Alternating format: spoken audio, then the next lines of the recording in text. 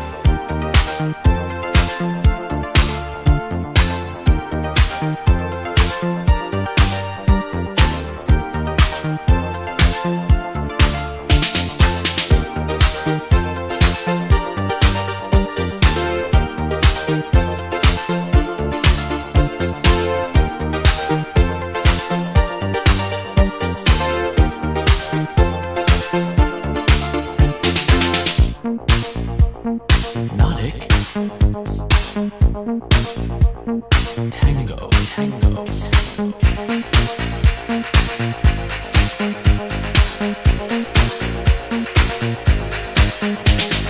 Okay, my city can't move no way. The other guys know the game's play. I'm watching her, watching me, I'm getting ready. Take him about, say listen to me.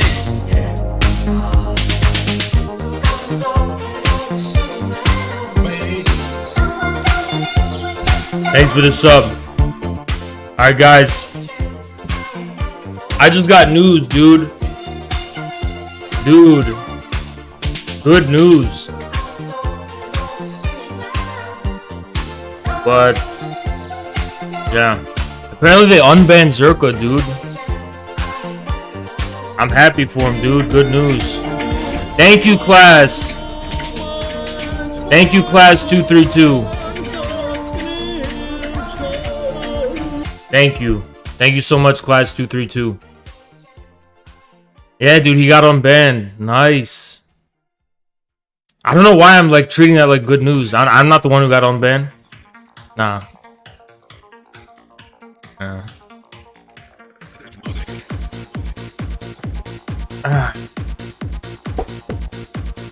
Base, dude. Oh shit, the emotes work and everything. Nice. Alright, we gotta stay focused today, though. We gotta stay focused. We gotta focus. So, guys, I don't know if I should wait a little bit. It's only been 5 minutes. I'm gonna give you some background about this guy who just challenged me to a debate. In a sec. I'm gonna show you everything I saw.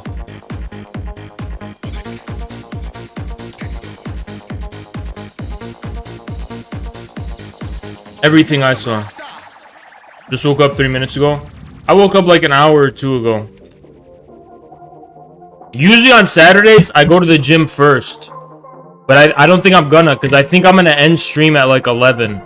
Or 10. 10 or 11.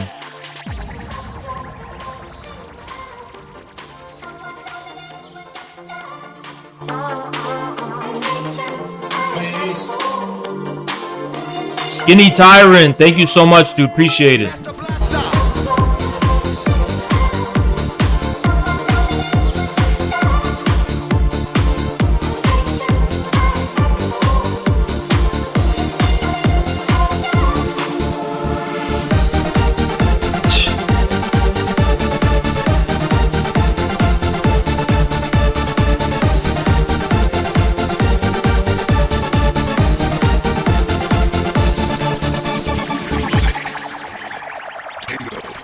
Which says I have one viewer right now. Something I don't know why Twitch is acting so weird lately. Alright, it's 136. It's telling me I have one viewer. Okay, now it's right. It's okay. I think that's enough for to give you some intro. So I'm gonna get right into this shit, like ASAP. Thank you, Marivo. Thank you, man. Appreciate it. Martial Scientist, thank you. What am I doing?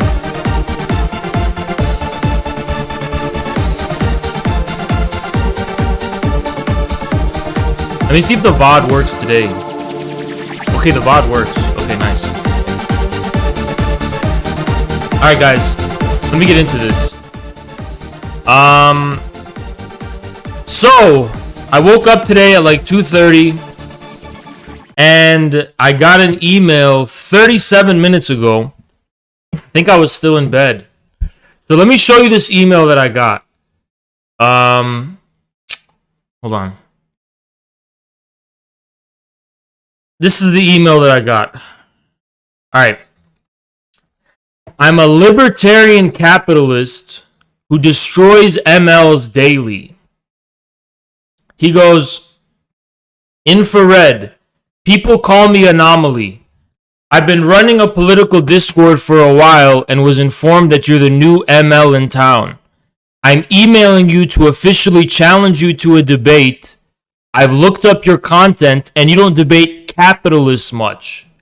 Let me know when you have time to debate so I can quickly destroy you. So I was excited when I saw this. Free content, man. I didn't have any content lined up for today, so free content, you know? I was super excited. I was like, okay, debate me tonight. Join VC when you're ready. And then he responded, just joined. And I was like, you know what? I'm going to do an early stream because this is free content, dude. Free content. Okay, before we begin, because I'm going to actually just get right into this, like right now. Oh yeah, look how he says after I just very formally, coldly said just join VC when you're ready. He has to fucking cheerlead himself in the email. Like he has to mentally prep himself, sending the email to dude. Who are you cheerleading? You're sending this to me. Sharks eat gorillas. Does that make you feel better? Does that make you feel better? He's mentally prepping himself. For what? We'll see when we debate. What are you prepping yourself for, little boy? Okay. Anyway, JC Depp, appreciate it. Jason and Tons 12 donated $5. He is a moron. Sharks cannot survive on land. Obviously, they would lose to monkeys. No, I'll be any type of gorilla. I'll be an aquatic gorilla and I'll go into the fucking sea and rip a shark in half. Anyway, let me just say something. Usually I'm more polite to right-wingers. But wow. If you email me promising to destroy me, wow. You better. You better. You really better destroy me. I don't care who the fuck you are. Because I'm not going to show you any mercy. All politeness is off. You say you're gonna destroy me. This guy doesn't even know who the fuck I am. He just knows I call myself an ML. Beyond that, he doesn't even know who I am. He doesn't even know my ideas, my positions, nothing. But he thinks he's gonna destroy me. Wow. I hope, I pray for your own sake. For your own manhood. That you know what you're talking about when you say that. Because if you don't destroy me, And if you don't do it quickly, your manhood belongs to me. You understand? When you talk a big game, you have to follow through with it. If you don't follow through with it, your manhood belongs to me. I'm going to address your political discord directly now. People of Anomaly's political discord. If Anomaly fails in doing his job tonight, I want you to know officially that I own Anomaly's manhood. All of his credibility, all of his infamy on that discord, all of his followers, I will be your follower. I will be your alpha. I will be your king. If he does not follow through with destroying me, Donated $5. Gorillas slay sharks. Then I own that whole server. You become my follower. You come to my fucking Discord. You understand? That's what we're fighting about. You become my follower. He forfeits his manhood. He will become my court eunuch. Alright, I'm gonna bring him in now. Anomaly, I know your bitch ass must be watching this. Get in show queue right now. Get in show queue. I'm gonna drag you up. We're gonna do this right now. Anomaly, where the fuck are you? Show queue now.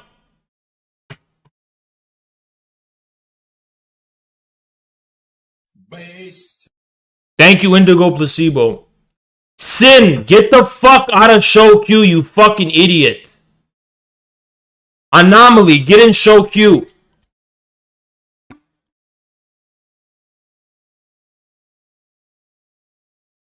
Here he is. I'm dragging him up now. Unmute.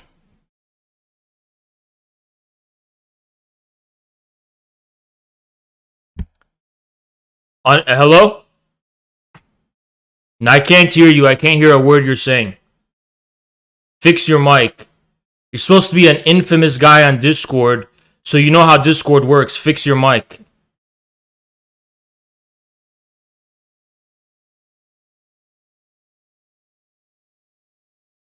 You're a Discord debate, Andy. Your mic doesn't even work?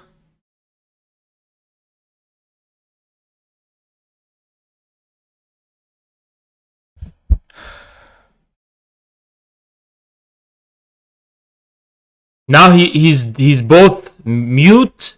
He muted himself and he also deafened himself. So nothing works. Already off to a bad start, honestly. Hello? Nope, can't hear a word.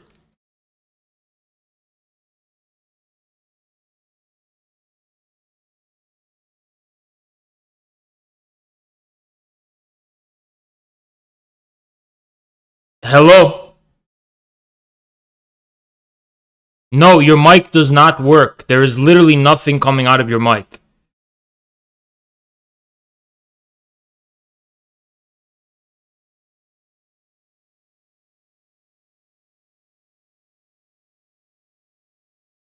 Hello? I thought you were a capitalist. Can't capitalists afford mics that work? Raise your mic volume. You're barely audible. Raise it up all the way. But it worked then. I heard you then. Where did he go? He left.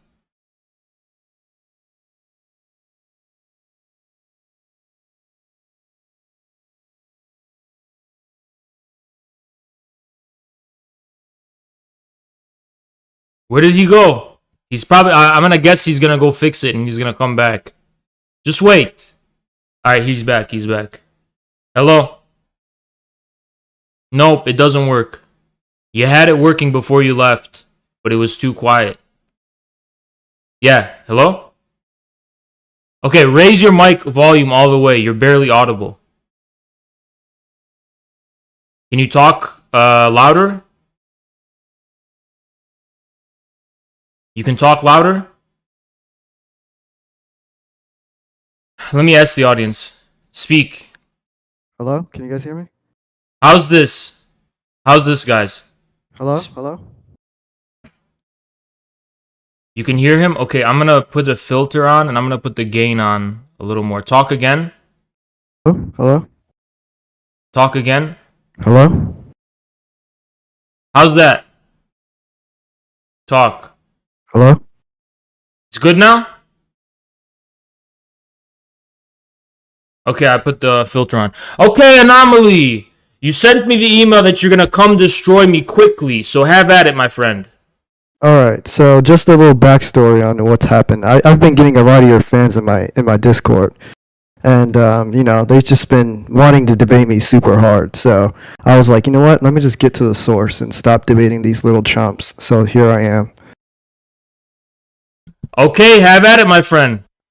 Alright, so basically, when I debate these losers constantly, they just keep LARPing about Are you China going to keep over and bitching over about again. other people, or are you going to debate me? I'm not here to, to talk to you about my fans. You're here to debate me, my positions, my ideas. I'm sure you've done your research, so have at it, my friend.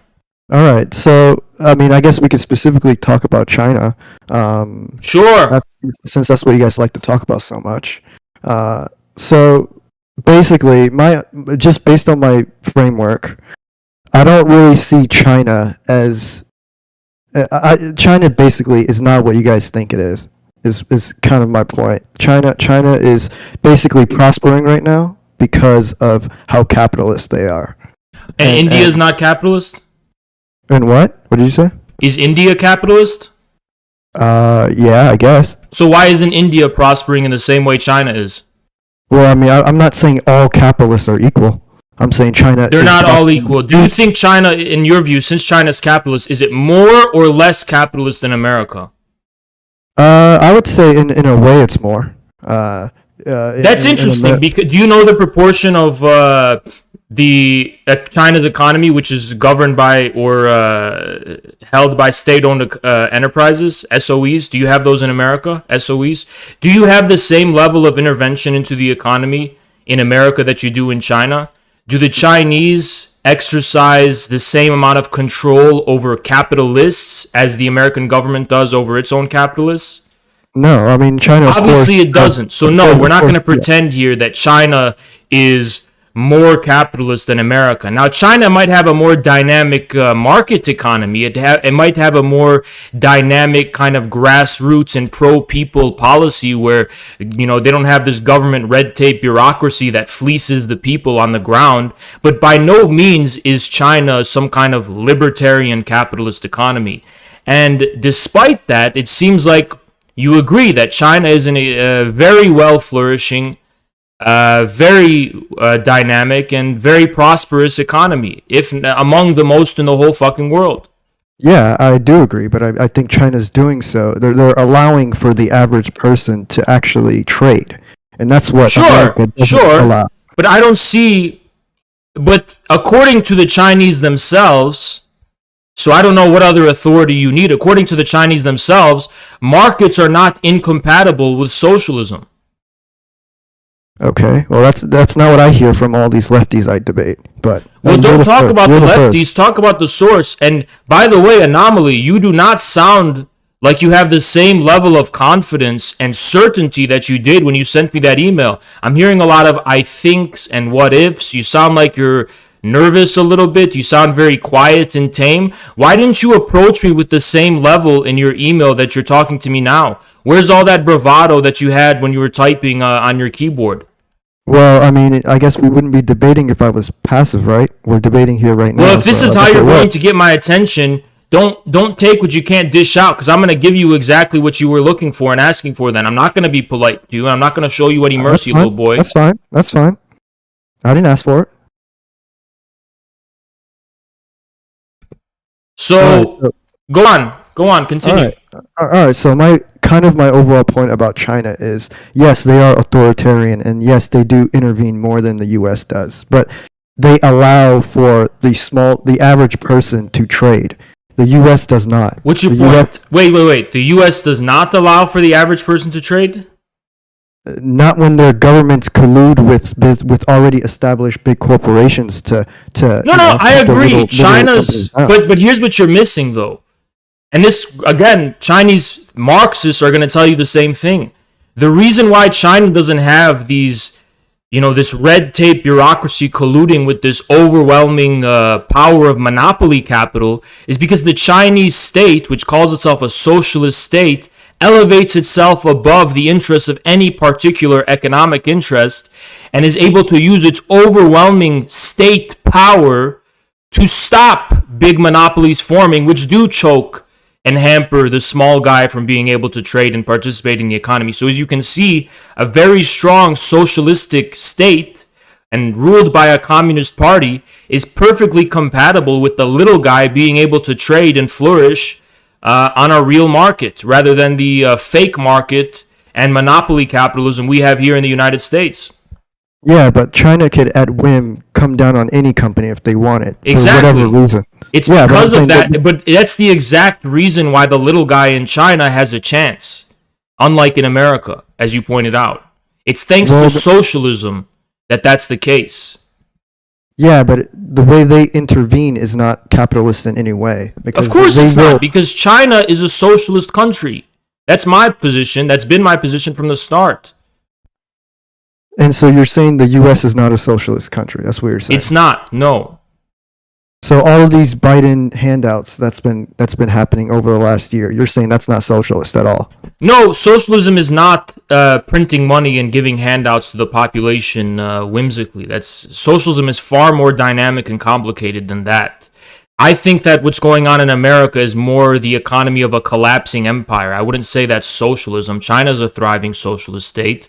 The Soviet Union, everyone agrees the Soviet Union. Biden's infrastructure. Stop interrupting me, little boy. Everyone agrees the Soviet Union was a socialist state, but the Soviet Union didn't just print out money and give handouts. So I don't see what's so socialistic about Biden's policies whatsoever. So you're saying Biden's infrastructure programs are not socialist in any way?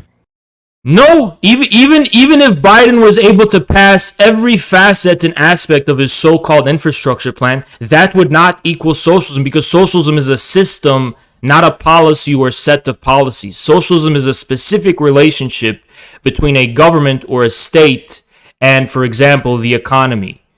And the U.S. does not possess that relationship. Even if Biden was able to shit out money and throw his money wherever he wants to, it would not establish the same relationship to the economy that the Chinese state has, because ultimately the U.S. government is controlled by private interests who come from the U.S. economy, by financial capital, by Wall Street, by the banks. It's a completely different system. You know, the government can decide to throw money at this or that place. That doesn't make it more or less socialist. It just means it's using its money in this or that way that it has. It doesn't change the underlying systemic realities. All right. Well, let's get to the root of your. So, what issues do you have with libertarians in general? Libertarians seem very diverse, but my issue with libertarianism is its one-sidedness. It doesn't understand the dialectic we just went over about how you need a very strong, powerful, and even socialist state that looks out for the interests of the people in order to curb the inevitable, and yes, inevitable growth of monopolies that arises from a normal capitalist economy. In order to maintain a moderately free market, you need a very strong and powerful state to curb the power of the various private interests that may emerge in the economy. I think American libertarians should help us reforge the Communist Party, because the Communist Party will allow for what the libertarians really want, which is they want to get rid of the state bureaucratic red tape. They want to get rid of the monopolies that are hurting the small guy. And they want to get the government off the backs of the people on an everyday local level. These are perfectly compatible with what communists want. Communists don't want the government to intervene and lord over people at the local and small level. Actually, if you look at China's governance, China is a very localistic type of state. China allows people, the Chinese government is not on people's back at the local level. It's very much promotes a culture of self-governance, and which is, of course, maintained by culture and other things. So that's my view of libertarianism. I don't think and another thing too is that even if we assume all of the values of the libertarians are correct, I don't believe American libertarians will ever accomplish any of their real goals.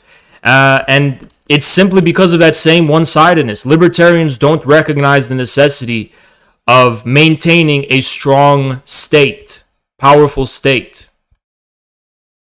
Yeah, but states inevitably become corrupt. That's sort of the point. Even if states inevitably do become corrupt, the process of fighting corruption from the grassroots level, the level of the people, would become an inevitable part of the life cycle of a state. Actually, the conception of a state as a static thing is very modern. There's pre-modern views of a state, which is cyclical, that states become corrupt, the people put the state in check and somehow, and the cycle continues. I'll give you concrete examples of this from China alone. After the 1949 rise to acquisition of power by the Communist Party of China, the Chinese bureaucracy, Soviet-inspired bureaucracy, was pretty corrupt in many ways, especially at the local level when they were ruling over peasants. The Cultural Revolution was precisely about people rising up and challenging that corruption, and they did. Just recently, Xi Jinping got to power on an anti-corruption campaign. He fought and rooted out corruption within the Chinese government. So instead of thinking this as a static thing, corruption, if it's inevitable, should be thought of as in a cyclical way. Corruption may inevitably occur, but at the same time, anti-corruption campaigns will inevitably arise. That's because in a communist state, the state does not consider itself all-powerful. The state recognizes that its power lies in the people. So there's a dynamic, ever-changing relationship between the state and the people. The state, unlike in America and in Western countries, doesn't pretend like it exists independently of the people and has no material foundation in the people.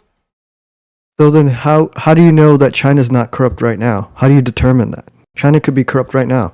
Well, how would you like to measure it? Because I think by any corruption index, you will find that China is far less corrupt than it was before Xi Jinping assumed power. But how do you prove that? Maybe there is corruption within China, but who's to say that corruption will not fall victim to another anti-corruption campaign in the future? This is the business of the Chinese people. Certainly when the Chinese people find out about any instance of corruption, there is social media, grassroots, and so on campaigns and public pressure to see justice done and see them removed. So if there's corruption going on in China, it's just that the Chinese people don't know about it, which is possible, but what's the point? Well, I mean, the point is, if you can't see corruption, if it's at a local level, you might not be able to see it from a national level, but there could still be corruption. I don't think so, because China's, especially with the new social media culture, China seems like internally, seems like in terms of the public perception, governance in China is pretty transparent. If there's local abuses going on, it gains national attention and public outcry. This has happened multiple times, actually, in China's history since the reform and opening up, even before the Xi era. Okay. So you're saying that China is able to detect corruption efficiently. You're saying they're that efficient. Yes, much more efficiently than in the United States and elsewhere.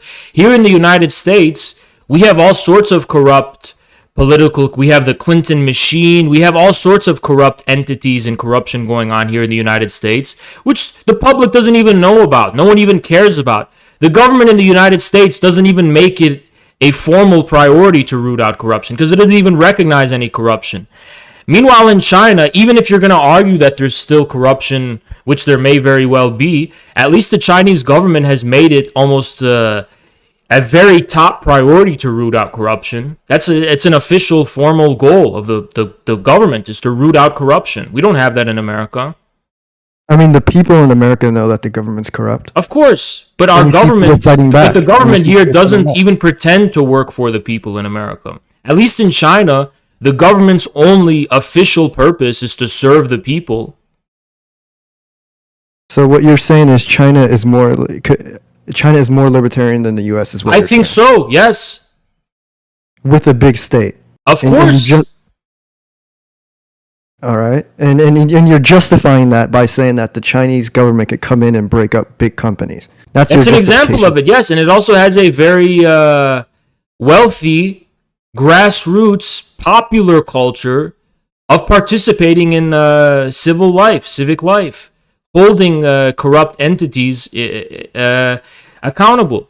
The Chinese people, unlike what Western media was trying to say for the past few decades, are not a passive flock of sheep. They know they have a voice, they have opinions about their own country, and China's not perfect. I'm not trying to say it's perfect, but I think American libertarians would be much more interested in learning from China than they would learning from Europe or learning from wherever else, example. Okay, and what if China decides to intervene in a small company, you know, for whatever reason, culturally, or let's say here's it was the in thing: Xinjiang, the and people whatever who it are is. doing the intervention are government officials, and they're accountable to somebody. So they have to have a pretty good reason for doing anything they do. If they can't come up with a reason, you know, there's going to be a problem. Now, if they're doing it for self-interested, private reasons as a government official, that would be an example of corruption. But we've already talked about corruption and its significance within China. So the Chinese government does not act arbitrarily. Its only official purpose is to serve the Chinese people. Yeah, but you do understand that the politicians are still humans. So they're, Yeah, of course. But when we let the markets decide, that's demands of many people. But So you can't you're- let a market decide when it comes to governance and statehood. What do you mean by that? Meaning, what do you mean? What would be the alternative? If markets inevitably lead to monopolies, markets inevitably like lead to infrastructure, conditions. for example, infrastructure. Sorry? If you're letting like infrastructure. We can let private companies build roads and bridges and whatever else that China builds instead of. Well, then having why don't they? Where in the world do you find an example of private companies being able to build infrastructure with the level of efficiency that China does? Well, they can't right now because the Western governments are so involved. But I'm saying if you let everything the go, buck stops somewhere. The buck has to stop somewhere, and the fact of the matter is that private companies would be much less adept at building infrastructure because infrastructure doesn't work like a market. You don't, for example, when you drive on the highway, it's not a market decision. When you get your drinking water, it's not a market decision. Infrastructure is not a matter of going to a bazaar and making a consumer choice. but businesses need those things, so they would inevitably build it. Google would build a road if they need it to get from one place to another. They would do it.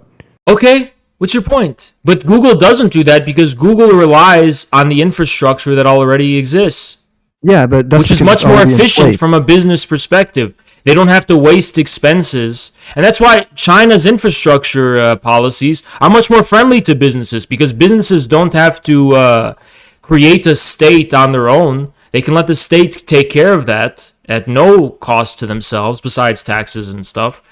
And they won't have to build their own infrastructure.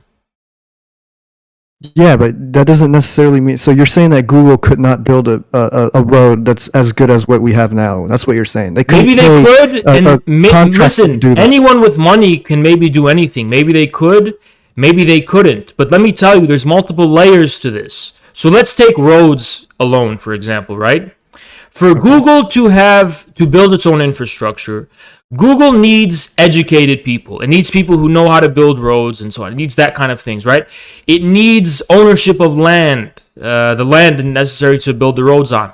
Somewhere along the lines, the buck stops somewhere where it requires some kind of state infrastructure, state institutions, which build the infrastructure for this to be possible. Because Google cannot build a state of its own, which A, provides complete education over how infrastructure works, technical engineers, provides all the raw materials necessary, secures the flow of raw materials, the supply chains that allow those to be... Somewhere along the line, the buck stops at geopolitics, statehood, things like that. And this is the significance of infrastructure in general. Maybe Google could build... Now, I'll tell you what's going on in America. The reason why we all suspect that Google would do a better job at building infrastructure than governments would in America is because our state in America is very outdated in general. Our laws are outdated, our government is outdated, and our infrastructure is definitely outdated. So if Google undertook the project of building its own infrastructure, it probably would maybe be better than the current infrastructure that exists now. But that would come at a tremendous cost to Google. I don't think Google would want to undertake that cost. I think Google wants the government to take care of that kind of thing so that Google can focus on the things that Google.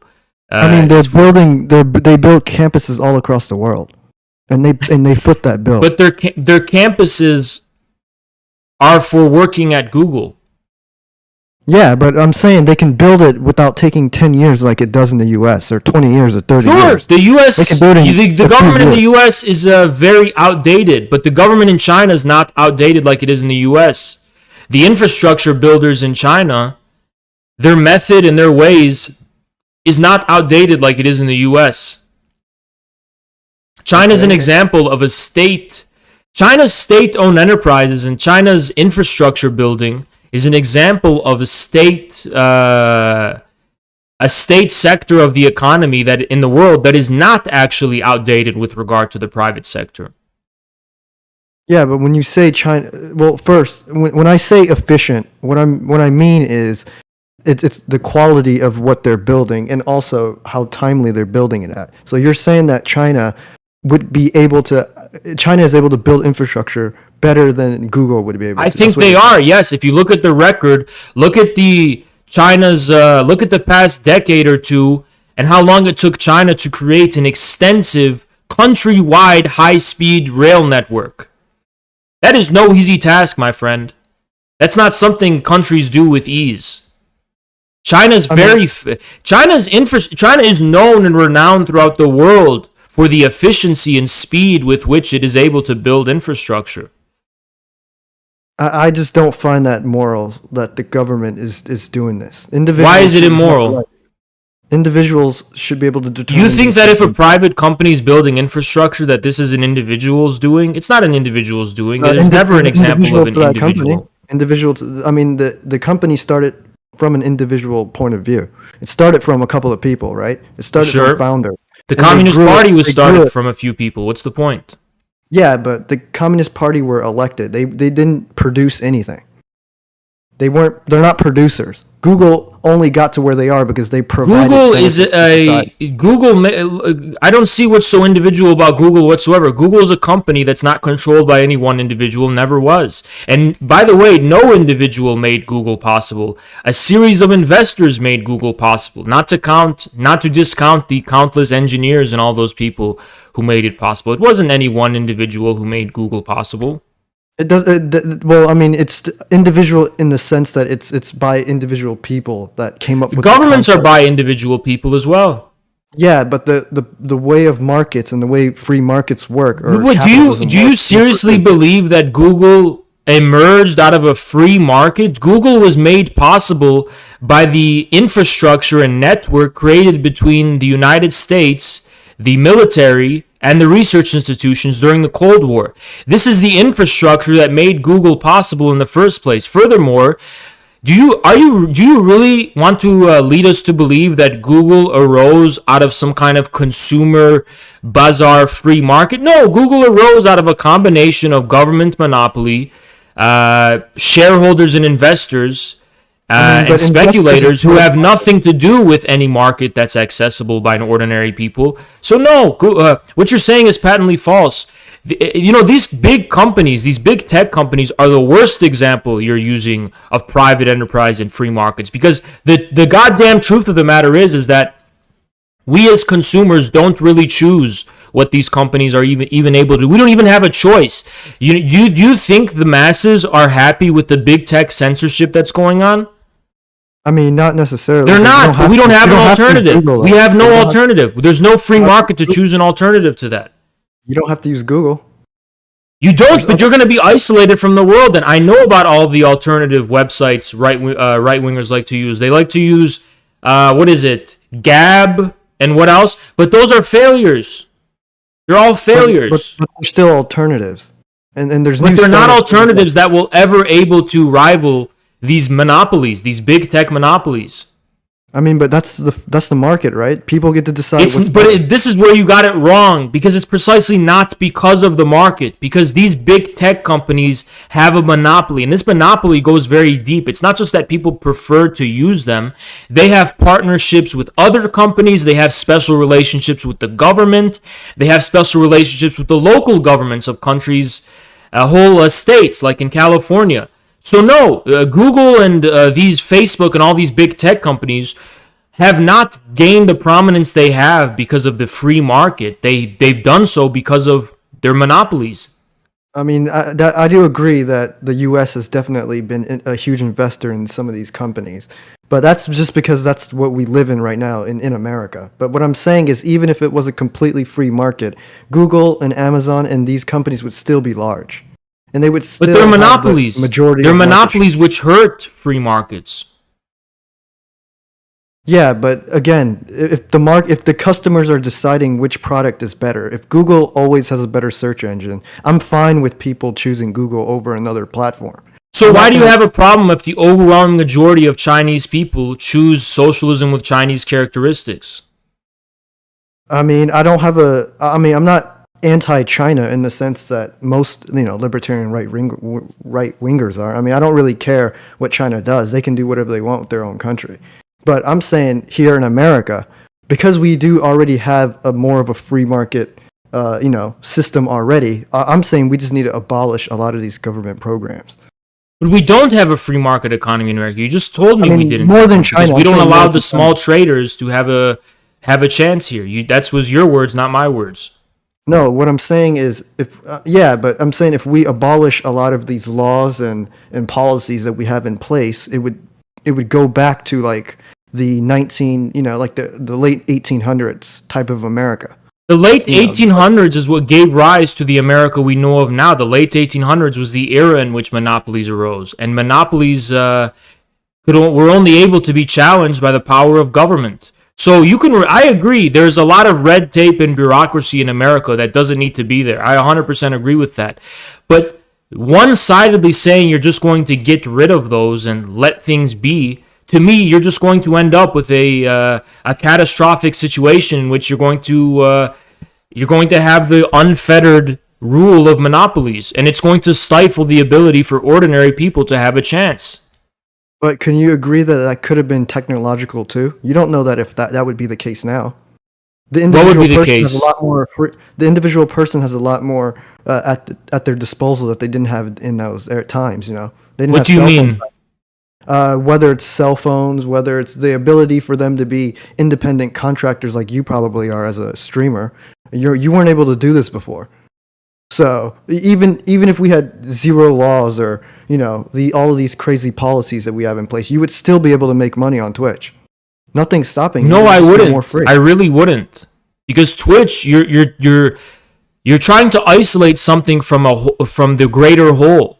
You're not seeing the bigger picture. You're not seeing the bigger picture and how big tech, as it currently exists, relies upon the government to maintain itself. So you're saying that Twitch wouldn't exist without the government? I don't think it would. No. How do you justify that? You can just say that, but there's no. I don't see any proof behind that. Okay, sure. What makes Twitch possible? Let's begin from there. I mean, before even Amazon bought it, Twitch was, it started from the ground, right? Sure. What makes Twitch possible? What do you mean by that? What you mean technologically, or the company? I mean, Any kind of way. I mean, just the advancement of technology. I mean, there are a couple of guys. Let's be specific. I mean, what I mean is a couple of guys, entrepreneurs, started a company to allow people to stream on their platform. Okay, you sound like a guy who's never looked at the ground upon which their feet stands. You think that you're just floating in midair. You don't stand on some kind of ground. So you're saying even for the ability. Be more specific. What makes Twitch possible? What do you mean by that? The internet is what makes Twitch possible. Okay. Who created the internet? Okay, the government. Yeah. Okay. What else? Okay, let's forget about the technological software side of things. even though we're skipping a lot of important details. Let's look at the hardware side of things. What makes the internet possible? So you're wanting me to debate from what happened. I'm saying What we can do in makes the future. what makes the internet possible? Isn't Elon Musk shooting up? What rockets? makes the internet possible? Can you answer?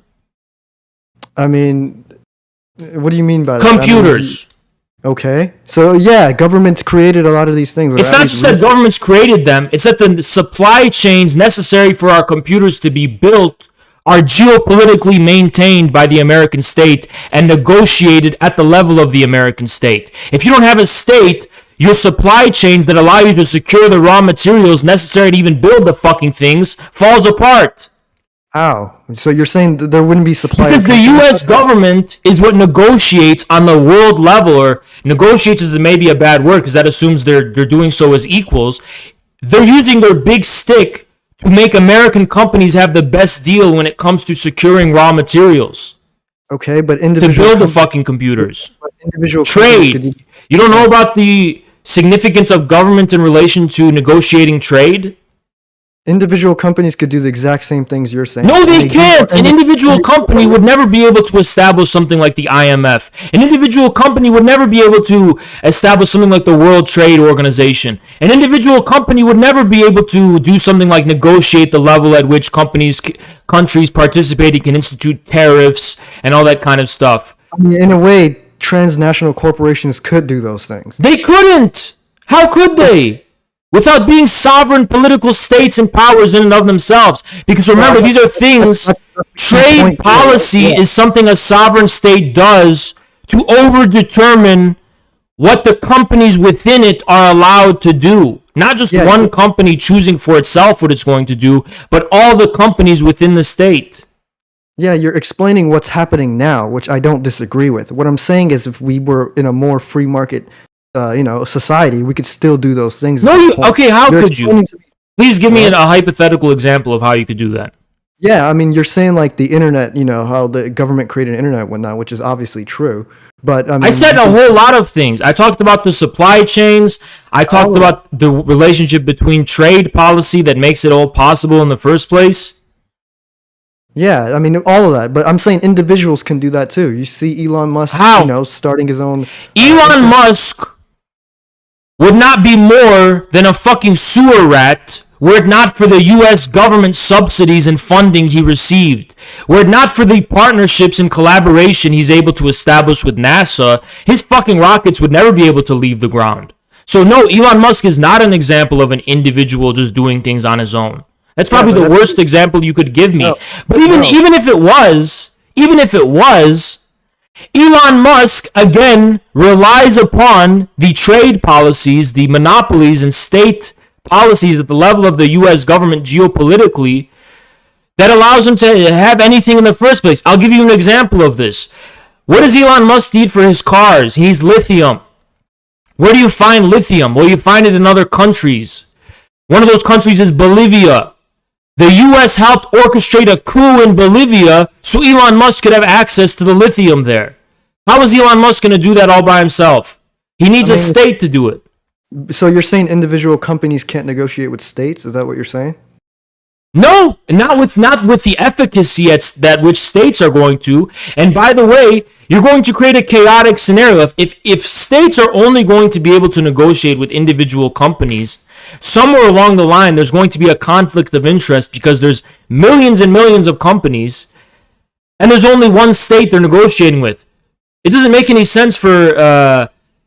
this would never be able to replace trade policies and bilateral agreements between states when it comes to trade. I mean, depending on the size of the corporation, it could basically sort of have the power of the state. No, it couldn't. I mean, it could. It would not be a state then. In no meaningful sense would it be a state. If there is only one company out there that is shooting satellites up into space, they're gonna, whether it's if it's a company, they're gonna negotiate with Bolivia, for example, and it's gonna be just that one company doing so. I mean, companies. What does this company exist in the aether? Which country is this company based in?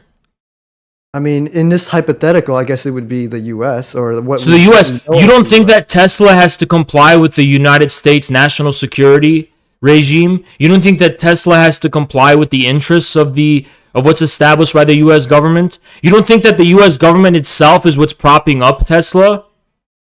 I mean, it is right now, yeah, but that's because we're in crony capitalism, as you mentioned earlier. But I'm saying in my ideal society, there would be no state doing that. I'm saying individual corporations would have the ability to negotiate. And guess what? The best. But I think that's precisely where we're finding a problem here. You're saying my ideal society, but as an individual, your perspective is very limited. You're not taking into account into how all of these things you're describing rely and interdepend upon each other. It's easy from your individual perspective to isolate one thing and say, oh, I just want that without all the blemishes. Oh, I just want the ice cream without the cows that make it possible, without the grass that feeds those cows. You're isolating one thing that you like from the greater whole with which it depends. This is why it's wrong to think in terms of individually contrived ideals. And it's important to take into account a more material, scientific analysis of the greater whole. Well, I think individuals are smart enough to, if even if we didn't have a state, individuals would be smart enough to be able to. You speak of individuals as though an individual isn't a being that's crawled out of some woman's pussy. You're speaking of an individual like an individual doesn't have a mother. You're speaking of an individual as if an individual raises and clothes themselves. You're speaking of an individual as though at one point in their life they weren't a screaming infant that was absolutely nothing. There's no such thing as an isolated individual in the history of humanity. And there's certainly no such thing as an isolated individual when it comes to modern economies of scale. Individuals rely upon... Now, of course, individual brilliance is a huge part of the world and of societies. Yeah, but an individual initiative is a huge factor. But individuals alone can't do anything. Your society caps that intelligence by individuals. How is that? Because of the state. The state. But China is an example. China can't possibly be pointed out as an example in which individual talent or initiative is somehow stifled. China is an example of a country which draws out the brilliance and initiative of individuals in a way that is more than America can. I mean, you can say that, but you don't know that. Because an individual person... the state of Chinese society and its economy speaks quite plainly for itself. So I think I can say that. Yeah, but you don't know what policies the Chinese state has put in place that has stifled progress for an individual person that was affected by that policy. Then find them and point them out and raise it as an issue with Chinese researchers and academics who would be more than interested in hearing what you have to say if it's an original and profound point. China's not interested in closing its ears from the truth. If you have something to say, if you have some concrete evidence that China's stifling individual brilliance in a concrete way, go bring it up with Chinese academics and researchers, and they'll hear you out. I'm not saying just China. I'm saying the state itself will stifle some individuals' freedom enough so to where they will. Why is it necessarily the state which is going to do that? Can't time and circumstance itself do that? Yeah, but that's something we don't have control over. I don't see how the state necessarily stifles individual talent. I can see how it can do that, but only insofar as the state colludes with the prevailing economic powers that be. If the state works in the interests of the people at the expense of those prevailing economic powers, then as a matter of fact, the state is probably the only instrument with which individuals can be freed from the shackles of the everyday institutional and established economic powers and burdens which do stifle their ability to draw out their potential. So I think the state is actually a weapon with which individuals can express their inherent and latent potentials. Okay, so when a state goes to war with another state and bombs and kills millions of people, those millions of people that they killed, you're telling me that they didn't objectively, stifle some individual. On whose behalf does America go to war and kill millions of people? Yeah, I'm not saying just. It's on behalf of what? Oil. It's on behalf of oil cartels. It's on behalf of Wall Street. It's on behalf of the rich and the powerful and the established economic interests that be. China isn't a country that goes in and bombs millions of people. Yeah, I'm not saying China specifically. I'm saying the state itself. But the states, we can actually confine the realm of states who do that to a limited set. Yeah, let's use the U.S. The U.S. does it all the time. They kill millions of people Right. overseas. You're telling me Arabic people from all over the world, kids that are bombed and killed. You're telling me that potential wasn't spoiled? Yeah. Yeah, but I'm saying the state is the one that has the power. Yeah, like I and said, the ability to do state in collusion with established economic powers and interests. That's what I said already. Okay. So you do agree to an extent that the state will stifle progress to some degree. The state, only insofar as it is in collusion with the established economic powers, yes, is a profound tool with which progress, development, and human flourishing is stifled. America is an example of that. But all I'm trying to say is that this is not something specific to states in the abstract or states in and of themselves, but a state, rather, which is consolidated and controlled and serves the interests of established economic powers. This does not reflect on states in general. Okay, so you're saying that states like China is sort of set up to where that couldn't be allowed, is what you're saying. So if they were to ever go to war with another state, for example, this hasn't happened now, but if they were to ever go to war with another state, you're telling me that I'm saying that itself is stifling progress. Well, okay, then you're speaking about wars in general, but you don't imagine that in the absence. Listen, the most bloodshed we see, the biggest example of real war and real conflict that stifles individual potential are in fact wars in which there is no consolidated state. Civil wars, for example, China's era of warlordism, where there was no real central state, just competing and vying warlords.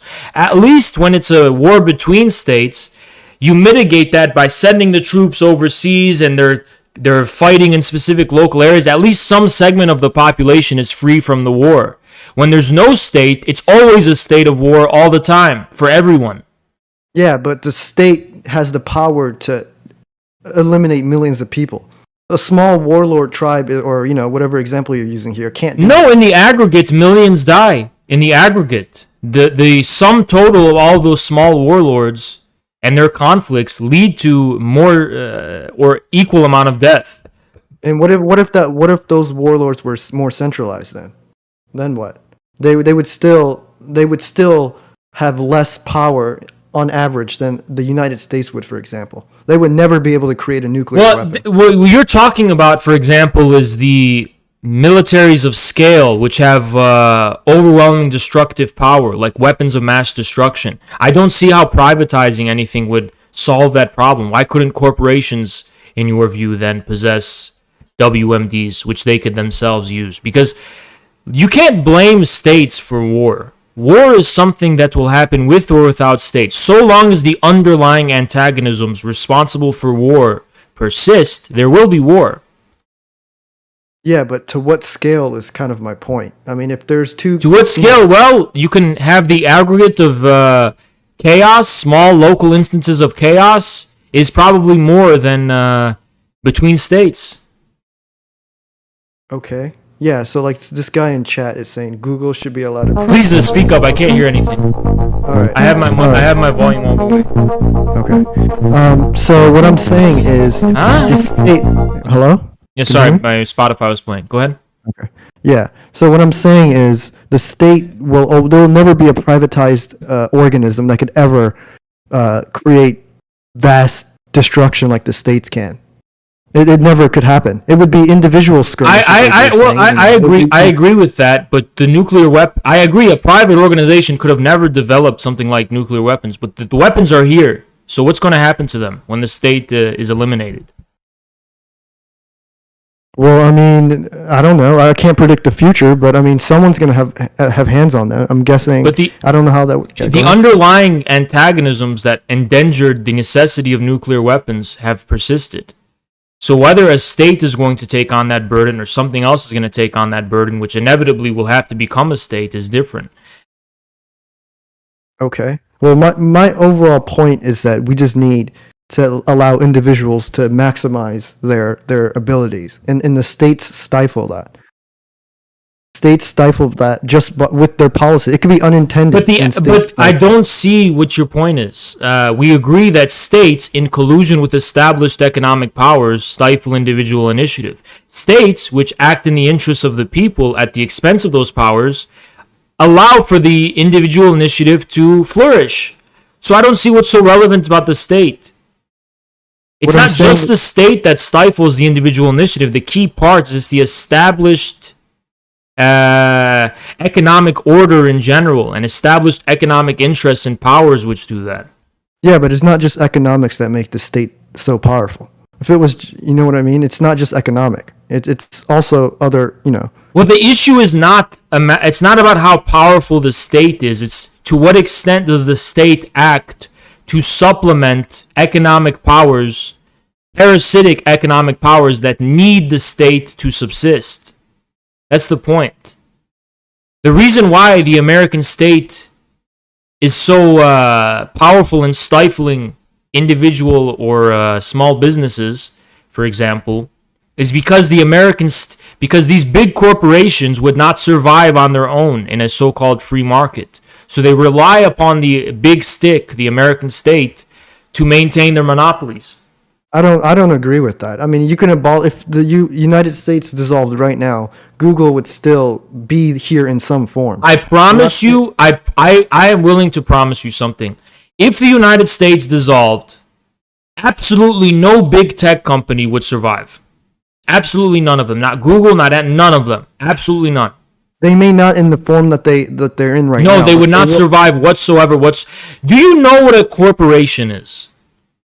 I mean, I know the corporation itself is a government. No. I mean, what do you know what a corporation, what it means for a company to be incorporated? Yeah, I mean, I do get it conceptually. I understand that the government, that is a government. Governments incorporate companies. Yeah, that's a government instrument. I understand that. But what I'm saying is you can call it whatever you want. But how would Google maintain anything? Google doesn't even have its own police force. If 50 homeless people ran into Google's headquarters naked, they have to call the police. You're saying if the whole American state collapsed, Google would still be around? No, they wouldn't. Yeah, but I mean, so you're saying there are no security companies out now? You're saying there wouldn't be a market for security? That was just an example of the way and how much Google depends not only on the federal government, but the local California, not only the local California government, the local city government. Yeah, but what I'm saying is there would be a market for that. Obviously, if it dissolved, there would be a market for it. That's one thing. I'm trying to tell you, Google would not be able to survive. Google depends upon the U.S. government to survive. Yeah, currently, but what I'm saying is not currently. The whole organizational apparatus of the company and the corporation, how it pays its employees, the whole fucking thing from top to bottom would collapse. Nothing would be able to be sustained. Nothing. Google isn't just one guy hiring companies. Google is a system. It's a corporation from the shareholders down. None of that would be sustained because the underlying systemic matrices that they're coming from and they're operating within are defined by laws, defined by the institutions of the U.S. government. Yeah, I mean, I agree that's how it's set up right now. But what I'm saying No, it's not just right now. What central organ of Google would survive if the U.S. government collapsed? What is the central nucleus called Google which would survive all of the employees who have to be laid off? Because the underlying fucking institutional ability to hire people, the process of hiring people, the process of negotiating contracts with your employers. This is forgetting about the whole investors and all that kind of stuff, by the way, which alone would collapse the whole fucking thing. We're just going to assume the company's going to be able to operate without the shareholders and investors, which is a joke in and of itself. Do you understand how much laws permeate everyday economic life? Yeah, I'm not saying that you would see Google. How is Google going to define the extent and sphere in which it even owns property? Why should anyone respect Google's claims as to its ownership of property? That whole records of Google's property ownership is indexed by local and state and federal governments. What about Google's intellectual property? That's probably the biggest one. Who's going to enforce Google's intellectual property? Well, I guess they would. No, they wouldn't. They would have no way of doing that. Short of becoming a state in and of themselves, they would have no way of doing that. What is Google gonna do? Put people on fucking Toyota trucks armed with machine guns and go attack small startups to enforce their intellectual? It's complete. What we are talking about is an absurdity right now. What we are talking about is literally an absurdity.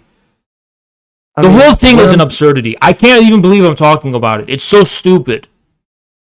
I mean, yeah, of course, because this is a hypothetical. It's a stupid hypothetical. The idea that Google would survive if the U.S. government collapsed is the most stupid fucking thing I've ever heard. On Twitch. I'm not saying something. I've been on Twitch since when? February, March? This is the most stupid thing I've ever heard someone try to seriously argue. I'm not saying, no, you're misquoting me. I'm not saying Google would exist in the state that it does now. No, whatsoever. It doesn't have to be the state it exists now. Whatsoever. The idea that Google would exist whatsoever if the U.S. government collapsed is the most stupid fucking thing I have ever heard on the history of Twitch. What I'm saying is there would be another form of Google. How? What? Okay, for there to be another form of Google, we have to draw a distinction between the essence, the nucleus of Google, and the incidental, unimportant, inessential qualities and features. What is the permanent, survivable nucleus of Google that would survive? That would allow it to still be Google? Well, I guess the infrastructure would be What there. Infrastructure? The infrastructure, for example, is owned by the company. The company's ownership over that infrastructure is only made possible because it's recognized by the government. So the infrastructure would still exist, but it wouldn't be Google's. It would belong to some fucking local warlord, not Google's. I mean, I guess you could make that hypothetical, but we don't know that. But how would Google exist at all? What would be Google? Who is Google if the U.S. government collapsed? What is Google? Who is they? Who are they? I mean, individuals still have the ability to cooperate together to form what we would call a corporation. It wouldn't be necessarily No, they a corporation don't, because a corporation is literally only something possible by a state. It's incorporated. It's not a corporation if there's no state, because it's not incorporated by anything. Yeah, I understand that you're saying it wouldn't be recognized by others. No, it would not be a corporation is what I'm saying. It would not be incorporated. Do you know what a corporation is? I'm using the word corporation. So you mean a company? You mean a company then? You're trying to say a company. Yeah. It wouldn't be a corporation. It would be a company. Yeah. Well, I was using it. I was using. Okay, a cooperative economic enterprise. Correct. Yes. Okay. Yeah. What I'm saying is, it wouldn't. You're making. Yeah. Of course. Okay. Let me ask you a question. This cooperative economic enterprise would not just have to be an economic enterprise. It would also have to create its own state, its own laws. It would have to have some kind of way to violently defend its property claims. And it would have to trade in some kind of universally recognized currency, which right now in the world does not exist. Now, I know you might say Bitcoin or something. Yeah, there's cryptocurrency that cryptocurrency, right? But who's going to create the infrastructure that allows the blockchain to even exist in the first place? That cannot be privately done. If warlords are running around with pickup trucks and machine guns shooting everything, how is there going to be a stable infrastructure network that's going to survive all that? Is everyone just going to agree, like in Pirates of the Caribbean, they're going to have the Pirates Code, that we're just not going to fuck with the infrastructure that we're fighting over? I mean, the so-called dismantled United States wouldn't be the only group of people using crypto. Like for Bitcoin, for example, it's computers from all over the world. So listen to something. Crypto cannot exist. Crypto will never take off and become significant without government backing. I mean, that might be the case now, but I'm saying Bitcoin already exists. Cryptocurrency. Yeah, but Bitcoin is not traded. Bitcoin is not something people trade in. What do you Bitcoin mean? is an asset people use to store their money. But they can trade if they chose to. That's just. But it's completely inefficient to do it. It couldn't even replace gold in the past. Gold coins. And by the way, all coinage in history that's what governments did. Governments had a monopoly on coinage. It's one of the elementary things that defines a government was monopoly of coinage. It's never been done privately. Okay. I mean, but that's with prior technology. We have the even tools with now. today's technology, I'm going to give you the situation right now. Cryptocurrency can only measure itself in regards to fiat currency, specifically the dollar. So crypto has not yet actually replaced fiat or state-backed currencies. And you're not going to see a situation in which fiat simply collapses and there's just crypto. Because all money, regardless, it has nothing to do with technology, money is inherently tied to politics. Money is inherently tied to polities. That's why every state had a monopoly on coinage in the past. It's not just because of technology. Non-state entities could have possessed the same technology too.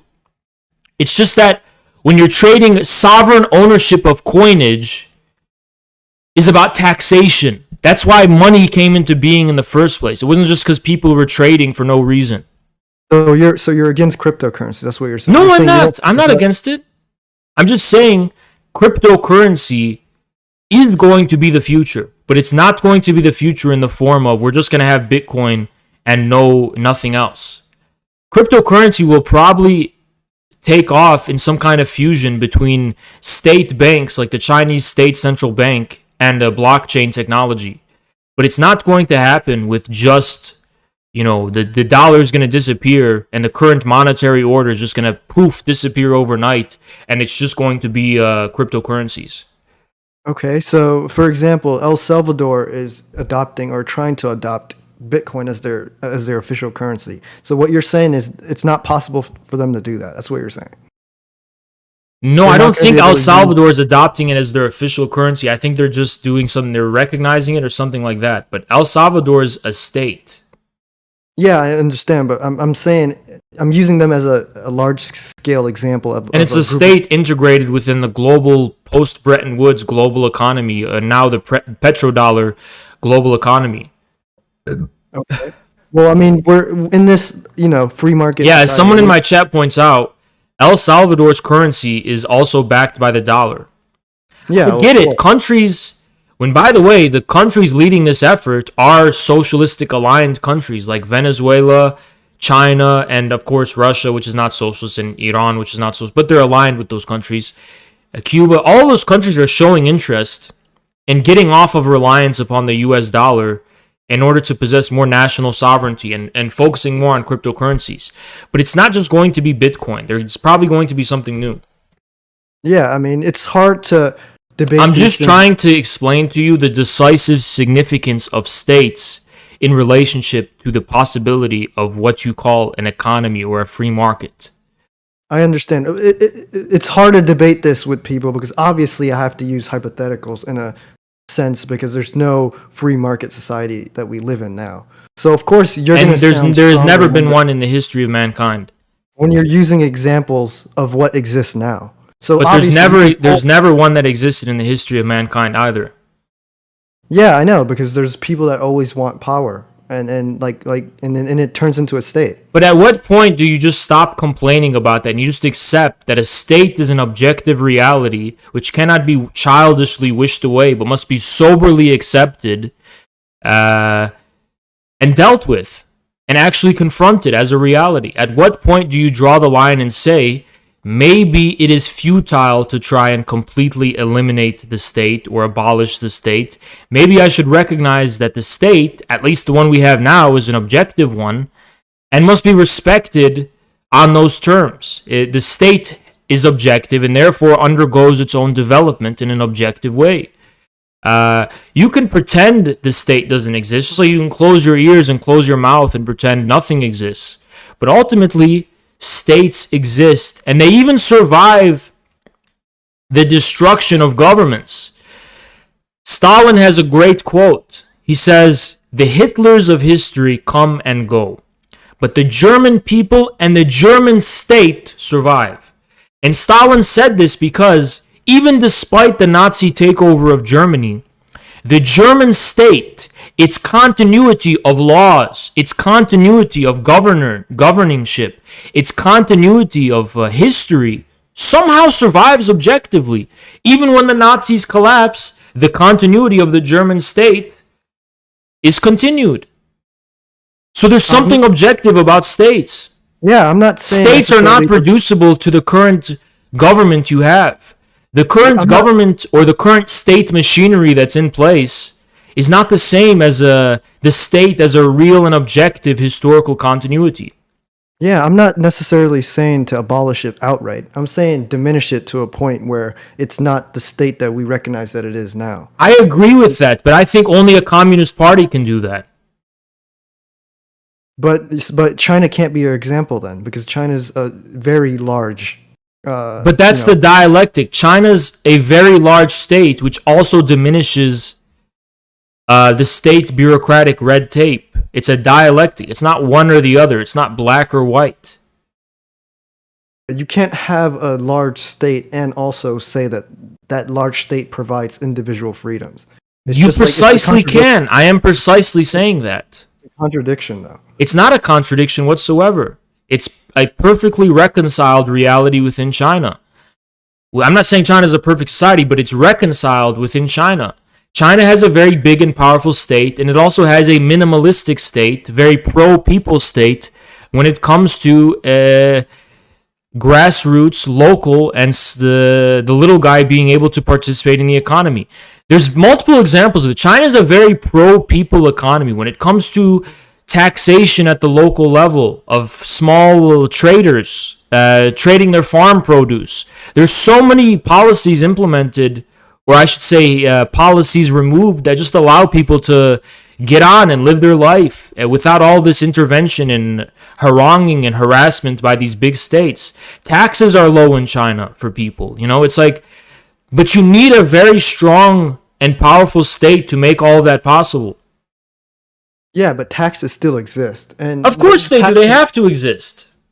Yeah, but taxes in and of itself, saying that taxes are lower in China than the U.S., for example, doesn't mean anything. That doesn't necessarily. Listen, let me tell you something. A state without taxes is no state at all. Well, yeah, obviously the governments are going to force. But you told me that your goal is to minimize the state, not to abolish it. Well, if a state is existing, there's going to be taxes. Yeah, but the taxes aren't small in comparison to like the average person's income. It's still 20%. No, taxes in China are very small for regular ordinary people. They're very small. So you're saying it doesn't impact them whatsoever economically, the individual? I don't really think it does in China. No. So what are the taxes? How low are they? I think it depends on the region and the locale, but the Chinese taxes are not a burden for ordinary people. There are other burdens, but taxes are not one of them. Okay, so overall, what you're saying is you don't disagree with libertarians in the sense that the U.S. state is sort of not in a great state. You don't disagree there. It's not a what? You don't disagree that the United States is not in a great place. You don't disagree there. No, I don't disagree. You're saying that libertarians they're more utopian in the sense that there's no way to be. That's my point. My point is not that libertarians have ill intentions. It's that they're too utopian about their intentions. They're utopian in the same way you have utopian communists who think that you can just eliminate markets or commodities overnight, and you can just have private anything overnight, and who think that the state can be abolished overnight. So I consider it the same type of utopianism. Yeah, well, I don't necessarily think the state can be abolished overnight. I don't even think you can abolish the state as it currently is now. There's no individual libertarian that's strong enough to be able to dismantle the United States, for example. But you can cut down on policies and large government red tape that we have now. So okay, I don't disagree, but what I disagree about is how that would be done. I mean, I guess in the current system, you would have to have politicians that agree to cutting down. Like Ron Paul, for example. He was really against, a lot of. But what happened to him? What? What happened to Ron Paul? Well, I mean, obviously the deep state's gonna, just do the same thing they did to Bernie. But yeah, that's exactly it. Yeah, but I'm saying we could hypothetically have more. And let me tell you another critique I have of Ron Paul. It wasn't just the deep state.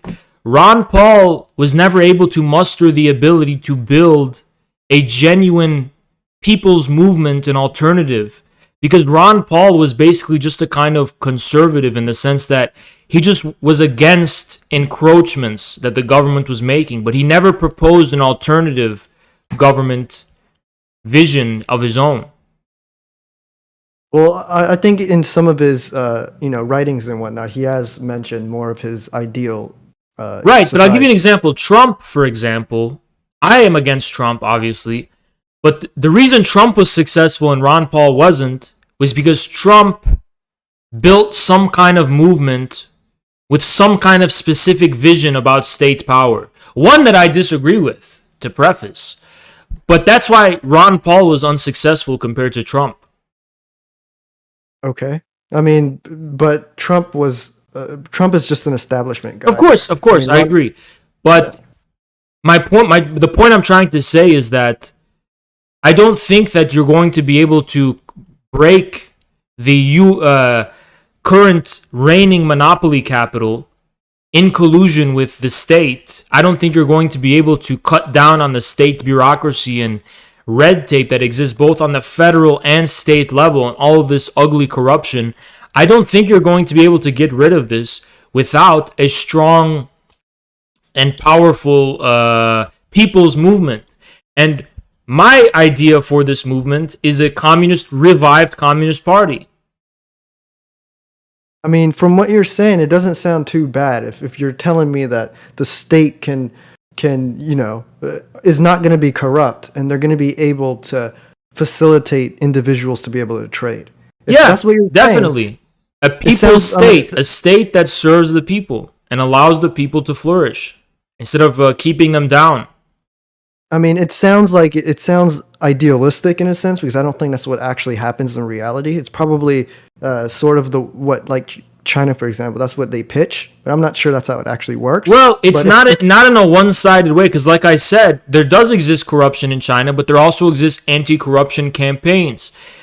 I am not of the view that you're going to create a utopia and then everything's going to be fine. It's an active process which never ends.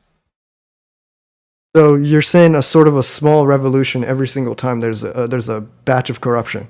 That's sure, not just every time there's a batch of corruption, but whenever there's a consolidation of some kind of establishment in general, yes, you do have a social or cultural revolution. But this revolution doesn't always have to lead to the overthrow or collapse of the state. It can be a more subtle type of revolution, like the revolution of the Xi era recently. And this is a revolution that's happening in China now. It's just not one that's resulted in violence or the complete overthrow of the Chinese state. All right. Well, I mean, from what it in sounds Maoism, great. There's an idea of a antagonistic and non-antagonistic contradiction. In a non-antagonistic contradiction, you still have a great struggle and you still have a conflict, but it doesn't realize itself in overt and explicit forms of violence and conflict and all this, and direct armed conflict and even street conflict and this kind of stuff. It's a more subtle type of struggle and conflict. All right. Well, I mean, it sounds great. Again, it sounds great, but what you're explaining to me now could be just as idealistic as a libertarian society. I think it's less, but the reason I think it's less idealistic is because despite that China is not a perfect society, China exists, and it's an example we can look to as a society that has more or less succeeded in this. Well, I would need proof for that, but you can. I recommend you learn more about China then. If you want to see an example of a successful version of a society that I'm talking about. And by the way, this isn't my ideal. I'm saying all this because I learned from China and how it works. I don't see entrepreneurs from all over the world moving to China. Because they're not Chinese. China exists for the Chinese people. Okay, so you're saying that, so the Chinese state can stifle individuals from moving across borders. You're saying so you. No, you I'm are just saying in- China in- doesn't have an obligation to make the country more amicable to foreigners rather than its own I'm not people. saying, I'm not saying it has to, but I'm saying that they are stifling a potential, I guess, interaction or I transaction. don't think so. That would otherwise, I guess, I don't think so because China's cities, for example, are very diverse and full of people from foreign countries. But here's the thing. Most countries in this world are not like America, where it's like a melting pot and everyone all across the world comes and moves there. Moving to another country is hard. You have to learn their culture, you have to learn their language, you have to learn all this kind of customs and stuff. America doesn't really have its own particular culture. So that's why it's easy for people to move across the world to America, because in America, it's kind of a culturally neutral place. But it's much harder to move to China. It's much harder to move to the Middle East. It's much harder to move to India. It's much harder to move to, even Russia. It's hard to move to Eastern Europe. It's hard to move to Europe too, in general. And we see, of course, but that's we because see the governments immense conflict that immigration has created in Western Europe. So not everywhere is going to be like America, where people are, all across the world are moving there. Yeah, of course, but I'm saying because they're stifling individuals like No, that's capitalists not. that It's want not, to make- and it's not because the government is stifling individuals. It's just because it's a different place with a different people, a different culture, a different language, different values, a different way of life. Yeah, of course, I understand their justification for it. What I'm saying though is No, it's not a justification. It's an objective fact. Even if there's no government in Somalia, is it okay to move there? I mean, a person can move there. I'm not sure. They if can, but is the non-existent government in Somalia stopping people from going there? Or maybe it's because there's other reasons. Well, I mean, people might not want to move there because it's not going to be profitable. Okay. But if it was profitable, people would move there. Listen, the idea of open borders existing freely and unmitigated movement of peoples, were it not for government restrictions, is a myth. There's no such thing. Because let me tell you something. To even travel, airplanes are out of the question, because airports and all that kind of stuff, those don't exist without governments, right? Air travel, regulation, all that kind of stuff, that's not possible without governments. So we would have to travel by boat. It's just not economical for people to just do that at the scale you're talking about. It's not. I mean, I don't know why you would say that there would be no air travel with that. There wouldn't, government. because we don't want to get into this discussion. Because, first of all, airport security, you need federal state regulations. Regulations about aircraft being safed, you need federal regulations. And before you say let the free market decide, I don't think fucking people want to be the test subjects to see which planes work and which ones don't. I think they just want the planes to fucking work before they even think about stepping foot on them.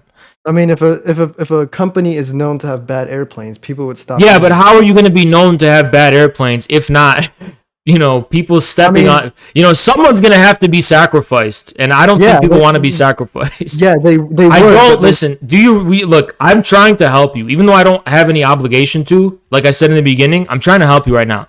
Please do not try to sit here and argue for a free market of airplanes. Okay? No, we can go here because we have to. Okay, let's go here then. Please, let's go here. All right. Well, first, people already die in airplanes now.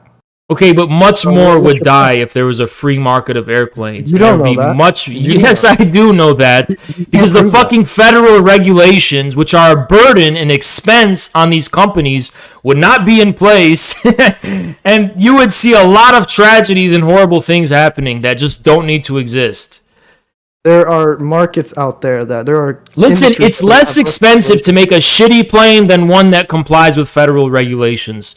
So yeah, somewhere along the line, there's going to be a problem. Okay. Yeah, but what I'm saying is we would have more efficient planes. No, you wouldn't. I don't think you would. A plane is a very simple fuck. Do you even know, like, how planes are made? Do you actually think planes are like fruit? You think planes are like, no, planes require a lot of institutional, infrastructural, just to make them requires so much of that, right? Yeah. And that alone relies on the government. The institutions that educate all this, the network, everything. You need government to make planes. You know there are private plane companies now, right? Like this isn't some abstract thing. They Yes, exist I now. know they're private, but I'm saying they can't exist without the government.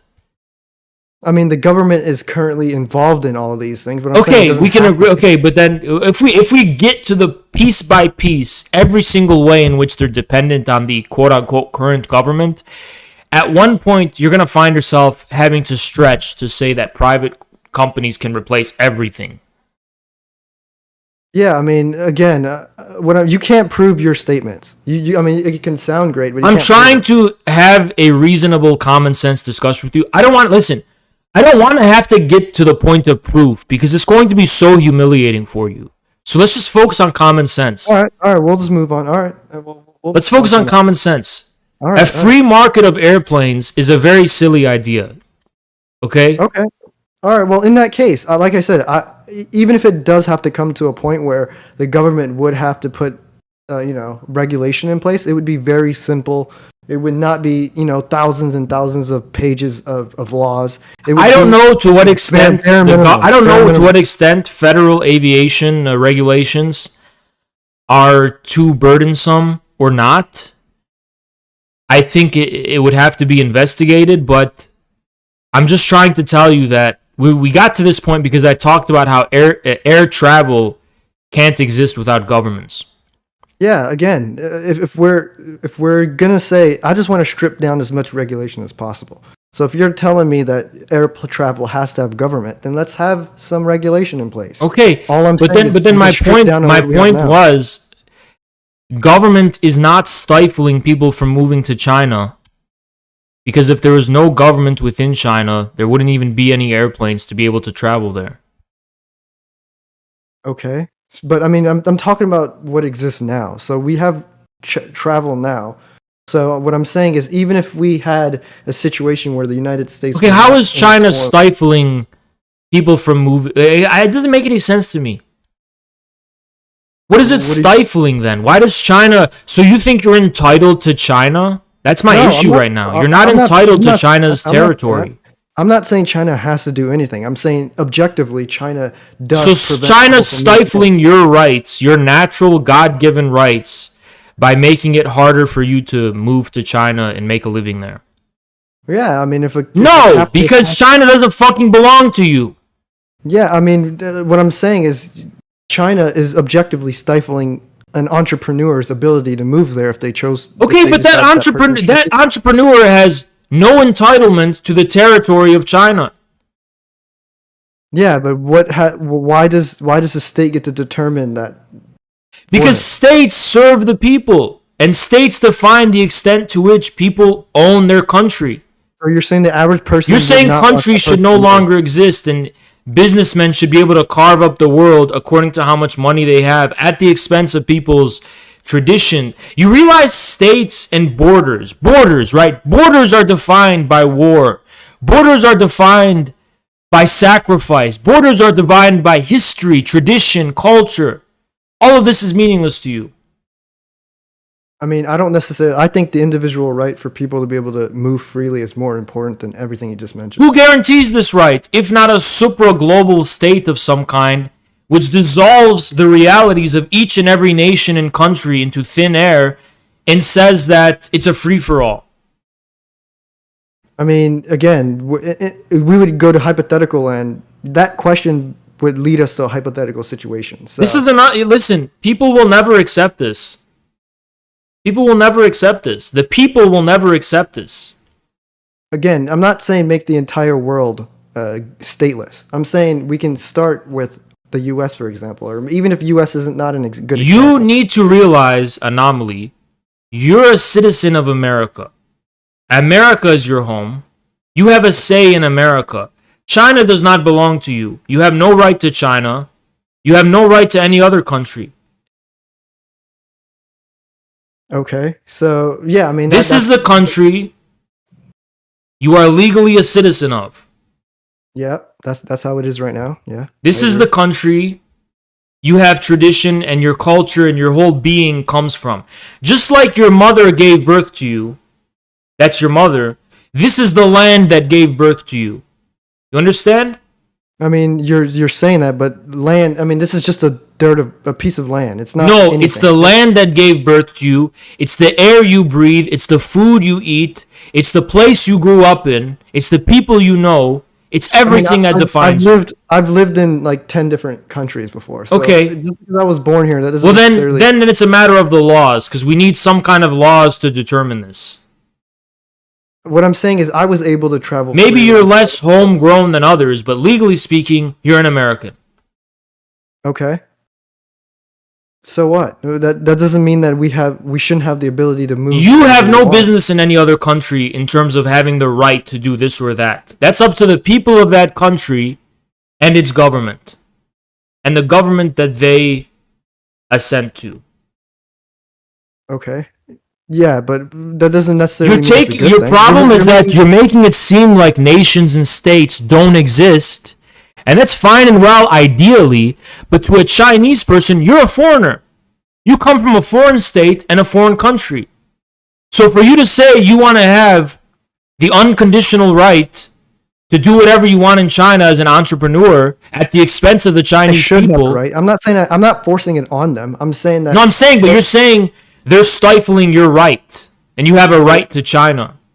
No, You I'm don't saying I have any to- such right.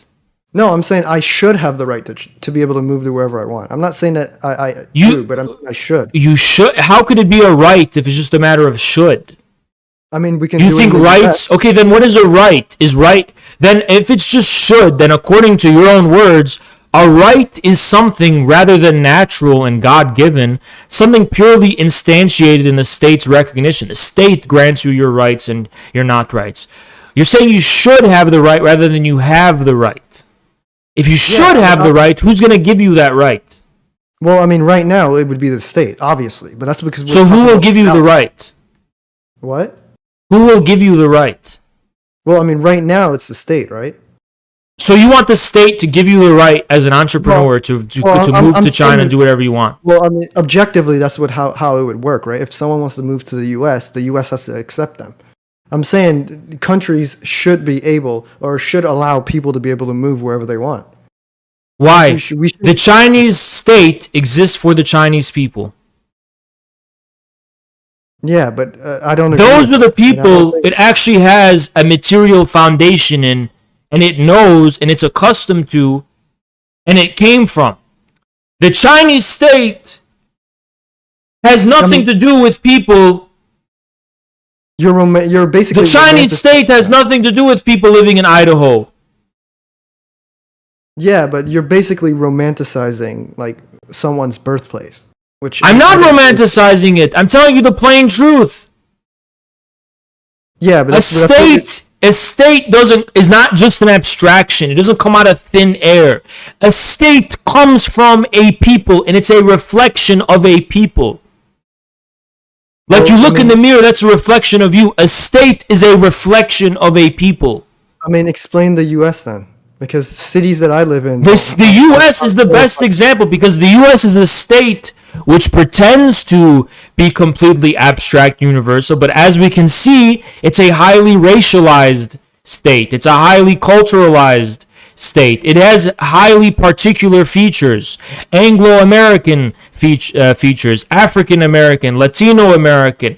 You know, all of these specific determinate people define the American state. Yeah, but the cities I live in, I see people from all across the world. But your cities are not the majority. The majority of the American people, whether they're black, white, or Latino, have culture, tradition, and roots here. Okay, I mean, I'm not seeing this. I'm not sure. You maybe the country folk maybe. You're not seeing this? Do you know that black people have roots and tradition in the Black Belt, which is what it's called historically in the South, the Black Belt? And that, did you know that? Do you know about Appalachia? Do you know about how the countryside is the other half of the whole fucking population? And that the people in the cities, by and large, came from the countryside? And that, yes, there's other immigrants and foreigners and stuff. Yeah, I mean, maybe people aren't freely moving, but that doesn't necessarily mean that they can't and that they shouldn't be able Do you to. not know what is the American state? Do you know what the American state is? What do you mean by that? It's built after the Civil War. The state as we know it. Yeah, okay. What defined the South during the Civil War and before? The slaveocracy. Yep. Slave owners owning slaves, the plantation economies, all of this stuff. All of these are national particularities which define the fabric of the American state. So no, the American state is not just an abstraction.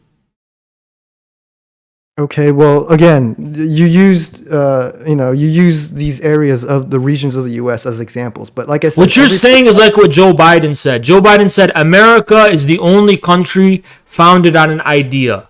It's not true. It's not founded on an idea. There's a material, objective reality. Okay. Again, the point is, every place I'm using my common sense, what I've seen from my existence. I see people from all over the world in the cities I live in, and I those are cities. There's people from all over the world in Shanghai. There's people, but that doesn't reflect the country. I mean, it's part of a country, so it should but that's count. not the material basis of a state. The country is a country. The people. Do you even know what it's meant by the people? What is meant by the people is not college student baristas. The people is meant by the people, the real people. So you're saying city people don't exist. That's what you're saying. No, but listen, I don't want to have a geographical conversation about it because it's complicated. Cities in America are what they call megalopolises. If they're not just cities, they're also they have their own dynamic of subalterns and metropoles. Like LA, for example. LA's Black and Latino communities are not cosmopolitan, people from all over the world. But they're in cities, but they're not cosmopolitan. I mean, yeah, maybe that's the case. That's probably true. But so cities, what I'm trying to tell you is that the majority of any given country is not going to be people from all over the world.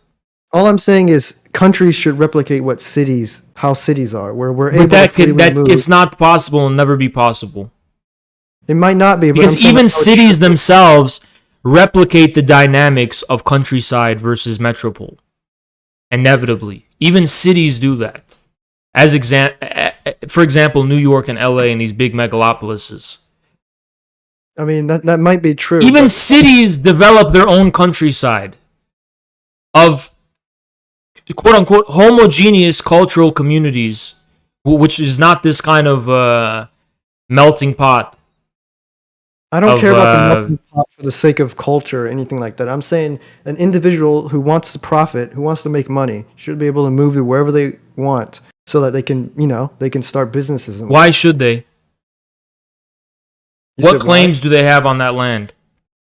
Well, I mean, again, in this reality, do you know that a businessman has feet? This feet walks over something, not thin air. It's called land. Who owns land? How is that land owned?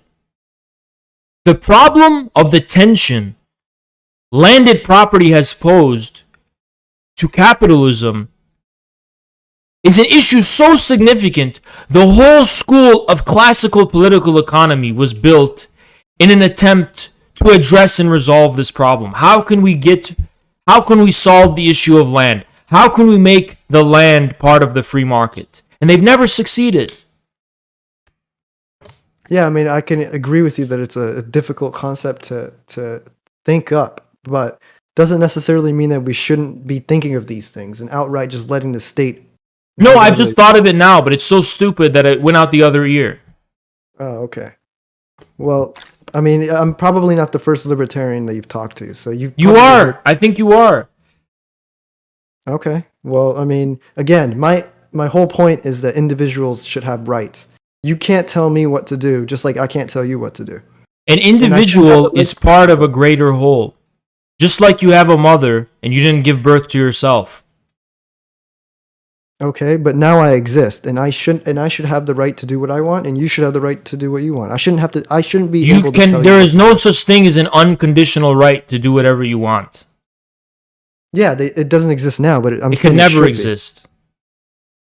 I mean, it can. No, it can't, because in addition to social limit, and not only familial and communal, but also social restrictions on the sphere of doing what you want to do. There's also objective and natural ones.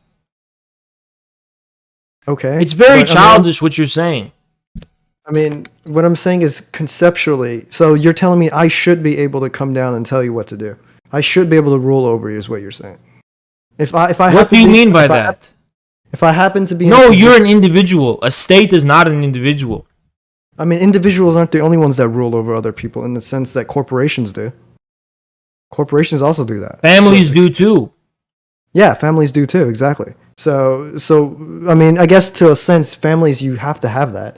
But what I'm saying is, me as an individual should not have to force you to do anything. You should be able to do what you want. Okay, wait. But here's the issue. You as an individual are a private interest. So for you to exercise your authority over me, another private individual, would mean that you're exercising some arbitrary power to limit and stifle, and in this undignified way, my private interests, even though we're both equals. But a state is not a private interest. It's precisely not a private interest. So if the state is not a private interest, it does not act over you as though another private individual is. My job as a private individual is to do what? It's to live my life, make a living, find a girl, marry her, have a family, raise kids, whatever, right? Just like you're a man. That's what you're here for, right? Exactly. Okay, yeah. That's not the state's job. The state's job is to make sure we have a society that makes this possible.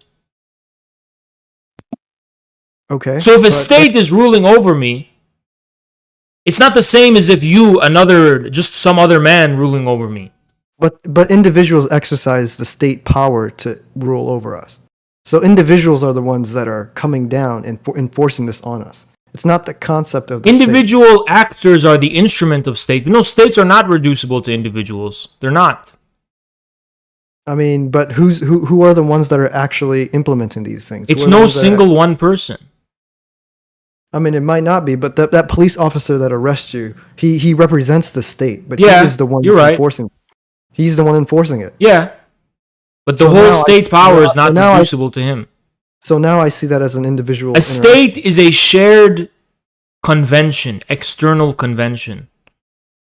The metaphysics of statehood and its true substance is an old topic. Is the state just a collection of individuals, or is it a separate organic whole that individuals are merely a part of? This is a kind of metaphysical question. But if we rely on our common sense, we can see the state is not just individuals or the sum total of private individual interests. It's some kind of external objective interest. I mean, you can say that, but I'm saying individuals don't see it that way when it happens to them. If a police officer, of course, but here's the kicker here. One of the reasons for that is because in America, for example, we all see the state as a private interest. That we see the government specifically as a private interest. We don't see it as a people's state. We see it as a government completely alienated from any of us. It doesn't serve our interests. It serves the interests of men in dark suits who we will never have any idea who they are. And they exist at our expense. This is how people see the state in capitalistic, or you don't like that word, monopolistic, imperialistic countries. Okay, I mean, yeah, I don't totally disagree with that, but what I'm saying, so you're saying countries like China don't do that, is what you're saying? I don't think so. No, I think in China there's a strong sense that it is a people's state. It's a state that exists whose only existence is to serve the people. So when that individual cop kills or arrests a Chinese citizen for whatever reason, what often happens in China is that when a cop is bothering a person, crowds of people will gather around and basically tell the cop, "What are you doing?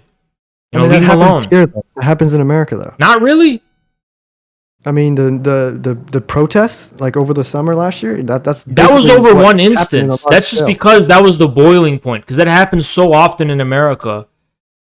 I mean, that wasn't the only one, though. There's been others. No, I know, but the protests, I'm not talking about massive street protests. I'm talking about the fact that in China, they don't have the same culture of cops arbitrarily bothering people for no reason. Now, there was an example of that I knew of earlier in the 2000s and early 2010s. There was migrants from the Chinese countryside who would reside in cities without hukou permits. And there was a specific police force that was pretty hard on them. But the Chinese people are, they have an internal discussion and debate about these things, and I'm not familiar with the same thing happening anymore.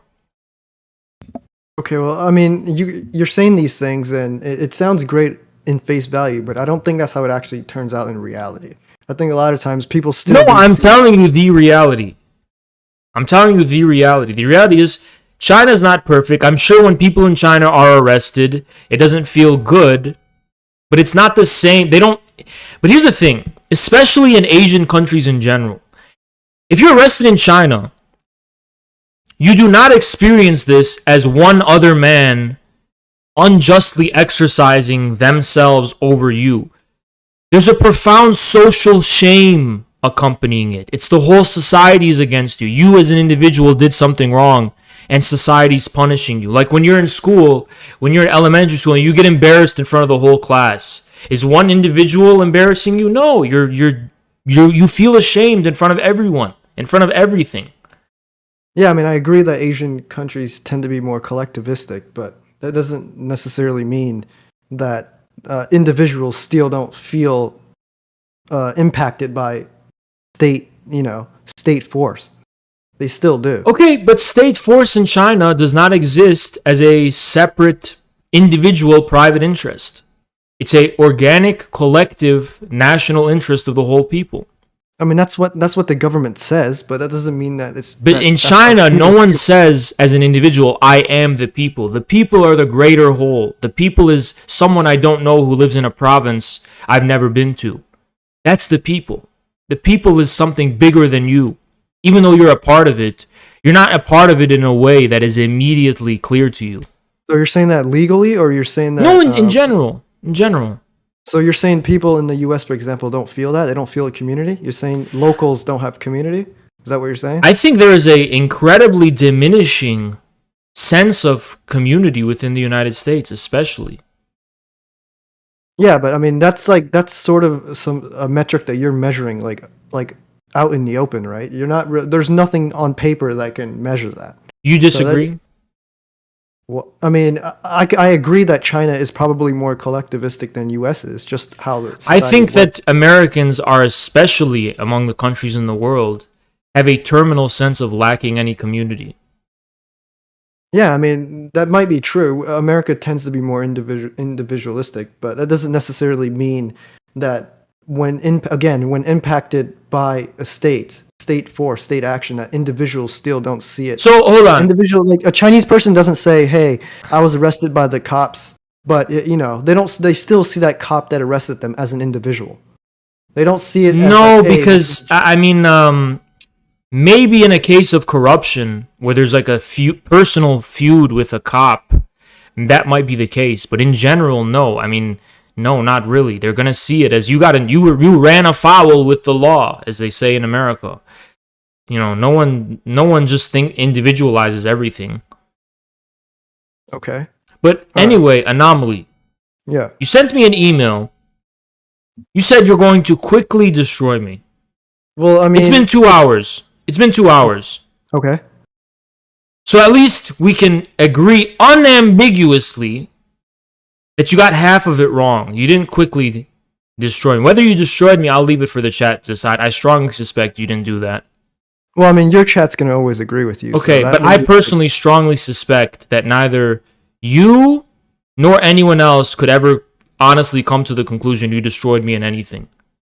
Well, I mean, in these sort of conversations, destroy is sort of a... Do you have So I'm going to ask you now. Okay. You came on here with the purpose of quickly destroying me. Okay. Do you have a trick up your sleeve that I haven't heard for the past 2 hours that's going to destroy me?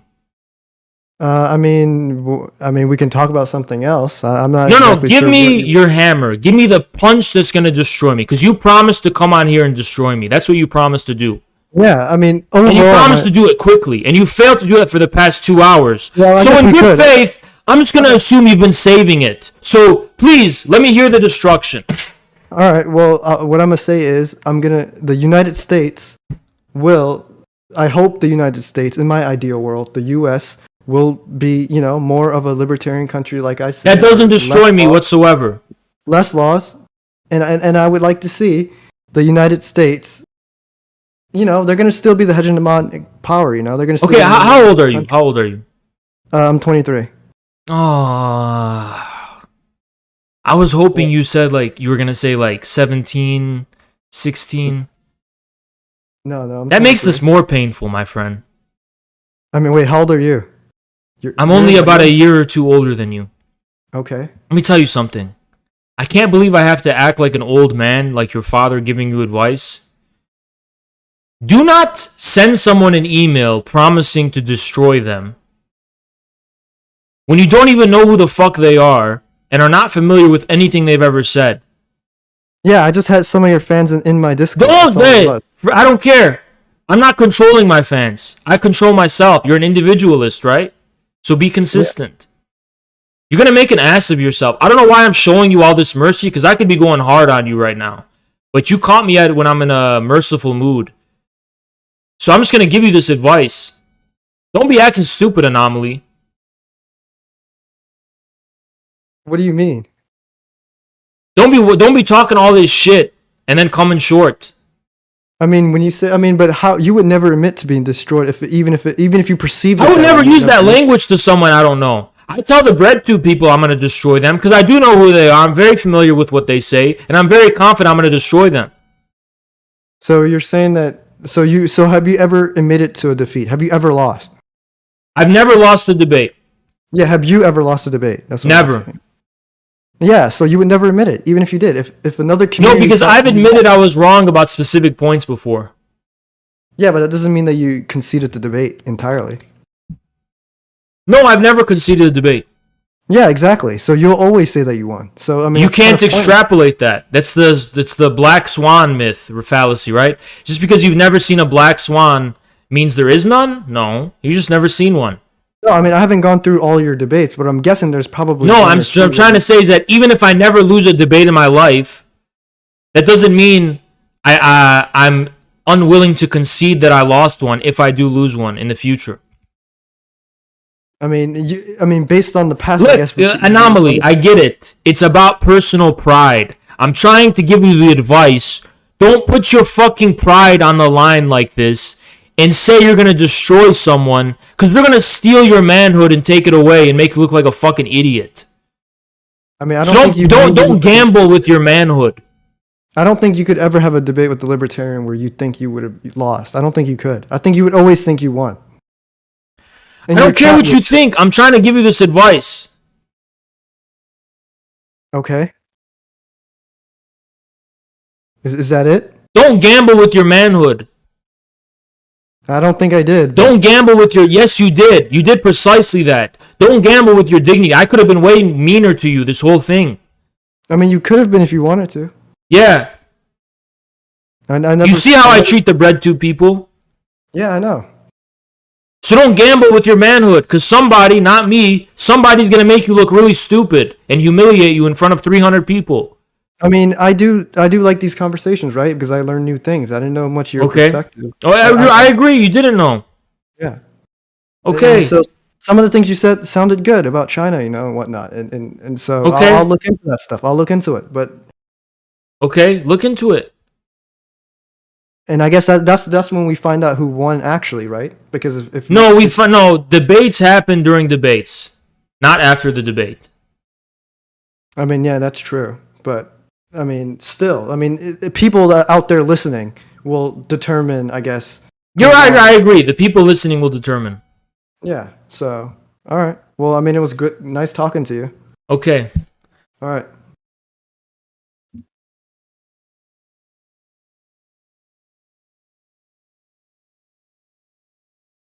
I don't think he's 23. I think that's a he can't be 23. He can't be 23. Shark. What happened to sharks eat gorillas? You know, but it's because it's my fans apparently giving him a hard time, bothering him. Don't throw that on me. Blaze with the 25. Holy shit. Blaze donated $25. Another easy dub. Thank you so much, Blaze. Appreciate it. Appreciate it. Holy shit. Thank you, dude. Sovereign. Thank you for the gifted sub. Oh, man. Thank you, Sovereign. Appreciate it, man. Appreciate it. Oh.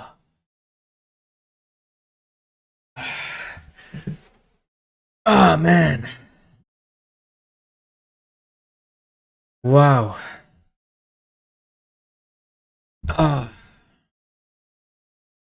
It's fucking, guys, you should see the weather outside. I'm glad I didn't go work out. There's a tornado siren going off right now. And it's fucking thunderstorming and shit. So, in the middle of stream, if I start flying and spinning all over the place, you know why.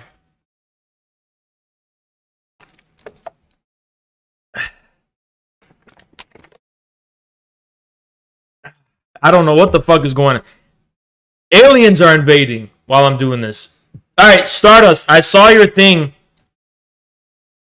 Stardust, I'll go on your panel. What do you have? You have a panel to debate pizza? I'll go on it. When is it? Invite me to it when it... I'm not going to be streaming like after 11. 11 p.m. is the latest I'm going to be streaming today. So... can't be before then.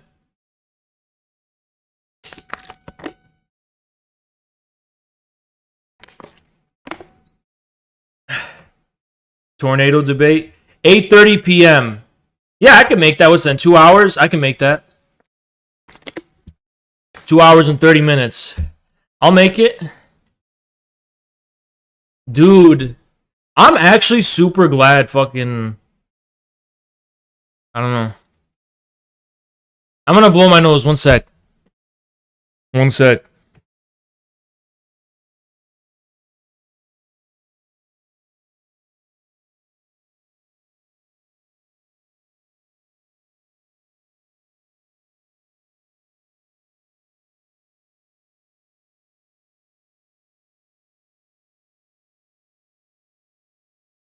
Oh, man. You gonna send me a friend request? Alright, gotcha, gotcha. Gotcha. Sounds Gucci.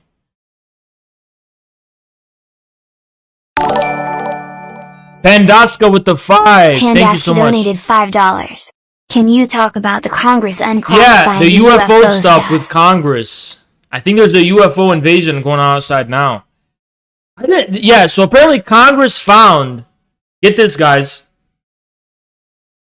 19 of like the 100 and something cases were from, they're saying it's an advanced technology. They have no idea how it's possible. But what I think is going to happen is that it's not going to be about aliens. They're going to say it's Russian and Chinese. It's Russian and Chinese. Russian and Chinese technology. Super tech, yeah. Russian and Chinese super tech. And it's going to be like a new Cold War scare. You know, America's super weird. There's some kind of psychosis going on. They said that in the embassy, get this, that in the American embassies in Cuba, China, and Russia, there's some kind of sound technology to make people sick using sound waves. Sonar weapons. And that people in American embassies are getting sick because the Cubans have this technology.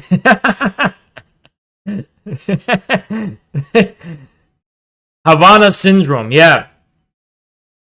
So it seems like this is a declining empire. A declining empire, you know? We've got UFO hysteria. We've got the Havana syndrome, sonar technology. Yeah, when I lived in China, I got an alert about that. Are you going to cover the Trump rally today? Is it allowed? It's the question. Is it allowed? Trump is banned on Twitch, so I don't know if I can actually cover it. Yeah, he's banned on Twitch. You can? Are you sure? You positive?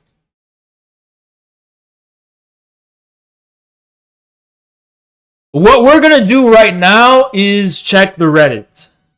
Hassan did it?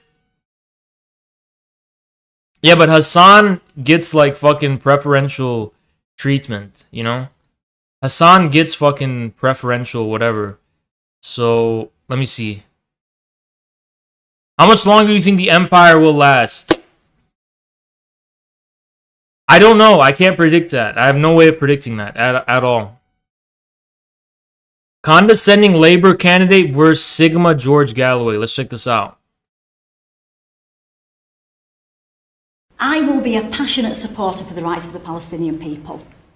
They've been subjected to decades of oppression, violence, and the denial of their human rights. This is wrong. It is horrific. And George Galloway, the Well, I Googled my parliamentary election opponents and put in the word Palestine and discovered that none of them had ever said or done anything on Palestine before this election began. I, on the other hand, have spent 50 years fighting for the Palestinian people. Yeah, I mean, what I would like to say is you've been allowed voice on Palestine, George, absolutely. But what difference have you actually made? And what difference could you make as a lone voice in Parliament? But let's be clear, you won't be that lone voice in Parliament because there's no way that you're going to win this election. What you're actually going to do is facilitate a Conservative MP getting on the benches next to Boris Johnson, a party that's got issues around Islamophobia. That is not what the Muslim community of Batley and Spen need. It's the last thing they need. They need a strong Labour voice in Parliament to challenge within the Labour Party where appropriate and to get things done. You will make no difference whatsoever. You see, my opponent says I will make no difference whatsoever, which is, I think, a tacit acceptance. Sigma male music. That I'm going to be the MP. If you think I will make no difference whatsoever, you haven't been paying attention. You absolutely. Woo! Shit!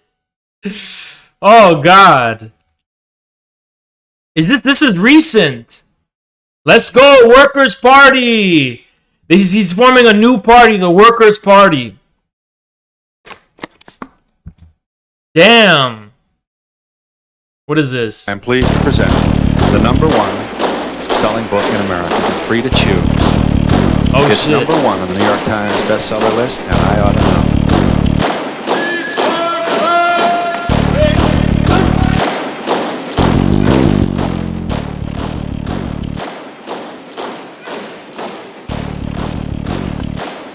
What is this, a pencil factory?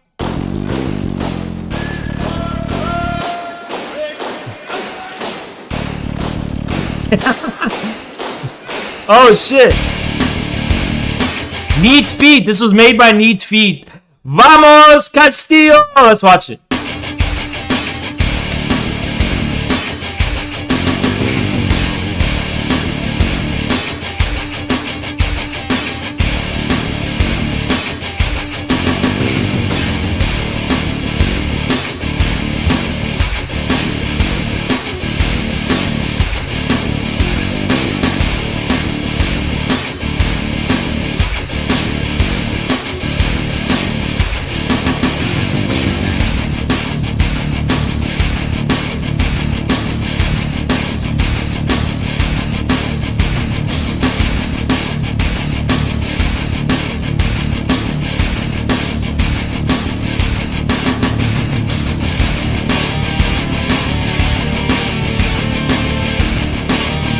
There was a coup plan uncovered against Castillo. Holy shit.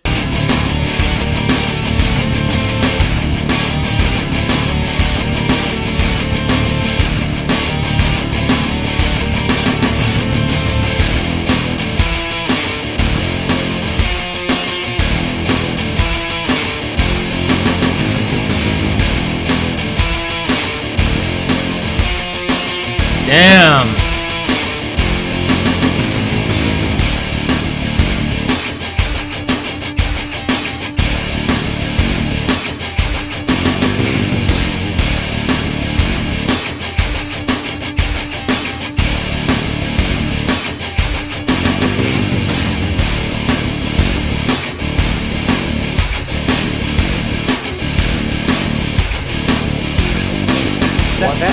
That's directly opposite the statements of many honorable, reasonable people who are saying it's some corrupt, rich ex-CIA guy bribing everyone from jail trying to get the military to coup him. Shit. It's the cost of bacon and the fact that the middle class can't make it to the next paycheck and the fact that several thousand people in the automobile... We're going to cover that. Bandits, send me the details on Discord. We'll check it out. Anarchism.jpg.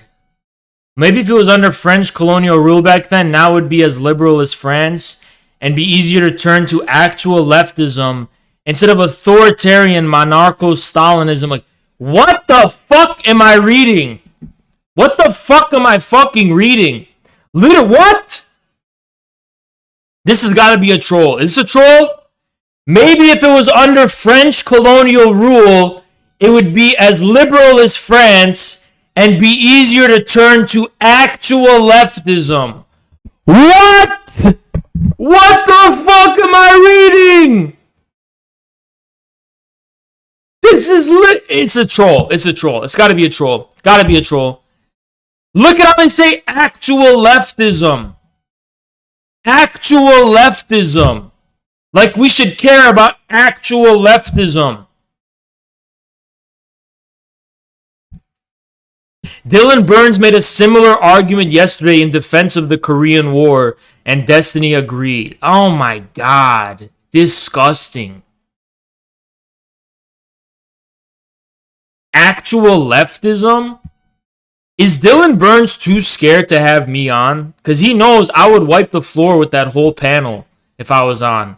If I was on that panel, they would not be talking about the Korean War like that. I'll tell you that. Actual leftism, which means fucking what? Livy livered Lance must be our next meal. This is a troll. It's the same guy. This is just a mask off, tanky, red fascist shit. I don't know how you people haven't shunned you from leftist communities. Tankies are not leftist. Nationalism is not leftist. In Vietnam, that Puy alaikum. Puy alaikum. That's a troll. But people actually do think this way. I love how they think we care if they think our... Tankies are not leftist, although being leftist is virtuous. Dude, the whole point is that leftism is incidental. Nobody cares about trying to be leftist. That's the most stupid thing ever. And by the way, someone who tries to be leftist is a right-winger. Someone who cares about conforming to the formal appearance of being a leftist is a right-winger. Because an actual leftist just is a leftist and doesn't have to care about being an authentic leftist. You just are one. I have nothing to do with Luna Oi. I have nothing to do with her. So I'm not going to, say anything. But, when these people use the word nationalism, they don't know what they're talking about. They just don't know what they're talking about. North Koreans, are they brainwashed or are we? Let me just tell you the truth. Between North Korea and South Korea, look at the men. Who's more Chad? Who's more Chad? Just look, North Korea and South Korea. Who is the Chad? Who is the Chad between those two? I'm sorry, facts are facts. Facts are facts. North Koreans are tougher, more manly. They just look healthier in general.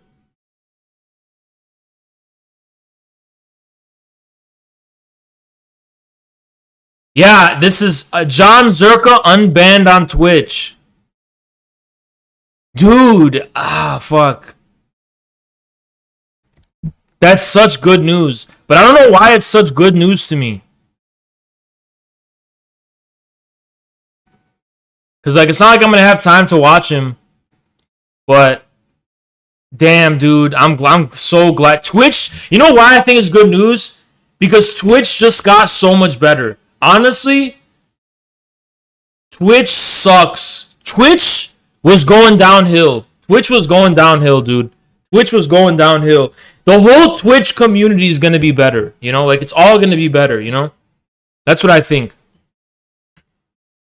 Sad. You literally made a fucking meme of it. What is it? Oh my god, dude. Holy shit. Zerka is Haas with better genes. I'm banning you from the chat. Fuck you, bitch. No, here's the thing. Me and Zerka are two entirely different people, okay? You know, don't make comparisons. Here's the reason I can't talk shit about Zerka, because he's tall and wide. He's both. So I just have to shut my mouth, basically, you know?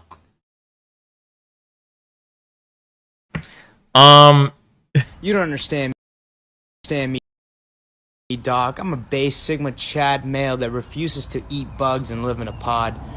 I honestly don't think I'm mentally ill. You have severe antisocial disorder with schizophrenic tendencies. I'm just based in schizo. What is that? I can't say shit. Huh? That's me! The debate, she posted the debate on clowns. Lol. She called it the rights of marginalized groups. Oh my god. Hasanabi reacts to Imran Khan on China?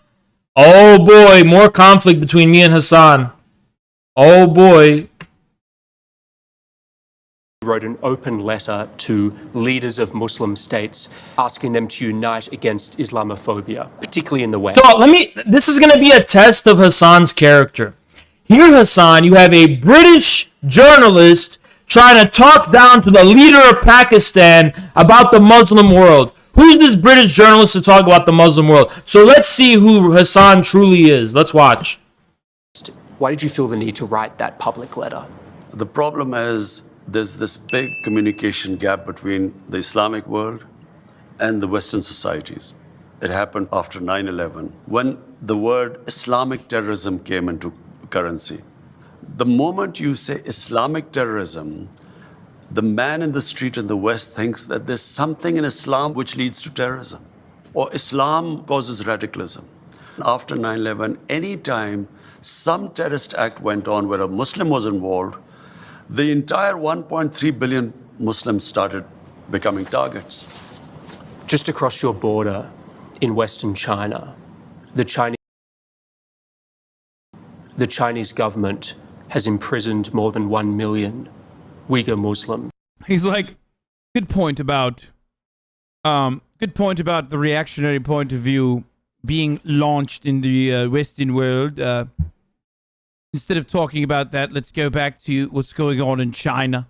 It is Imran Khan, the Pakistani PM, who is 1,000% not going to criticize China. There's no shot. No f***ing shot. Just like you, Hassan, won't criticize AOC. Because you're not going to be able to play Among Us with her again. Let's see what he says. In re-education camps, the Chinese government has tortured Muslims, forcibly sterilized them, and they've destroyed mosques in Xinjiang and also punished Muslims for fasting, praying, even giving Muslim names to their children. Prime Minister, why are you so outspoken about Islamophobia in Europe and the United States, but totally silent about the genocide of Muslims in Western China? What our conversations have been with the Chinese, this is not the case, according to them. The evidence is just overwhelming. whatever. Damn. He didn't even fucking deflect. He literally just said, that's crazy. Issues we have with the Chinese. Yeah, Hassan, because nobody fucking knows. That's why. He's saying he doesn't, I don't know what you're talking about. Because nobody knows what you're talking about when you say this shit. Nobody fucking knows what you're talking about.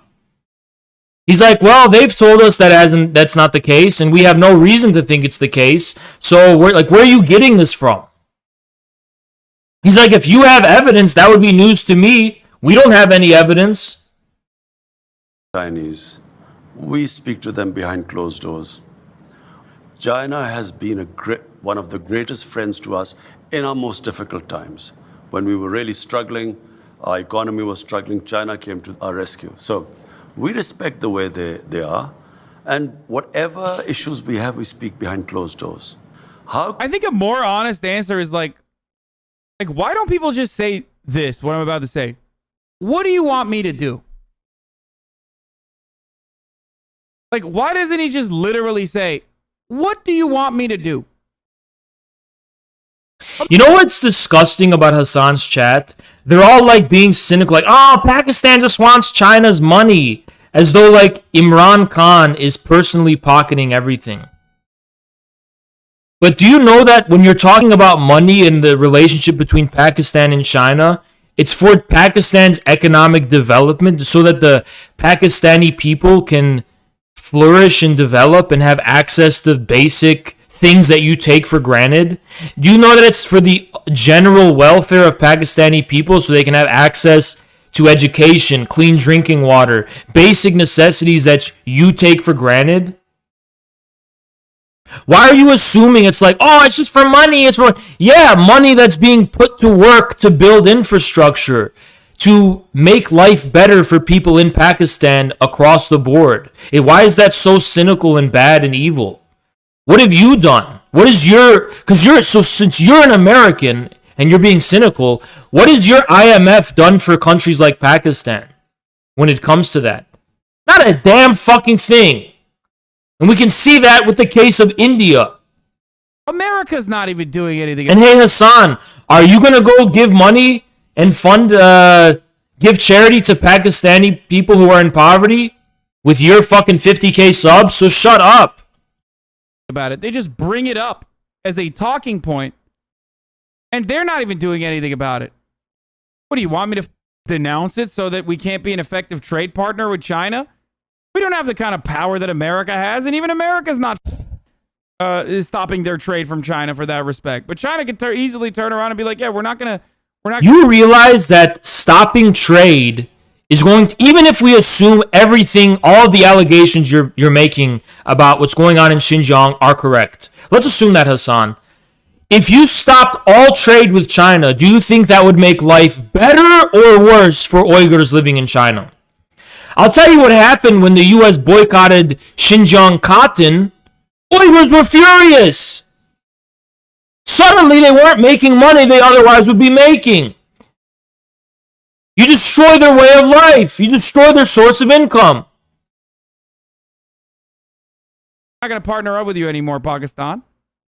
But Hassan, you think that everyone just gets 50K subs and that trade and money is just some dumb capitalist thing that doesn't matter. No, it's a very vital thing that matters to the fucking billions and billions of people who rely on it to fucking make a living. No, he's not agreeing with me. He's basically saying like, oh, America's hypocritical because even America, the most powerful country, isn't going to stop trade with China. Well, is that because it's cynical and hypocrisy, or is that because it's going to fucking destroy the world economy in general? You know what I mean? That's what more people should say, actually. Just like, yeah, what can we do? Do you have suggestions? Jonathan Swan of Axios News? If they come back with a good point, you would look incompetent. But like, there is no good point there. There's nothing you can do. Just like, even when I talk about like American imperialism and the death and destruction that America either funds or supports or engages in. As an American citizen, I can't fucking stop this country. And I get pushback from my own countrymen on this issue. Like, Chinese motherfuckers don't have that right, even. Like, they don't have that kind of liberty. What? How do you know that, Hassan? He's saying Chinese people don't have the right. Are you sure? Be able to be like, hold up. Yo, CCP, y'all gotta stop this. Why do you... Dude, your whole fucking credibility is gone. All your credibility collapses. You're literally making an assumption that you think might be true, but you don't actually know if it's true or not.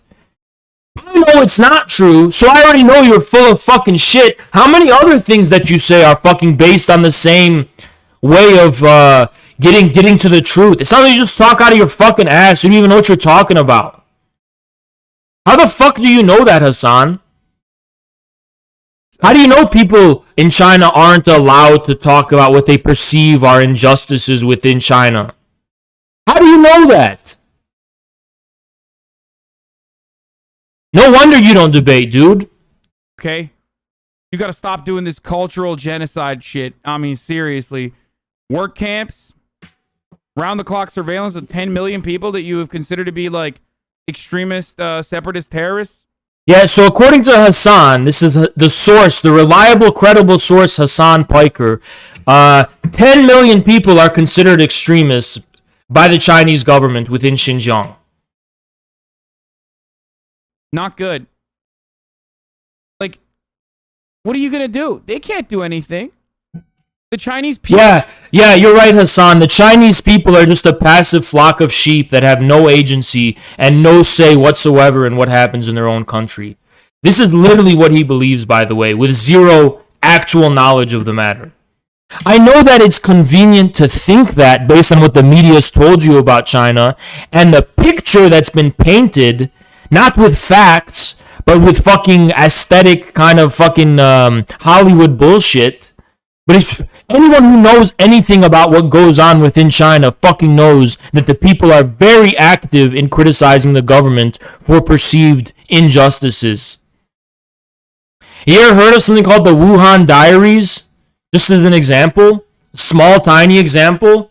And by the way, that person was routinely mocked and derided on Chinese social media because people think of the liberals within China as blue check establishment type of people, just like in America. People can't do anything. What the fuck is Pakistan gonna do? Super racist, dude. Hassan is saying some super racist shit. Like, he thinks Chinese people are fucking completely passive sheep, which is a complete racist myth, a complete racist fabrication. Actually, if you look at the history of Orientalism, you will find that the picture of Eastern people in general, not just Chinese, but Chinese, Arab, Muslim, Indian, they paint this picture that the people are just completely lethargic, passive, sheep-like, brainless, mindless drones. And Hassan is repeating Orientalist tropes to his audience of 30K people mindlessly because the BBC or CNN confirmed it to him. Which is why a lot of these world leaders in Muslim countries, with I guess the notable exception of like, I guess the notable exception of like Erdogan from time to time. No, the Turkish government has actually given its official position on the matter, if you want to look that up too. Yes, in the past, some ministers within Turkey were talking about it, but there was a whole controversy over it. Rarely ever speak out against it. And hey, Hassan, if Chinese people and Asians are so passive and brainless, why did all of the actual revolutions in history happen there? Why has nothing happened in America and the American people blindly accept the fucking bullshit that happens to them? In many instances, will literally run defense for China. I think that's the worst part. The worst part about this conversation is that, like, They end up running defense for China. This is such a big issue. They run defense to China because Westerners are coming to them. Not Muslims, but Westerners. And by the way, the Muslim world that is against China, they're all Western diaspora. They're all Westerners in the diaspora. On the Muslims, let me tell you the difference, Hassan. I said this before. Actually, I don't even know if I could talk about this, but when it comes to some countries, the Muslim street has a certain opinion and the government has another opinion. The two often contradict each other, but on China, they don't contradict each other. There's no outrage on the Muslim street about Xinjiang. It's all coming from America and the West. Why are the people of Kashmir ignored?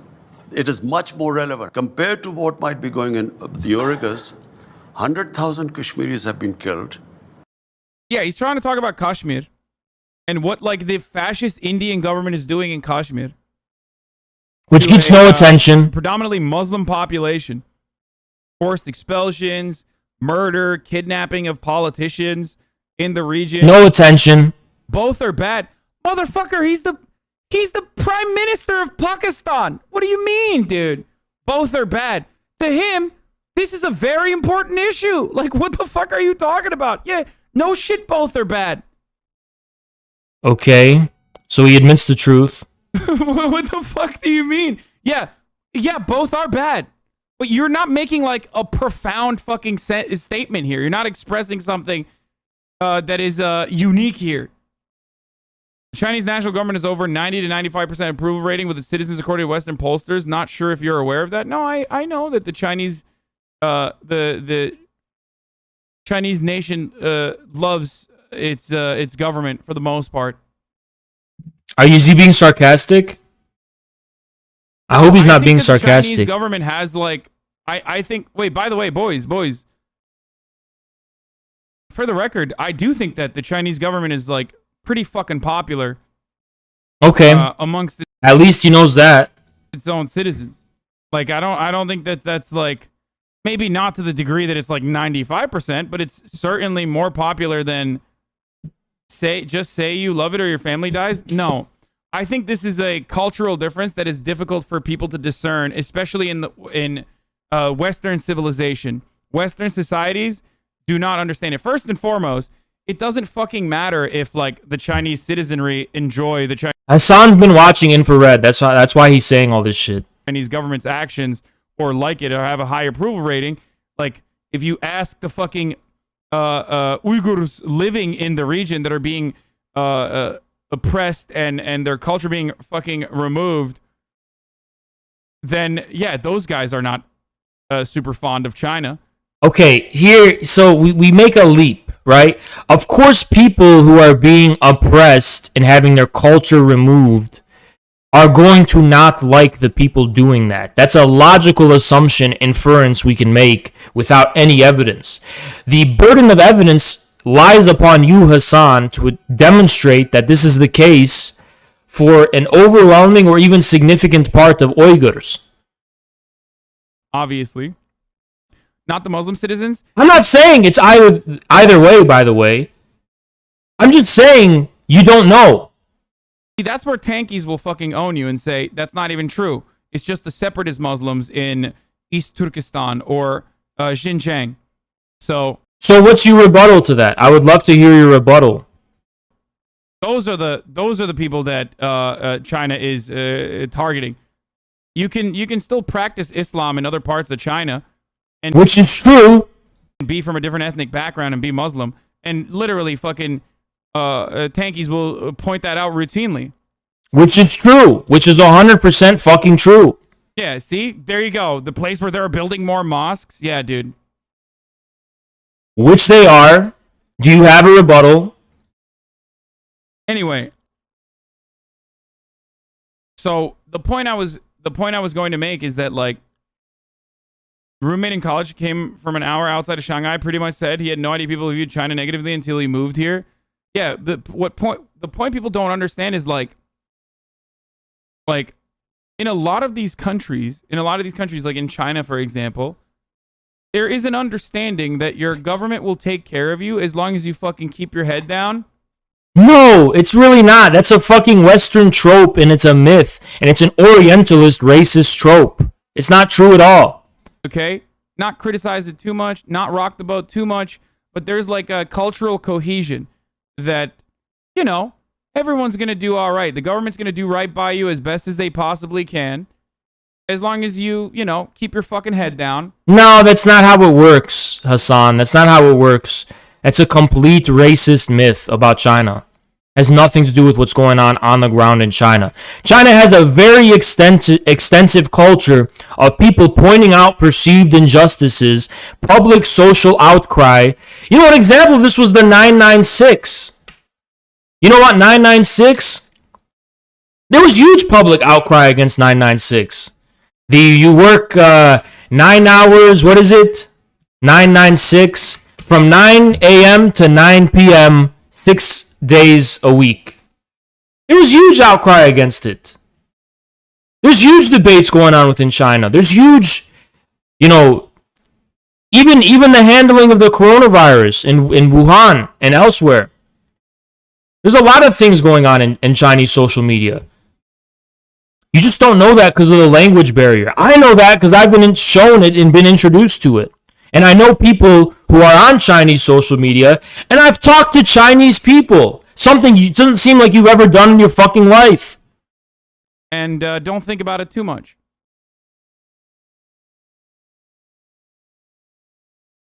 And that's part of the reason why. That's part of the reason why they have that mentality. And by the way, the government does do right by a lot of people to the best of their ability. So I understand why. People have faith in their government with respect to that. Just like, I'm Han Chinese, I don't really give a shit.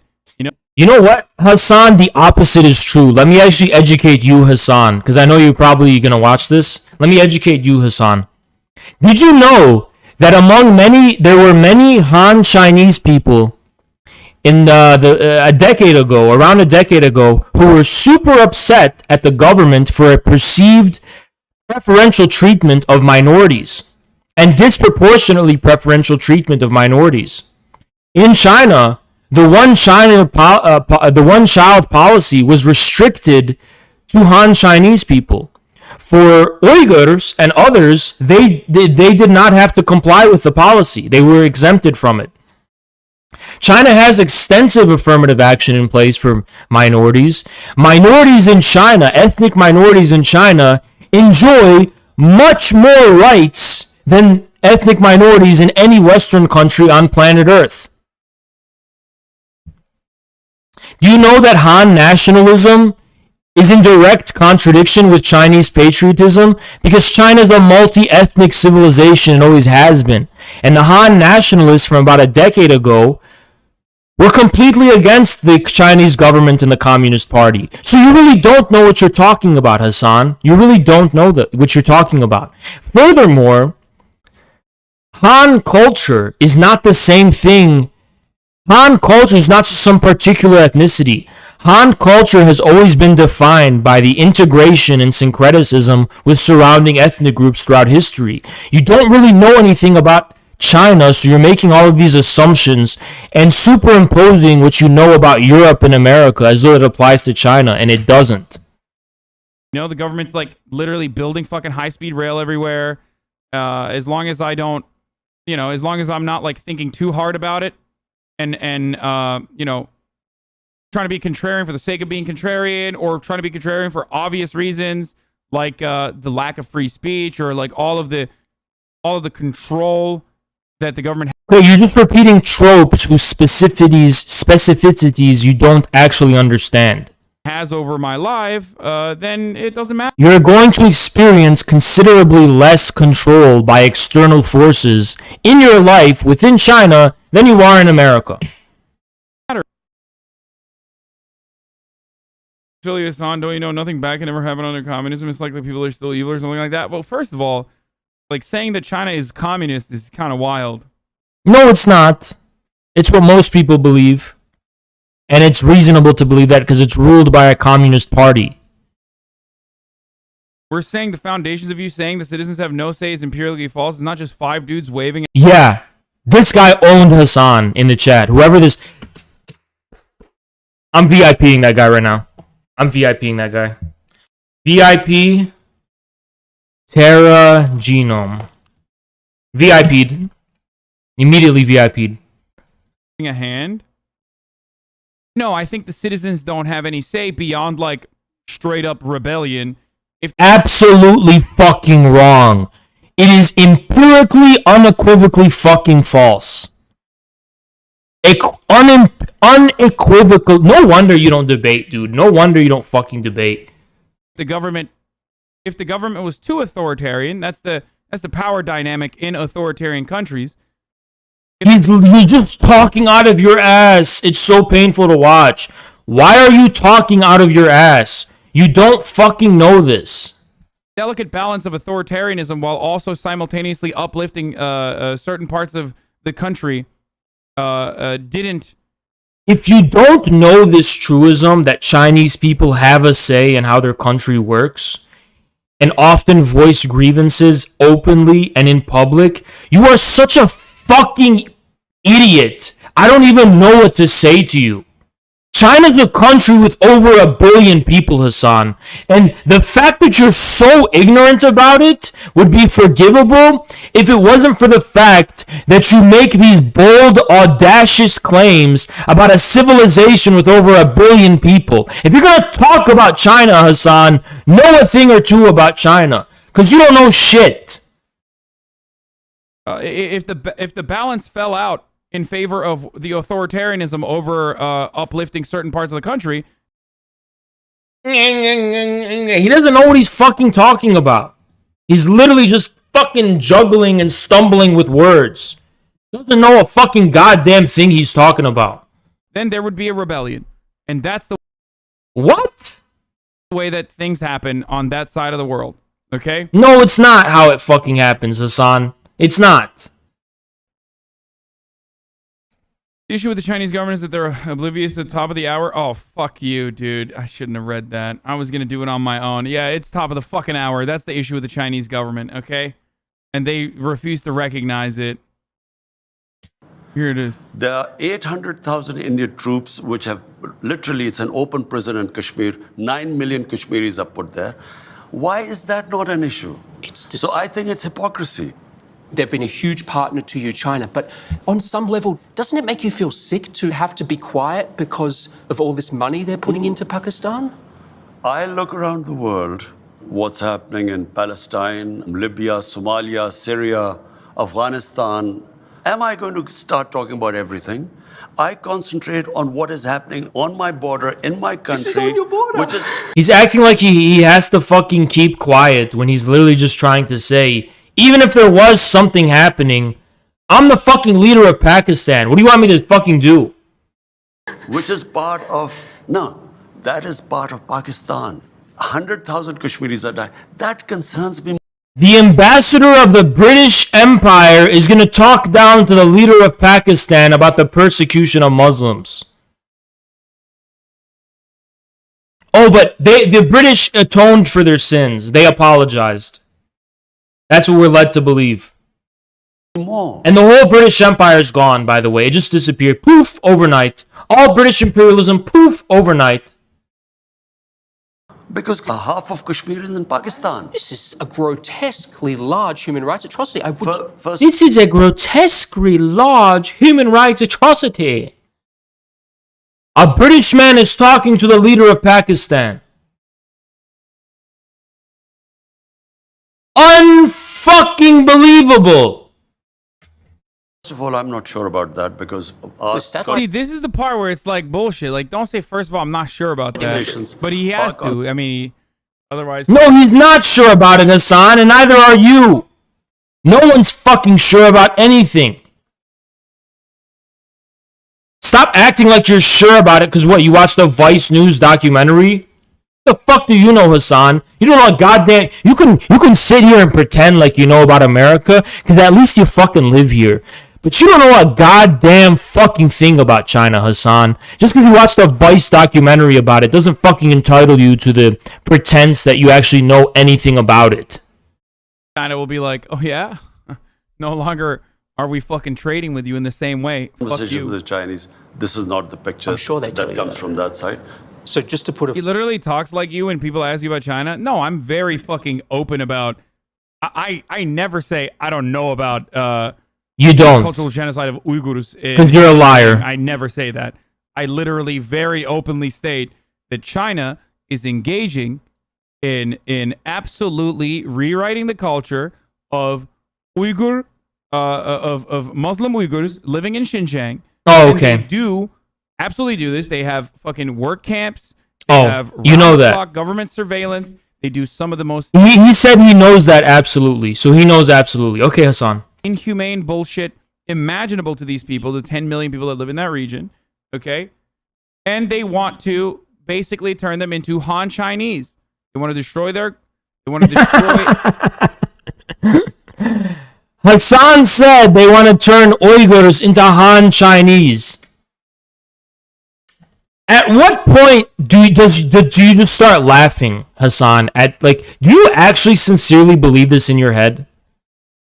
Do you sincerely believe that in your own head? Do you actually think they're trying to turn Uyghurs into Han Chinese?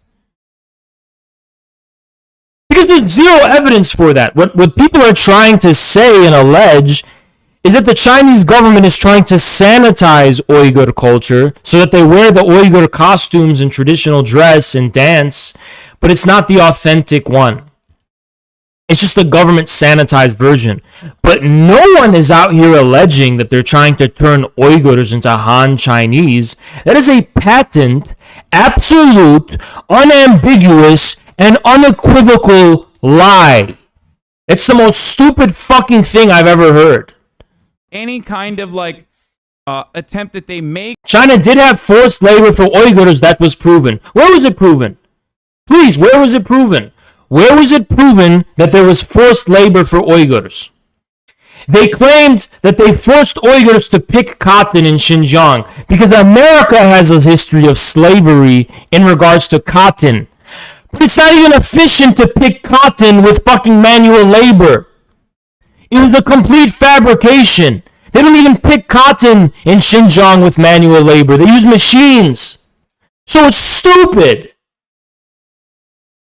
It's incredible projection. As if China has to pay the price for America's own ugly history of slavery. Have in the future to build like an autonomous East Turkestan. Okay? That's it. Okay, Hassan. Hey, Hassan. Why don't you ever fucking talk about Kurdistan, huh? Why don't you ever fucking talk about Kurdistan? You never fucking talk about it. What about Kurdistan, the free autonomous Kurdistan, huh? Where's Kurdistan, Hassan? Where's Kurdistan? There is no historical basis in history of there ever being a state called East Turkestan. Never in history. Kurds have more claim over Kurdistan than Uyghurs do over East Turkestan being an independent nation state. But you will never say a fucking thing about so-called Kurdistan. And by the way, I agree. I think Kurdistan is by and large a fabrication by foreign powers. I agree. I just wish you'd be consistent and apply the same fucking thing to East Turkestan. But you don't. And I wonder why. That's just the truth. Like, that's literally the fucking truth. He talks about it, but not to the degree that he is allowed, as he still has family in Turkey.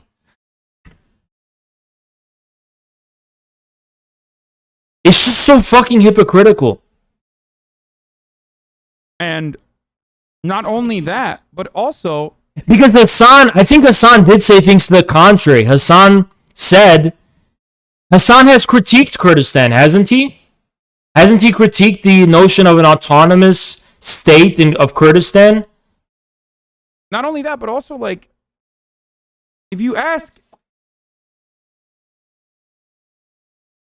Xi Jinping, like, the reason why China is doing this, if you ask him, is because they're separatists. They're extremist separatists. Because they're fucking literally, there are separatists in Xinjiang. It's just the majority of Uyghurs are not separatists or extremists. Links do not work in the chat, Sheepreem. Post it in the Discord. Terrorists. And he has to deal with them this way because America, that's what he learned from America. Dealing with Muslim extremism. Hassan, you literally talk about Saudi-funded Salafism all the time. But you're making an exception in regards to Xinjiang. Why? Do you deny that there was a foreign-sponsored from Gulf states and Saudi Arabia extremism within Xinjiang after the Soviet Union collapsed? Because the Soviet Union, by the way, used to be the benefactors of Xinjiang. Separatists.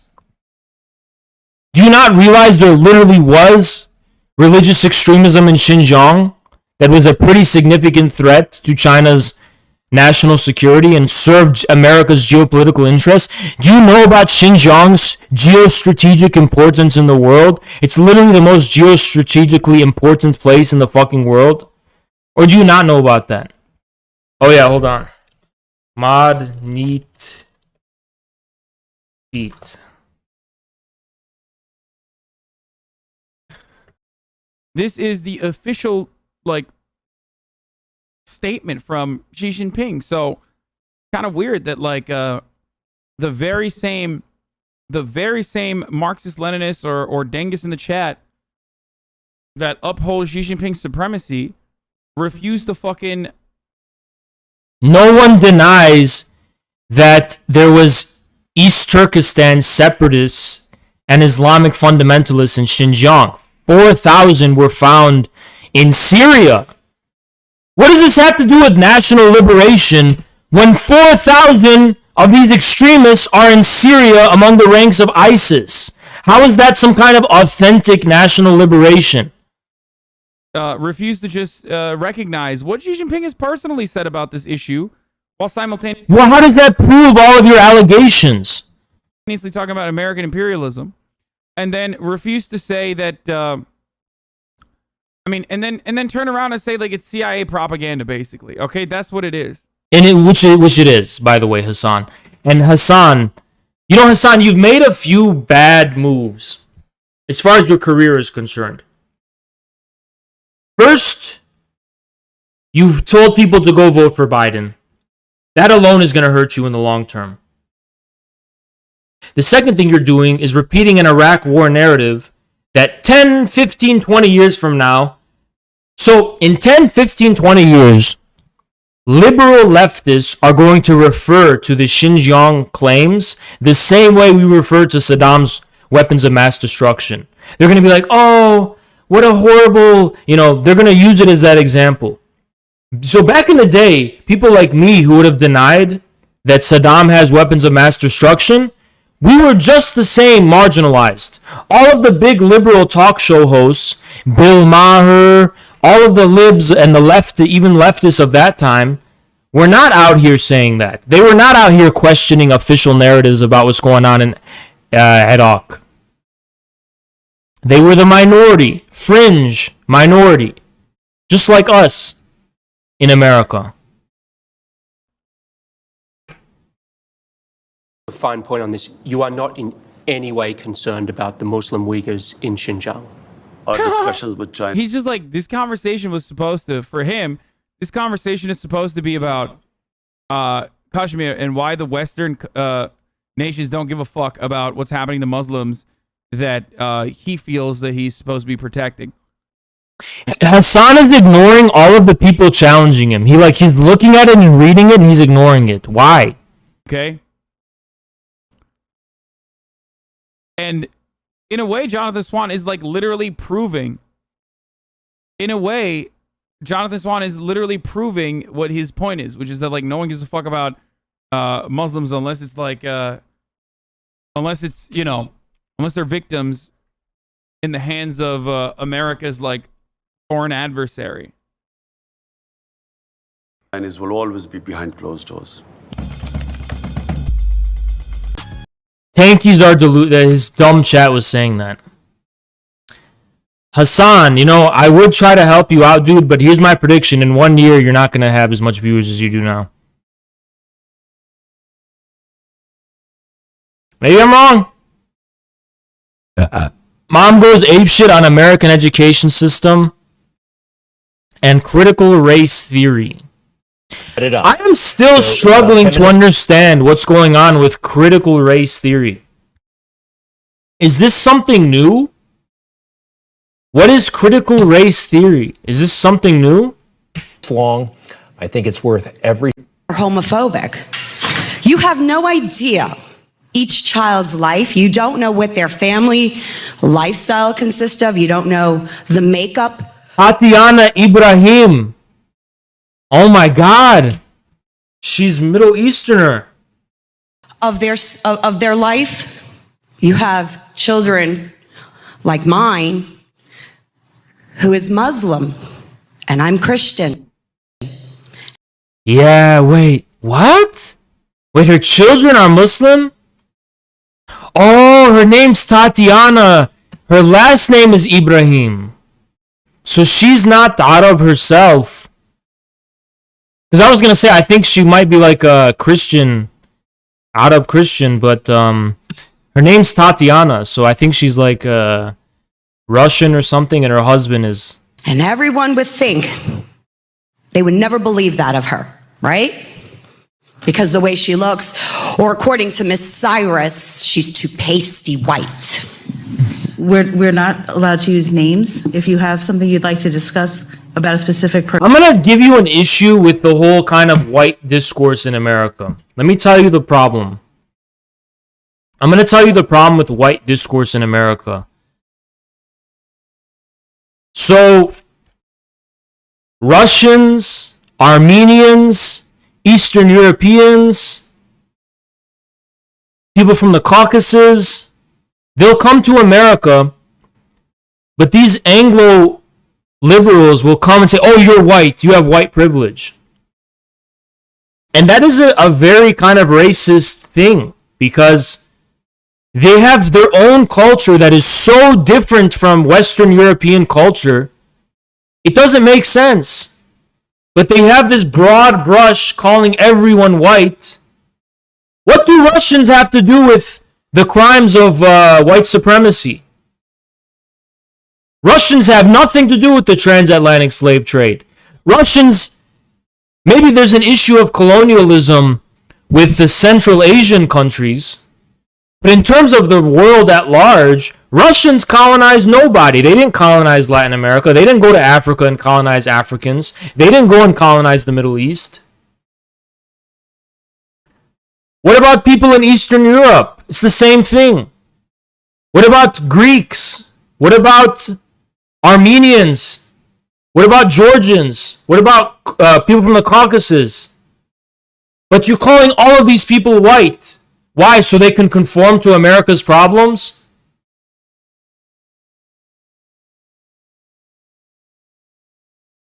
Either that or it's being, it's disguising a subtle form of racism against people of non-Anglo-Saxon backgrounds who are...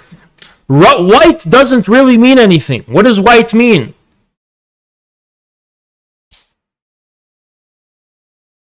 Sorry, the white American culture does not apply to those people. It just doesn't apply. It's a completely different thing. It's, it's completely different.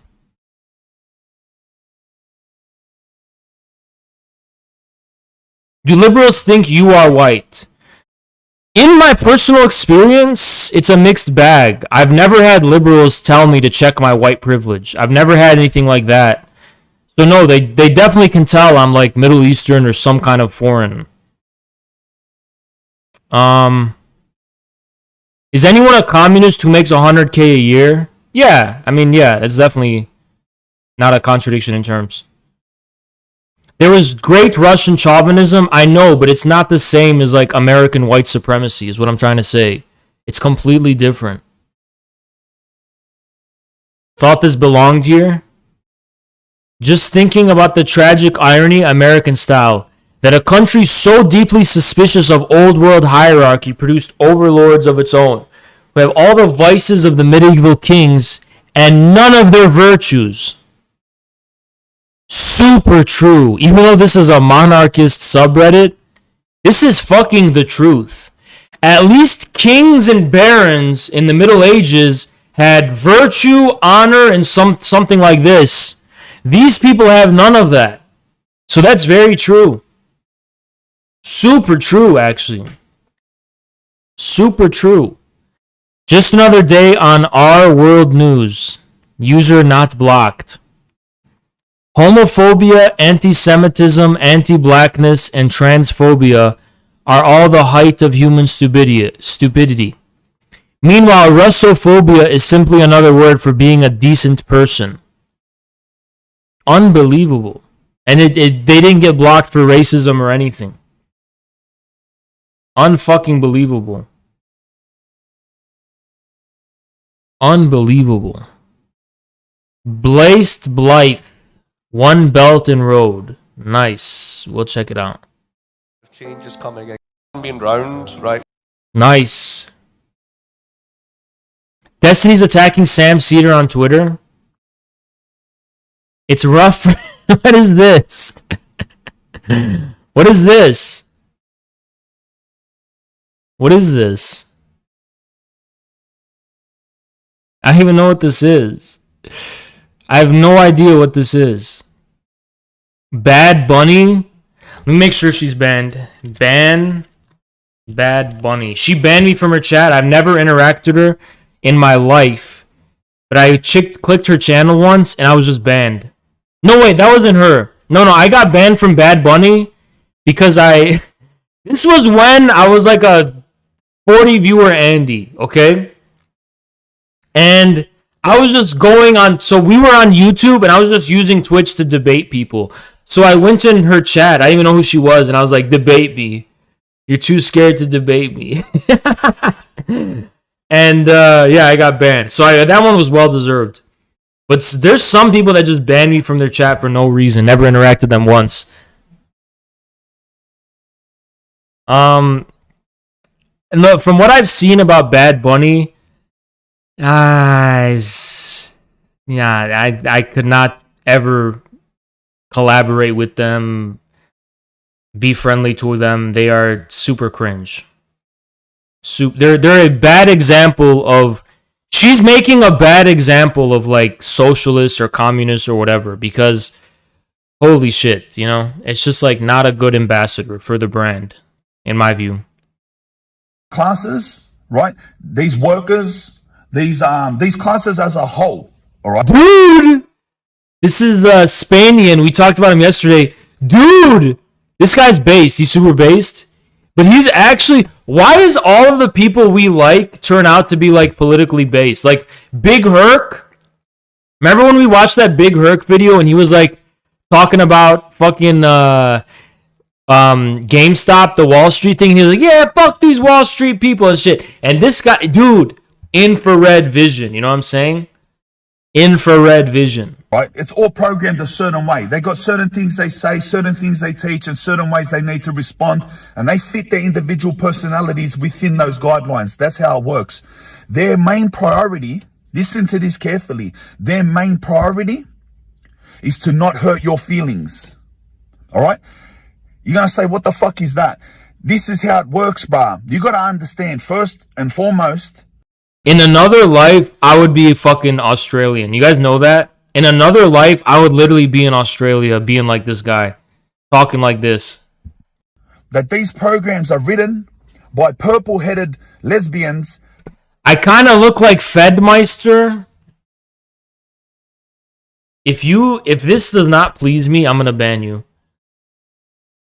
If this does not please me, I'm gonna fucking ban you. Hold on, what is this? What? This is what I look like? Who the fuck said that? Get away from her! Why is he next to Queen Pokemon? What is this? How do I look like this? Oh, I kind of look like this. I do kind of look like this, but I do not fucking look like this, dude. I do not look like this. What are you talking about? I do not look like this at all. Every time somebody says I kind of look... No, I look like this guy, dude. When I'm like 40 years old, I'll look like this guy, but bald. That went to university, that spend their life trying to stop people's If you look like him, Pokey would give you attention. I'm banning you from the chat. feelings getting hurt, and they know nothing about reality. And I'm not saying that in a funny way. That's the truth. And a lot of... I genuinely think there's aspects of this guy that I look like. His face is way more symmetrical, but I think I look like this guy, kind of. Right? I kind of do look like this guy. fucking things in the world have been poisoned by that, and this is one. I'm going to tell you the reality of it. These programs, I kind of feel like I could be this guy's cousin, you know? These workers, when you sit there and you know it, people who have been through it, you know it, they worry about not hurting your feelings. These people are treating your drug addiction as an illness. You have a disease. This is to not hurt your feelings. Whenever you use drugs again, it's okay. Don't worry about it. It's not bad. It's not this. It's all right. Like you're a good, it's good. You know, it's all about, I'll tell you why. I'll tell you why they paint your drug addiction as a disease. It's to take the blame away from you. All right. And they in everything they like Ernest. Hold on. What is this shit? Another fucking Ernest Kalimov. No, that's the fucking Giga Chad guy. No, I don't, dude. I literally don't. I thought it was gonna be like a historical guy or something. Butter you up. They spend the whole time buttering you up because if they have 10,000 people sitting there. This guy's cousin would not be making RuneScape videos. You guys are fucking penalizing me for a video I made when I was 11 years old. Yeah, Destiny backed out of that panel yesterday. That video is when I was made 11 years old. And they go until the... What is this? With paintings, it's square. And you go in and the first one, it's all calligraphy. And you got this big... I don't know what the fuck that is. We're gonna... Bad Empanada smears Caleb. Hey, Bad Empanada. Hey, Bad Empanada. The new Caleb. Hey, buddy. Buddy. Bad Empanada. You know you're not going to come for the king. You will never debate me. We know that. You'll never debate me. I'll wipe the floor with you. You'll never come for me.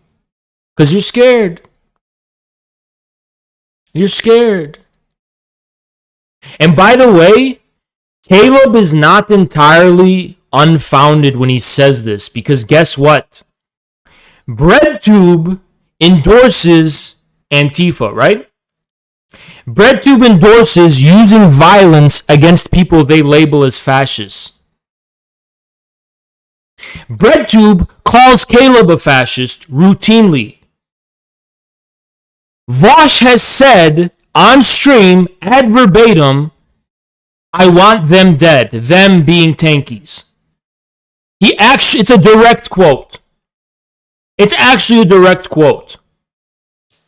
Ad verbatim. I look like John Bernthal. John Bernthal. What the fuck is this? What is this? This is a guy from fucking Walking Dead? How do I look like this? I do not look like this at all. The Morpin conspiracy theory just dropped where he said like BreadTube is sending assassins after him or something. And the synthetic left is toxic and dangerous. It's toxic and dangerous. It is extremely toxic and extremely dangerous. And there's a reason we have to stand up about this. The BreadTube book is coming out next week. It'll be Ah man, I already bought it. I already bought it, dude. I can't wait, Caleb. Thank you so much for your book. Wait, why is he not in a suit? It's very fucking slimy to be wearing a t-shirt, Caleb. You should be in a suit, slouched down on the fucking floor as usual. This is not why I watch you, man. Week, you know, it'll be up online for sale.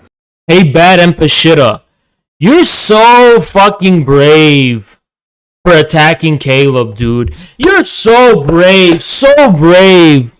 What a brave and bold thing to take the side of literally the whole fucking Twitch politics, all this shit. You're so fucking brave to just go with the status quo.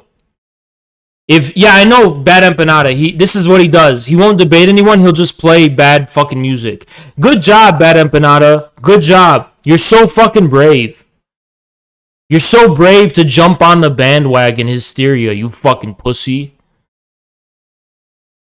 China released a white paper on its political party system. These are the highlights. Cooperation and elaborating on the distinctive characteristics and strengths of the country's political system. Here are the highlights. China will learn and draw from the positive experiences of other countries, but will not imitate other political party systems blindly or impose its own systems on any other country. The system of multi-party cooperation, political consultation under the leadership of the Communist Party of China is a basic element of China's political framework. Fun fact, China is not a single-party state.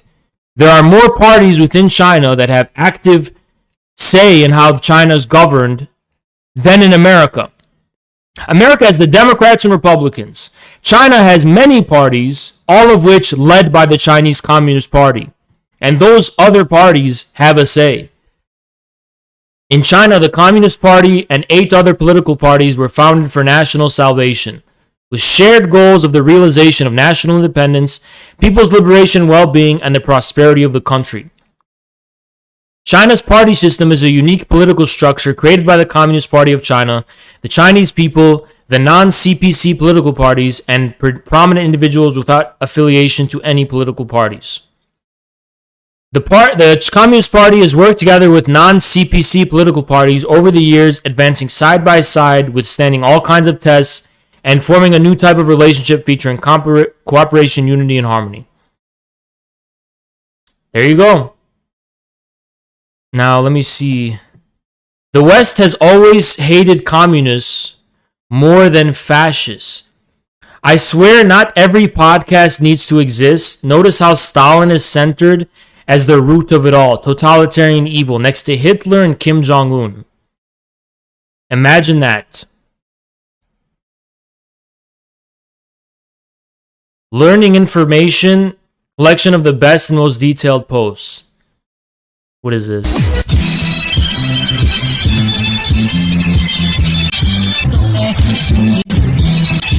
Okay, I'm just making sure it's not TOS.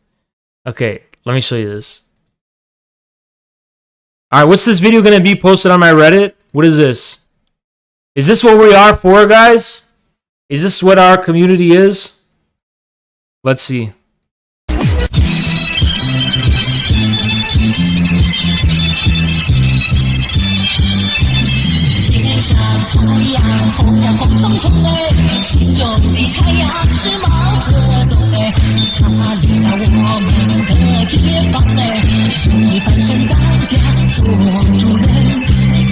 Fucking bass, dude. The U.S. foreign policy must change for the better. Step 1, invade country. Step 2, destroy everything. Occupy them. Call for sympathy when the people get radicalized and blame it on their religion. Problem, Islamic sphere? True.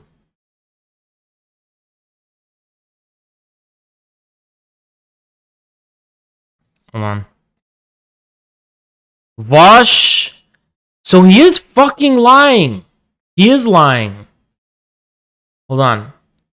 I have to take out any usernames. Look at this. This guy, allegedly, this guy's actually 6'2". This guy's actually 6'2". And this, so someone's lying. Either he's actually 6'5", or Vosh is lying about being 6'2". Really?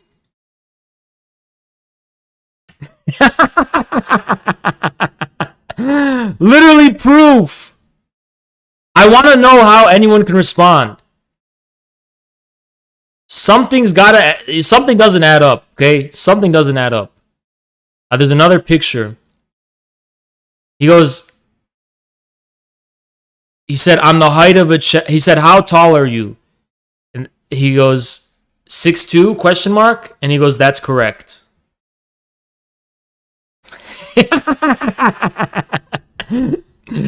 Oh, no. Even high schoolers understand barn animals better than George Orwell. Moses, can you mod me here? Confirm it in the Discord. Send me a Discord DM. What was everyone's least favorite book to read in high school English? Mine was Frankenstein. Animal Farm. Realistically, the animals wouldn't act that way. They go out of their way to fit into the roles that the book wants them to fill instead of actually trying to show what animals in that situation would do. So fucking true. Animal Farm was such a forced book. It's not like an organic development based on the authentic self-interest of the characters. It was just super forced all around. Stupid fucking book. This is old. US has no explanation for unidentified objects and stopped short of ruling out aliens. The reason why I'm not so fucking like keen on saying, oh, this is proof that they're hiding aliens is because, well, the truth is that they can't rule out, you know, Atlantis. They can't rule out underwater. They can't rule out magic. So they're not going to rule out because it's an unknown. Doesn't mean they actually think it's aliens. I don't think there's aliens in the sky. I don't think UFOs have anything to do with aliens. And if CNN started saying that it's aliens, I would literally say that they're lying. And that they're like making something up. Because I don't buy it. I simply don't buy it. I just do not buy that idea that it's fucking aliens. Makes no sense to me. I am from Izmir. What's this? I am from... What the fuck? What the fuck is this? Hold on, let me make sure it's okay. Okay. I am from Izmir.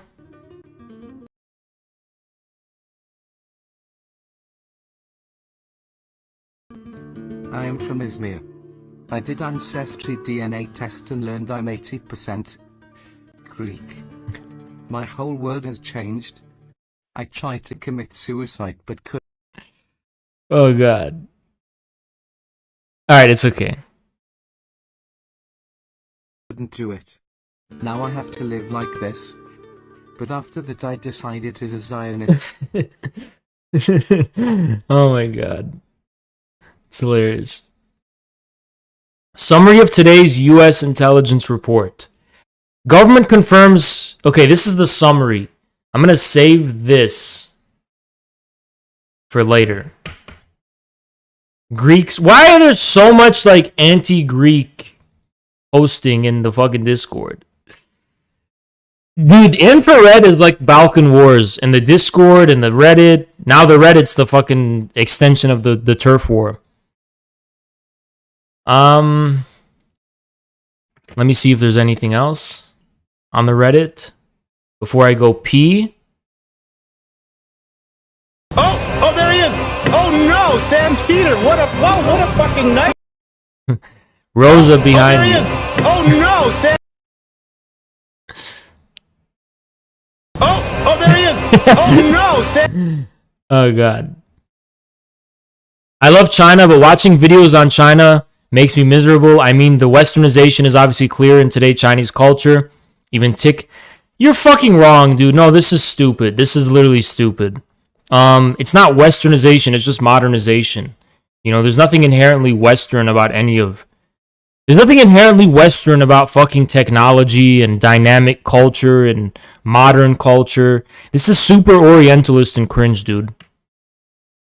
China's not a theme park or a zoo for you to just go and like, you know, like look at the authentic culture. You know, the Chinese people are modern and, you know, they're not just some kind of zoo and exotic animals.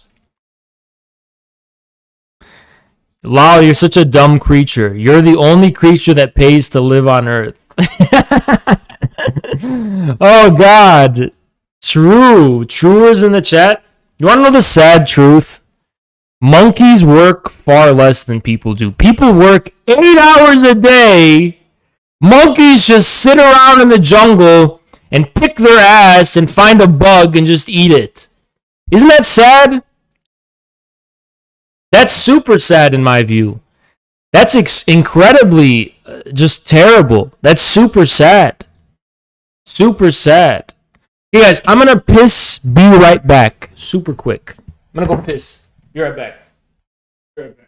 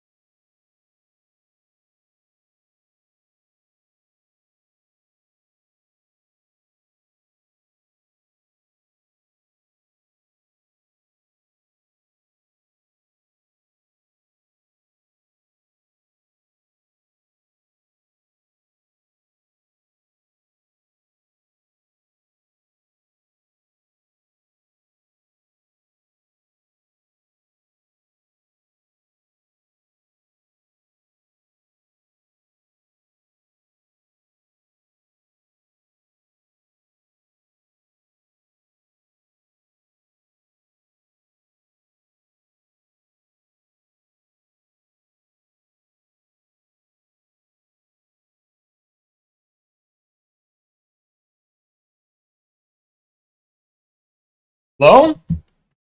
I'm back. Oh my god. Did monkeys take over the chat or what? Monkeys took over the whole chat. What's going on? Everyone's going bananas. This is how you guys keep yourself entertained. Let's check out this UFO stuff. So this is the summary. The guy, monkeys, stop. Monkeys.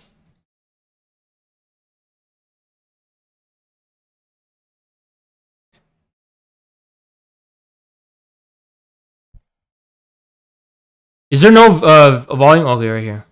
All right, and let me hear you count down.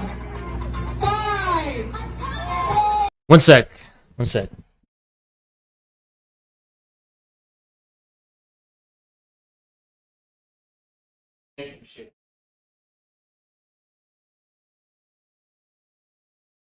Got food.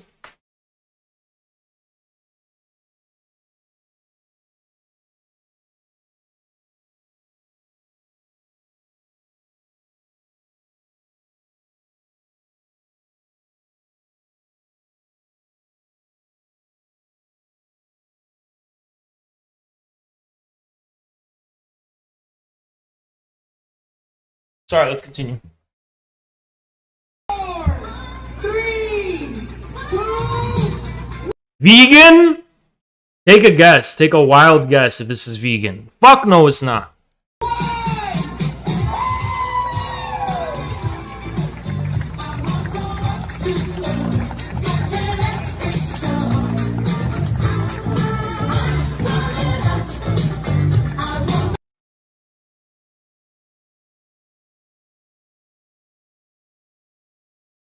Anyway,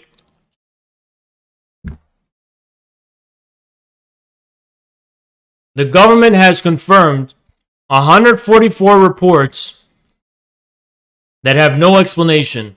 They confirm that pilots have near in-air collisions, and these objects demonstrate some sort of advanced technology. They cluster around U.S. military training and testing grounds. In 21 reports, observers reported unusual movement patterns and flight characteristics demonstrating advanced technology.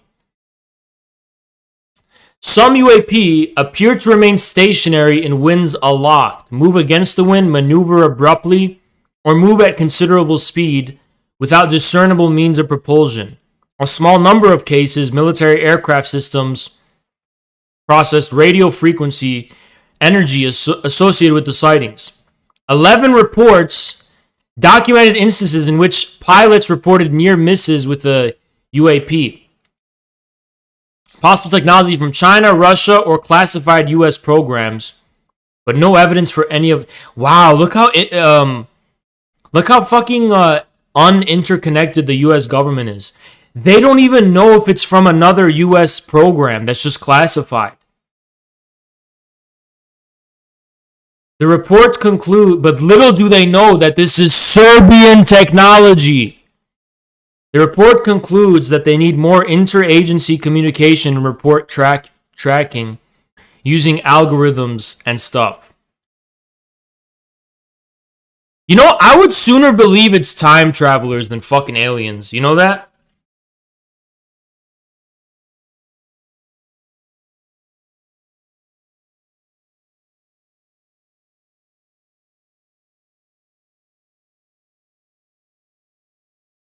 What the fuck is going on, guys? What in the motherfuck is going on? We have no idea. Alright, guys, as you know, in 1 hour, I'm going to be going on a debate panel to debate pizza.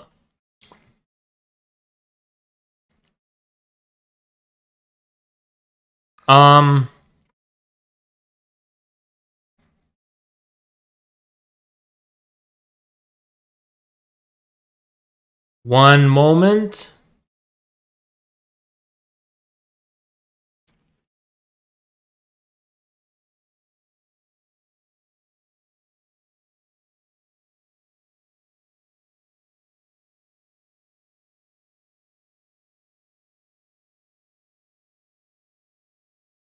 Oh yeah. I want to talk about this. They're removing the statue of Roosevelt in the American Museum of Natural History. Now, what do I think of this? All of America's monuments, and, you know, they're all being removed all across the country. I get that America's founding is littered with crimes, but in this attempt to sanitize America's history, what is becoming of the foundations of the American state itself? Because the whole American state was founded on this.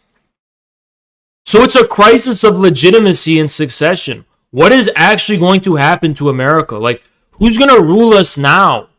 I mean, I get it. America was founded on bloodshed and genocide and slavery and horrible things. But what are you replacing that with is my question. Because this seems like it's a time of succession. I want to know who's succeeding the throne and whether they're going to be any better. Because I have no reason to believe they're going to be any better. So who's taking over? You know, that's the question you have to ask yourself. If they're removing all these statues of these old guys, what are they replacing them with? Like, who's building the foundation of the new American state? Because I think Danny Sullivan's right. Silicon Valley woke imperialists.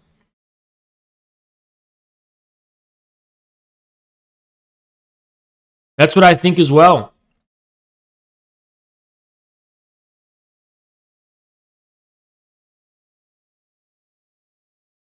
Give an outro for the YouTube? Yeah, well, you know. Please subscribe if you like this kind of content. Please subscribe if you like this kind of content. Ring that bell too. Let's go. All right. Libs don't know what a father is, says Boo Boo Bennett, who certainly does know what a father is. Speaking of Father's Day, if you forgot to get your dad a shirt from lhmerch.com, don't worry. We have 4th of July shirts and they're on I don't mean to be rude, because I have nothing personally against her. But I'm struggling to eat while looking at her because, like, the whole poop pants story. And every time I see her, I just think of that. And it's super gross. Like, it's hard to eat, you know? It's not her fault. Like, it's just all the people who point that out. And I'm not even trying to, like, dunk on her. I'm not. It's actually kind of hard to eat looking at her. Sale 20% off with code JULY4. That is so disrespectful. Imagine being like, hey, Dad, I didn't get you anything. I forgot to get you something, so I got you this ugly-ass fucking Boo Boo Bennett shirt. Like, goddamn, get disowned, child, okay? What a fucking horrible Father's Day gift, dude. You are significantly better off not getting them anything than getting your dad this.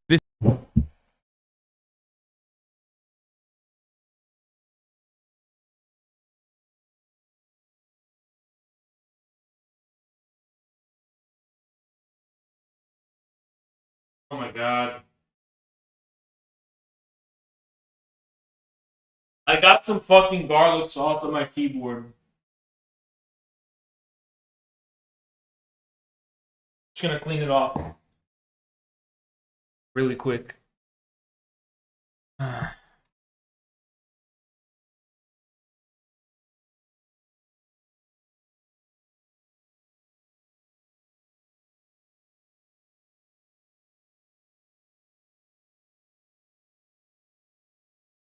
Alright. We're back. She is a literal Nazi. That's so fucking stupid, dude. She's not a fucking Nazi. Shut the fuck up. You're literally throwing around that accusation so loosely that you're diminishing its meaning. She's a literal Nazi! No, she's not. She's literally not a Nazi. This fucking dumbass gift, okay? Here is a mug from a famous conservative commentator who is most notably, who's known for pooping her pants. You can also get this really to-the-point shirt that says, "Arrest Dr. Fauci." She's the right-winger, she's the pro-Republican, and she's a conservative. She is not a Nazi. Okay. What is a father? What is a father? Why do conservatives care so much? Other trans people don't care about trans issues this much, dude. They love. That's facts. That's true. A lot of right-wingers make a way bigger deal of, like, the trans thing than transgender themselves do. That's actually true. Love trans people so much. They cannot stop themselves from, like, bringing every conversation back to, like, trans people existing. It's so fucking wild. Just, like, give it a break. She self-identifies as a fascist. You know what? I bet you she does it just, like, as an ironic thing. Like, oh, you all call me fascist, so I'll just call myself that. You stop being so bad faith, you fucking leftoid, hysterical fucking... You just stop with the hysteria, okay? No, it's not. It's not fascism. If you call her fascist every day, she's gonna be like, oh yeah, it's gonna, just like how I, you know, people call me Nazbol all the time, and I fucking joke around with that all the time too. It doesn't mean I'm actually one. Yeah, it's to trigger the libs. Have some good faith. Have some good faith, dude. Her political party is fascist unironically. What's her political party? What is her political party? Let's see. What's her political party?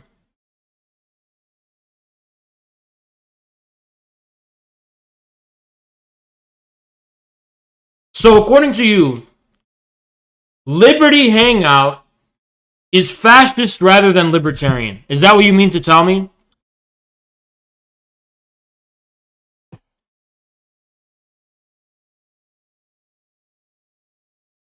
Okay, let's look it up. Liberty Hangout.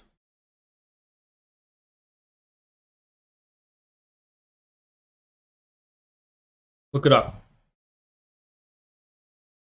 Liberty Hangout is a growing libertarian media outlet and alternative news source. And it's even worse. Relevant insight into current events to promote Austrian economics and property rights. So you're talking out of your fucking ass as a hysterical leftoid person, calling her a fascist because she's a right-winger. You're literally no different than conservatives who called Obama a communist. You are just stupid. What fascist actions has she fucking partook in, huh? You are so hysterical, and it's dangerous because you're desensitizing the word Nazi and fascist. By the way, the Nazis were the people who, you know, started World War II, killed 27 million Russians, murdered over 6 million Jews. By the way, it's not something to throw around lightly. Dude, what? Like Ben Shabibo, every Father's Day, every Mother's Day, happy non-specified gender day for you know, singular. It's literally just because she likes Trump. So stupid. That's so stupid. She believes in the anti-Semitic question. Even if she was anti-Semitic, it doesn't make her a fascist. Plenty of people are anti-Semitic in history. But I don't know if she's anti-Semitic. Is she anti-Semitic? Yeah, Liberty Hangout went fucking wild around election time on January 6th.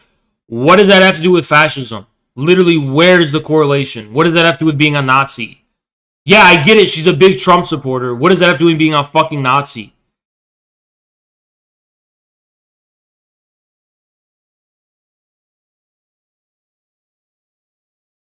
I think you guys have just never talked to a conservative in your life.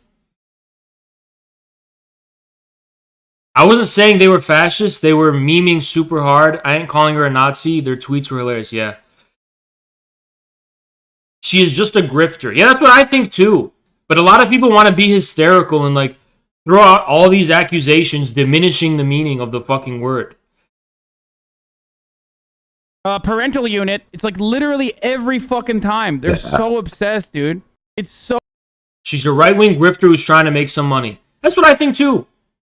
So weird, man. Fucking chill, please. Somebody that has a kid, responsible of a family. That could also be a mother. A mother, yeah. Uh-huh. Yeah. So what is the difference between a mother and a father? Like, what makes a father different than a mother? I don't know.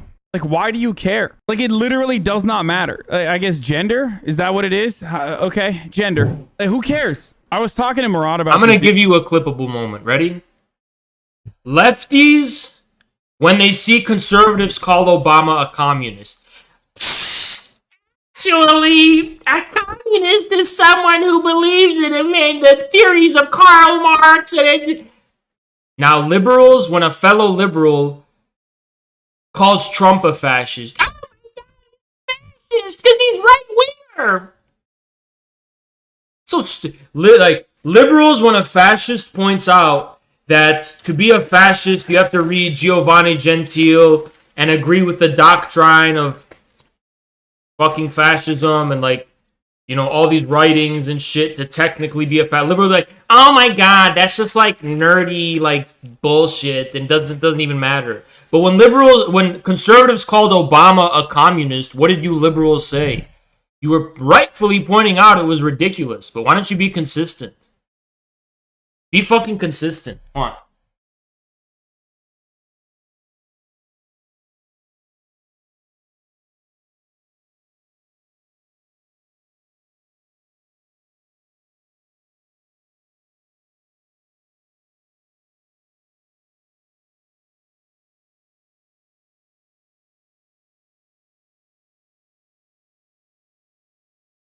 And by the way, all you lefties calling conservatives Nazis and fascists, you are contributing to the atmosphere and culture that had Jeremy Corbyn smeared as an anti-Semite because he was critical of Israel's policies.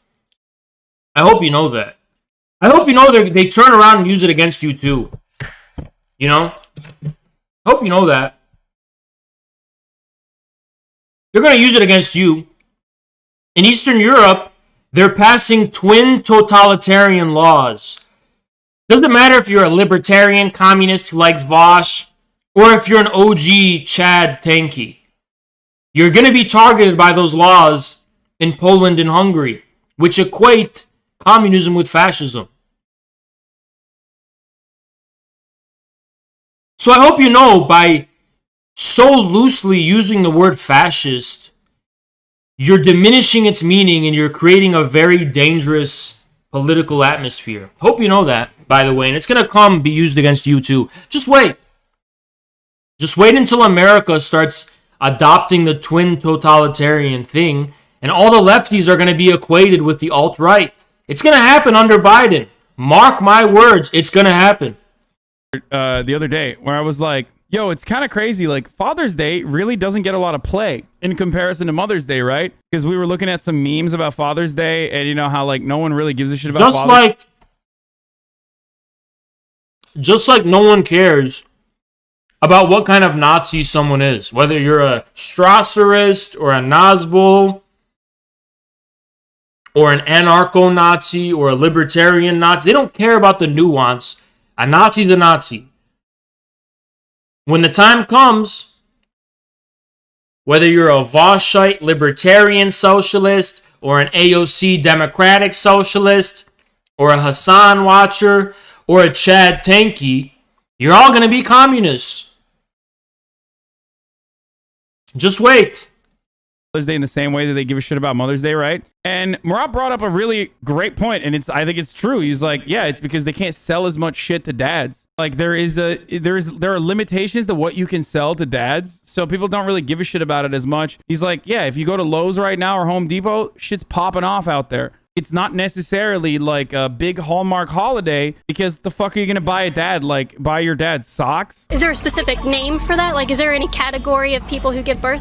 Biologically females, but it doesn't have to be. Yo, it blows my mind that people are so much more woke than I expect them to be. Like, I legitimately don't expect beachgoers in some random fucking Florida town to just be like, yeah, who gives a shit? I do, because the girl looks like she's in college. And she probably uses social media, so she probably does have an opinion on it, Hassan. Hassan's number one problem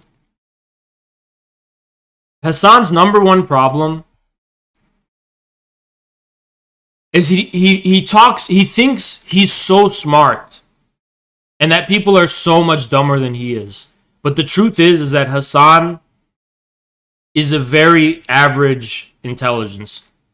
Shit, like, yeah, and knowledge. When it comes to his knowledge and intelligence, very average, if not below average. Logical mother, I guess, or you know, someone whose gender pronouns are female would be a mother. Someone whose gender pronouns are male would be a father. Like, it's like as woke as I would fucking be in that conversation. You know what I mean? Can anybody be a father? I guess so, yeah. Like, some people are a mother and a father, like single moms. Sure. Like, what happens when a good Christian, wholesome Christian, okay? A good, wholesome, real Christian family that's conservative and red.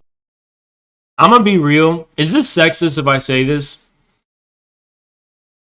If Kaylin Bennett came up to me with a microphone, I would start spitting game, you know? Not because I want her, but just because it's like, it would just be fun.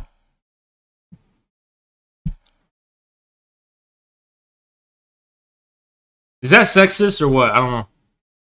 Blooded Americans are incapable of having children, so then they go and adopt a child. So is that father no longer a fucking dad because like he didn't literally create the child? Like his semen did not play a role in the creation of the. What if I take one for the team and I convert Liberty Hangout to Marxism-Leninism? Right? I think Kaylin Bennett, like if I, you know what I'm saying, really work some magic on her,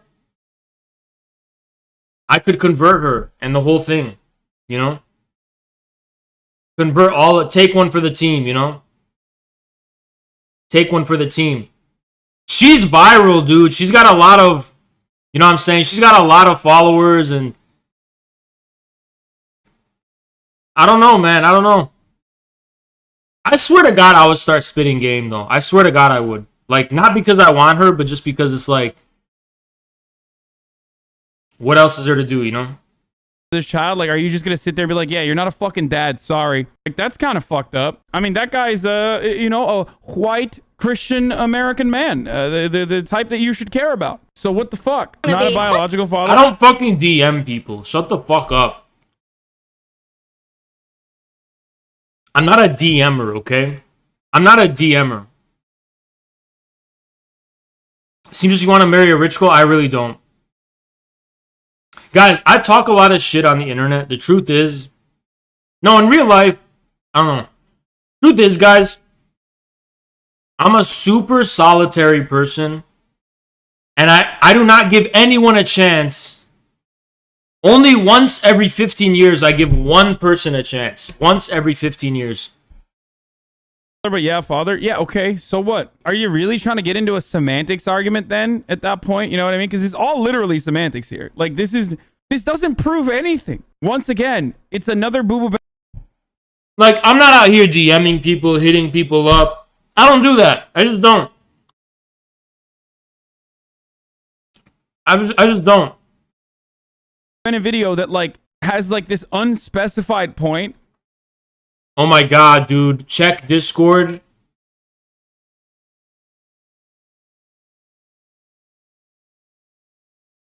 I have not... Shut up, dude. I'm not gonna check Discord.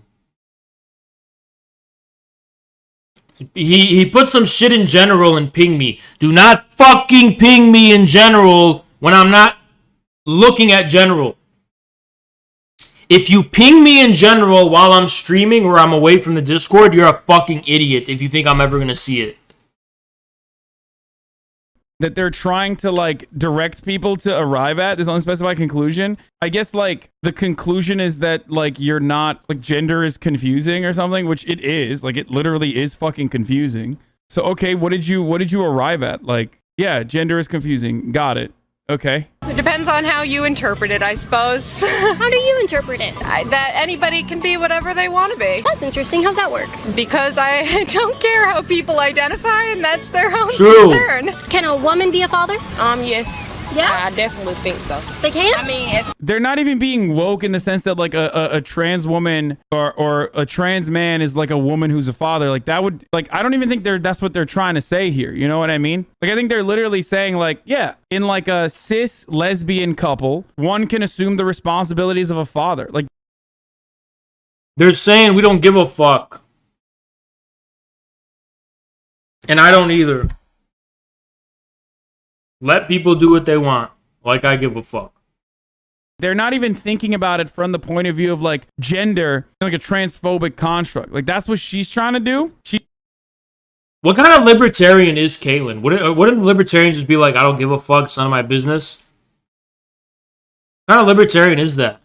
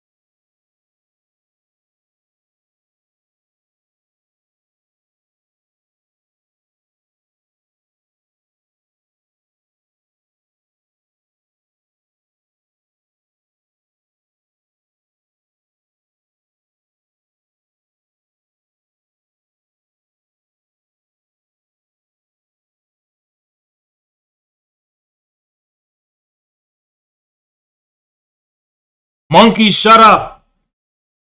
Stop the monkeys. She's trying to trap them in like a, oh, what a trans man can't be a father, right? And it's like, well, why not? Like, I don't understand. I feel like a lot of people are saying like single moms can fill the father role too. Yeah, like literally, unintentionally, they're just like showing everyone in a very woke light and in a pretty good light overall. There's lots of mothers out there that are single mothers who play both roles. Right, but are they fathers? Yeah.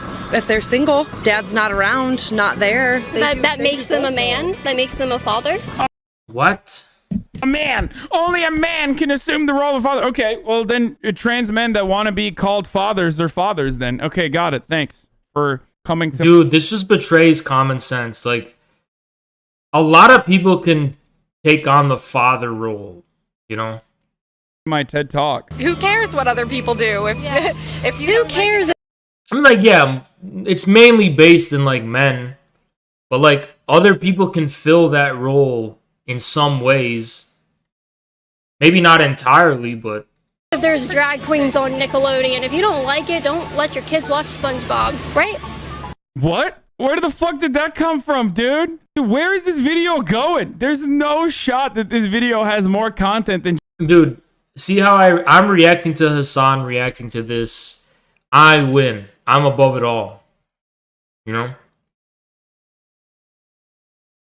I'm literally above all of it.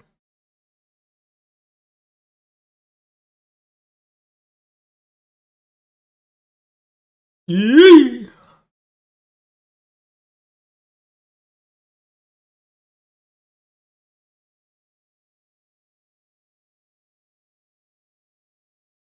Hold on. Bro, I was thinking of some like fucking little freaky ways, bro, like that we are. Alright, going on that panel. Yeah, it's gonna be in about 30-40 minutes. About 40 minutes. Like heaps of the oi bays are, and like how I was, bro, you know, or how maybe how I am. I don't know, bro. It's debatable. Yeah, it's debatable, lad. But fucking anyway, like I'm saying, like say, you know, when I was like fucking, just say forever, right? Yeah. But like say the way I dress, bro, you know, like say when I was a teenager. I'm gonna paint the picture for you. I'm a teenager. I got whatever on. I got my Asics on. I'm a teenager. Fucking whatever I got, Nautica hat on, blah blah blah. I'm dressing in this way that you call, say like a urcha, but like what you call fucking like Adlays, or if you want to be derogatory, you just call them SJs, to make you feel better about yourself, to belittle them. But anyways, beside the point. Like, but so when I see another lad like dressed like me, right, what I do is like, I don't know, it's like a standoff sort of thing, you know. It's like I see someone and it's like a standoff, bro. Like there's this thing, you know, you're looking at each other, who's looking at who. I'm tougher than you. You're not gonna look at me for that long. I'll do something to you if you look at me for any longer. I'll say something, you gotta say something back. Of course you're not, because I'm me and you're you. That kind of...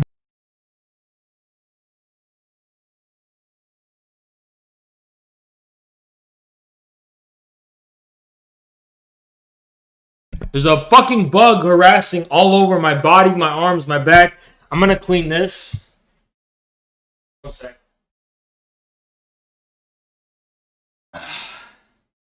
Clean this counter. Bug harassing me. Fucking bug harassment, dude. Bug harassment. Being harassed. Fucking bug, man.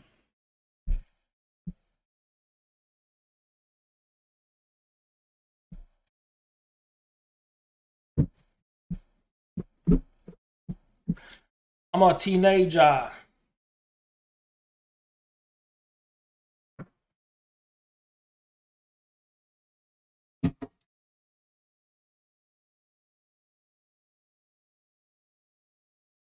Okay, cleaned it. Fuck off, boss. Fuck off.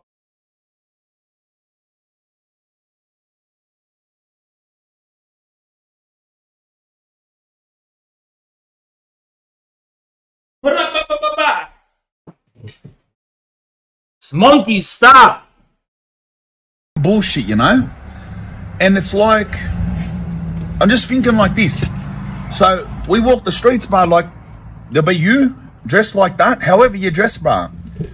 You might be a pack of yous, but you see a pack of lads dressed the same. Why, you know, a pack of fucking, or it could be one-on-one, you know, and why do we do that to them? This is what I'm thinking, bruh, like, that's that person. If you see someone dressed like you, talks like you sort of act the same. What?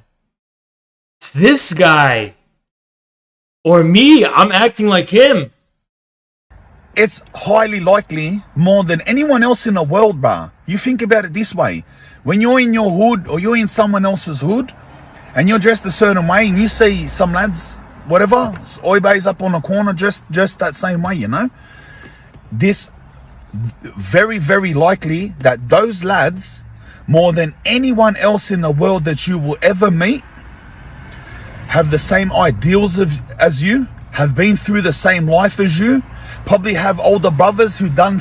This is actually true. I swear to God, it's true. People who are like dressed like you, have your style, have your swag. Shit in front of them like your older brothers done, listen to the same music as you, enjoy the same things as you, and don't like the same things as you. Now think about what I'm saying there. So these people are essentially your brothers, like ideological brothers and life experience people, you know, like, not to say that they're more important than anyone else that you come across, but like, these people are more like you and you probably have more in common with, higher chances than anyone else in the world. They probably come from similar parts of Sydney and have similar houses and had the similar time experiences at school. They're all, you get it? So why these people, why the people who dress like you and who live the same way as you, is there this standoff? There's this thing that it's them, that they're the ones I have to have this awkward. Because I mean, I'm gonna actually explain this. Because it's this. You ever heard this term? This town's not big enough for the both of us. You understand? It ain't big enough for the both of us. Can't be more than one of us. Only one of us. That's why. Tension, semi/battles, semi/tough guy contest with them. If you were to have a bug flew up my nose. I think. Sec. Yeah!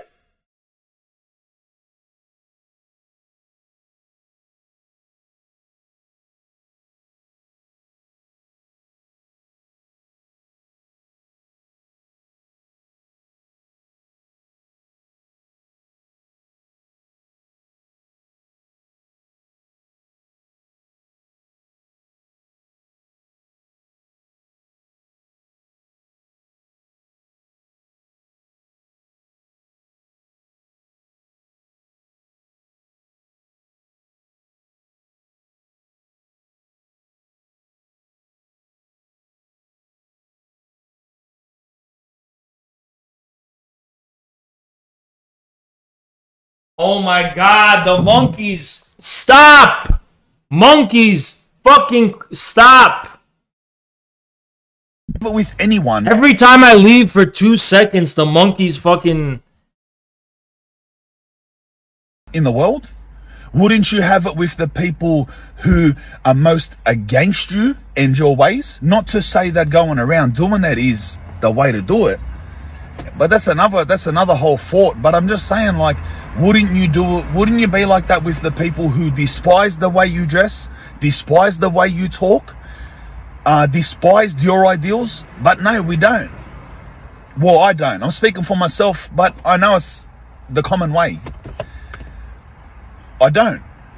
I actually spend my life doing it to the people who's the thing. And it goes from even ALJ. Then you're in ALJ. And we're in ALJ and like, it's like these people, if you're in jail, it's highly likely, if you're a proper jailhead, that these people are essentially more like you than anyone else you'll ever meet in your life.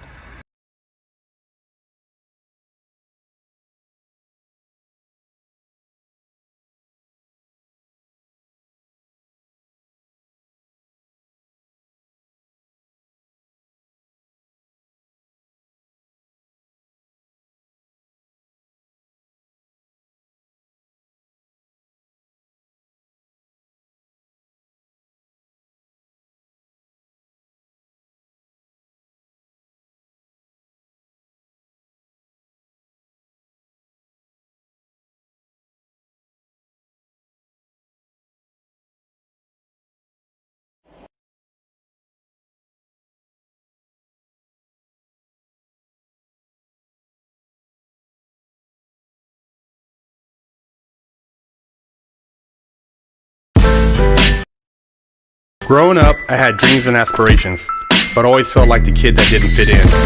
For the most part, I wasn't a bad kid, but when I made the transition into adulthood, I turned to the streets for guidance. This led to getting locked up in juvenile hall, doing time in CYA, and eventually a 120-month sentence in federal prison. I had a lot of time to think and reflect during my federal sentence, so I share with you what I learned, hoping I can positively influence someone else's life with Prison Talk.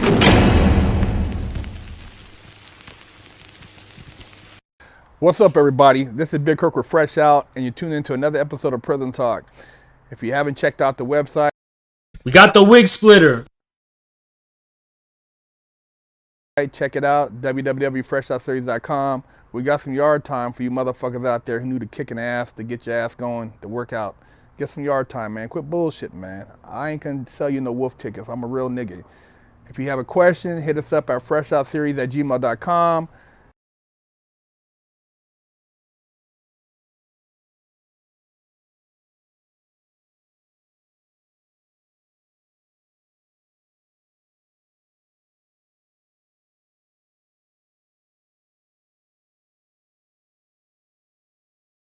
Gotcha. It was muted. I got you. I modded you. Shut up! Check out our Instagram and our Twitter and subscribe. Motherfucking subscribe. Hit subscribe on there. Fresh Out Series, man. Represent. Love y'all. Had a question from one of our viewers. Hey, Big Herc. I was wondering, what if your cellmate is in a rival gang? Or what if you have a cellmate you have to click up with and they get transferred along the road, but new prisoner comes in and he's part of a rival gang or clique? If your cell, they're not going to put a Serrano and a Norteño in the same cell, first of all. Not going to happen. Blood and Crip. Now, if I seen LA, Blood and Crip, they cool. And, you know, they at a spot where, you know, they get along. I've seen that happen. I've seen, you know, Blood and Crip getting a cell together, but they from LA, so it's LA because they're not in California. As far as if you are in a cell with a guy who, for example, was a Norteño, and you guys kicked it real tough, and you're not, first of all, you're not going to be in his cell for you're not even going to be in cell period unless you're rolling with him, you know, and you got to be accepted by his homies. So you're not going to be celled up with this cat just because you need a place to sleep if you're not down with the program. And what I mean by that is not necessarily that you're also in a Oh shit, something I want to do, we'll do it after this video. I want to check LSF after this, before we get on the panel. Norteño, but you got to have this cat's back.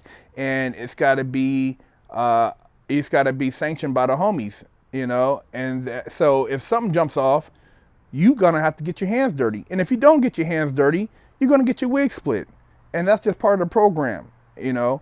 Now, if that cat transfers or goes somewhere else, you're going to sell up with another Norteño. Most likely. You're not going to sell up with a Serrano because they're already going to know you were sold up with a Norteño, so they're not going to want to sell up with your ass, and they're going to ask you that you're going to have to move with somebody else, or you're going to have to get you a different cellie. But that's not going to happen. They're not going to put a black in the cell with a paisa, you know. They're not going to put, you know, per se, maybe a gangster disciple in a cell with a vice lord. They don't do that, man. They ask you when you first get to the pen, look, what gang you from? What set you from? What you claim? What hood you from? They ask you all this shit, and you can play, oh, I'm not from nowhere. Look, we're gonna put you in a cell with this motherfucker, and if you're not with the program, or you are with the program and you lie, you know, it could be detrimental to your life. So the guards ask you. So ain't no faking the funk, but they don't just put people in cells together who they feel can compromise their well-being. Now, I was at a spot where, you know, it was a funny style spot, and I remember they had a Crip from Alaska, another Crip from Alaska, and he wasn't white, he was black, and another cat from LA, was blood, but they somewhat got along, and we were in a 3-man cell. But then when another cell opened up, the cat from Alaska went with his homeboy from Seattle, you know what I'm saying, and the blood went with one of his partners from LA. And that was that. But, you know, they don't really put you in cells with rival gangs, you know. And the thing is, if you're in a cell with somebody for any duration of time, and your cellie's with the bullshit, then you're gonna have to either check him or get up out of there, because it's gonna put you with the bullshit. So if he's stealing, selling drugs, whatever he's doing, you're a co-conspirator. So you could also be subject to whatever liability comes with that part of the game. So if you're not with it, you let a motherfucker know you're not with it and move along. But best believe, if you're gonna be in a cell with somebody for any duration of time, and this person's, you know, got shit that's with them, you know what I mean? Whether it be beef or issues, you better know what those issues or that beef is, because if it comes down to a motherfucker running up in that cell, you better be ready to lock and sock or shank like the next man. Because just because you're in there, you're not gonna get a pass. If they run up in there to get his ass, believe me, they're gonna stick your ass too. So know who you're fucking bunked up with. This is prison. Prison is not oh, I'm just, you know, a Boy Scout. I'm just, you know, blah, blah, blah. It don't matter. Some of the people I debate, man, imagine them going to prison, dude. Yeah, it's such like a terrifying thought. You know, it's like these are literally the people they're gonna try to debate their way out of shit. They're gonna think that oh, well, this is the rules. Like they're gonna, oh my god, dude, that's like shit. Please do not ever go to prison. They're gonna like think they've mastered the rules of like prison. They're gonna be like, according to the rules, yes. Oh god, shit.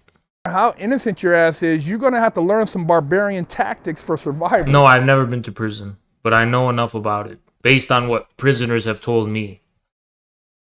And that's just how it is. Ain't no escaping that shit, you know. So being who you are and what position you put you in, one way or the other, if you think you're going to do your time and it's totally avoid all conflicts, it's not going to happen.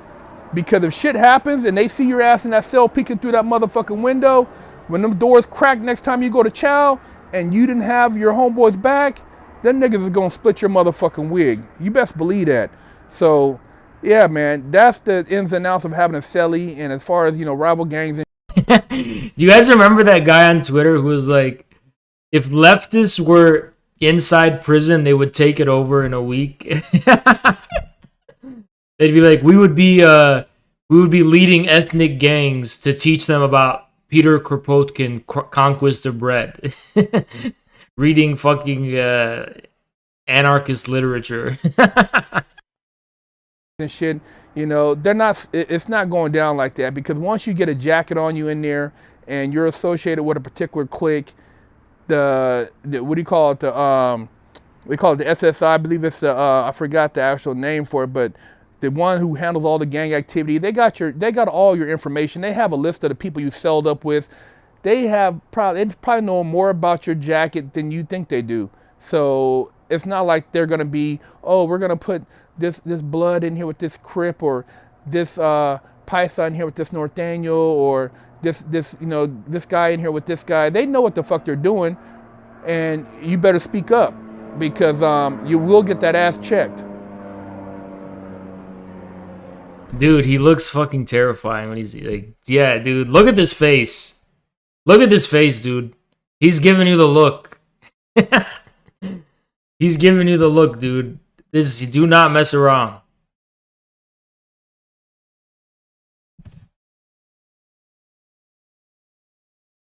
Monka S. Let's check LSF real quick. Uh-oh. Drama! Saturdays! Pokemon's take on Fed's return. So Pokemon and Fedmeister have beef. They have bad beef. Let me change this. Pokemon drama. Okay, we got drama. Drama. Okay, let's see. They have bad blood and they have bad beef. So we gotta full screen this. I know a lot of people are gonna ask. Let's full screen it. Okay. What does our queen have to say? I know a lot of people are gonna ask me about a certain someone, so I just. It's me. They're talking about me. Okay. Don't worry.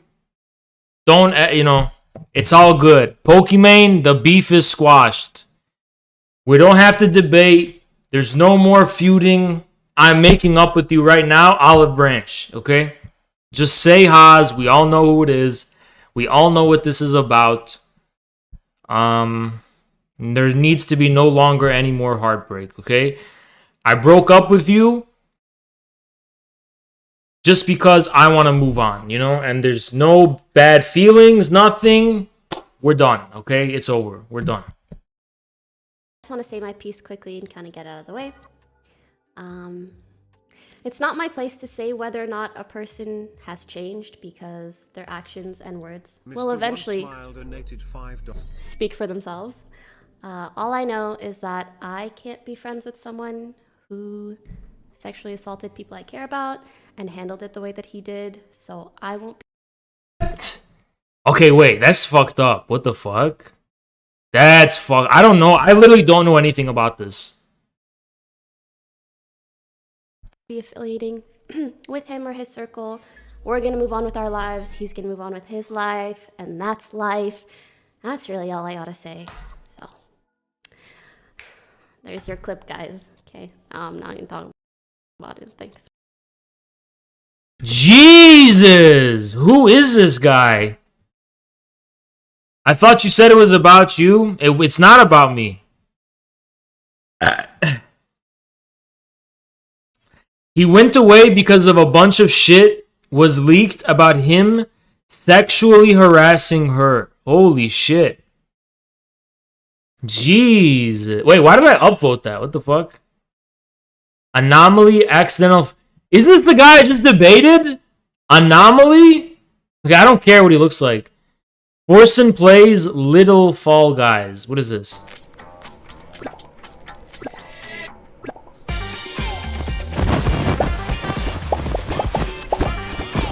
Don't care. Pokimane responds to XQC drama! Drama! Okay, first of all, I'm here to defend my queen. XQC, shut up! XQC, shut your pie hole! Stop, XQC! Leave her alone! XQC, stop! Right, well, let's see what it's about. Tongue, and then you put your asshole right next to my ear and fart directly into my ear canal, please. What?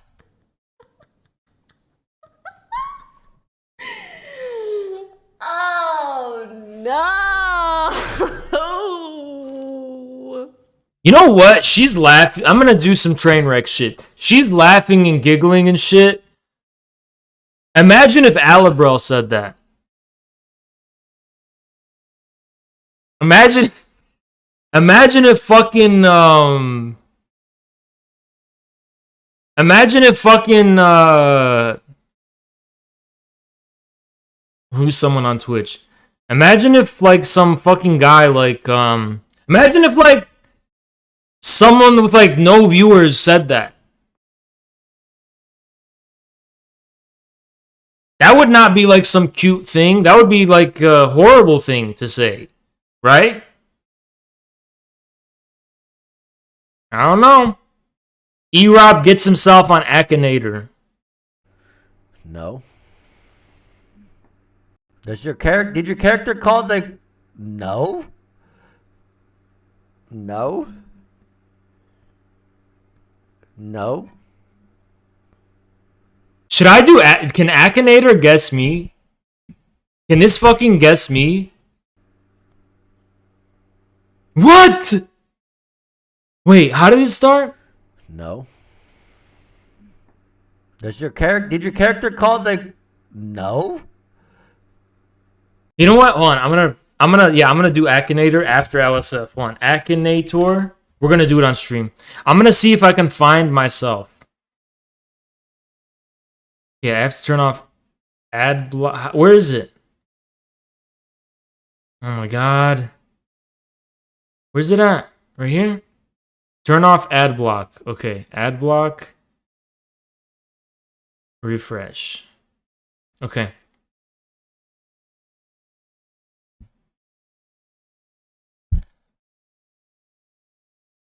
Okay, here we have it up. Okay, we're gonna play Akinator. When are you going on a Prime K's panel? I never get invited. But it has to be with interesting people. Asmongold raises eyebrows 55 times in 1 minute. On boxes I think are more gambling than slots is because you always win something out of them. Who the fuck would count that? Courage calls out Minecraft stands. Minecraft drama! Trying to stop mentions of an LGBT Minecraft charity stream because they don't like the Derek Chauvin verdict? Huh? What? Pokimane on why Miskip is cancelled. Alright, let's more Pokimane. Was talking about Miskiff. Yeah, so unfortunately we had to cancel the podcast because of all the weird and inappropriate things Miskiff has done to me and my friends. What?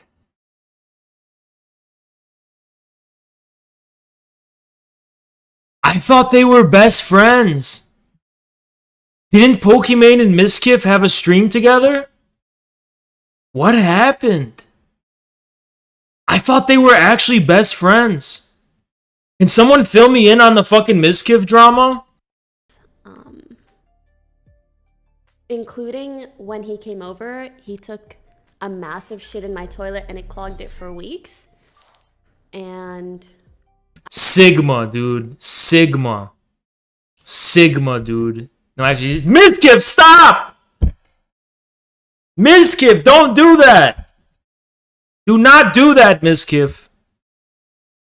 I just don't know if I can be friends with that kind of a person. So we've had to discontinue the podcast. And maybe if he changes... Pokimane, my queen. Please. Please. Please. Pokimane.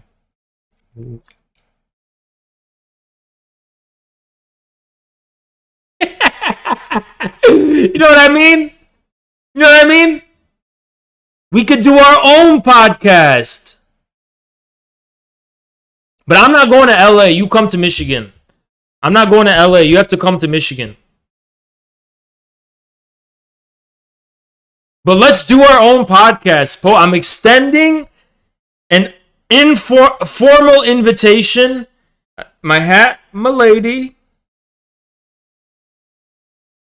Let's do a podcast. Chat, shut up! Trying to ruin my prospects. Anyone who says one negative thing about Pokimane in the chat, I will literally ban you. Please test it. Please test it. Please test it. One negative thing about Pokimane. One. You can't ban it. You can't fucking say that. Please test it. One person badmouth Pokimane.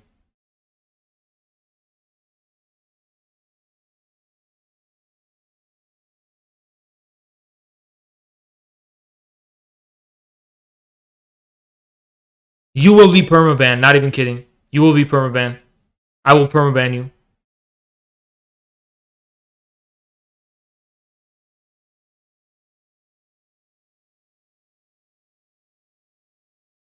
Pokimane is mine? Come back and...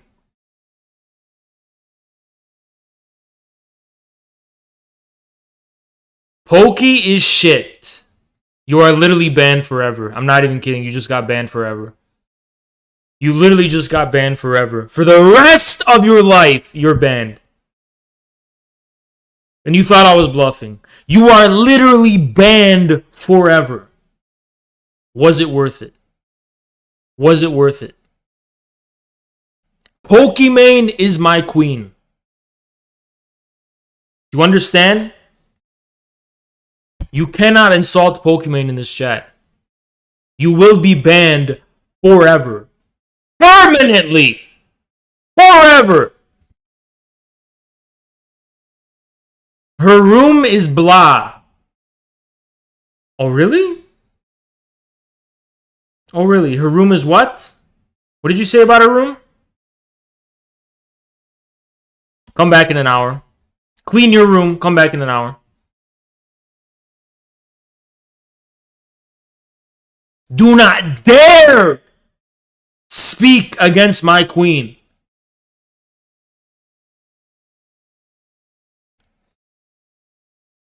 Fiber intake in the future, then we could maybe consider restarting it, but for now it's been indefinitely canceled. I'm sorry. Good. Fuck him. Now bring me on. Miskiv's done. He had his chance. It's my turn to be on the podcast. Sorry. She was talking about. Okay. Oh wait, why am I upvoting? This is ruthless businesswomen thinks gambling sponsors are scummy. At least What? 1 to 2 million. Hold on. We have another opinion from our queen. Hold on. Everyone shut up. Be silent.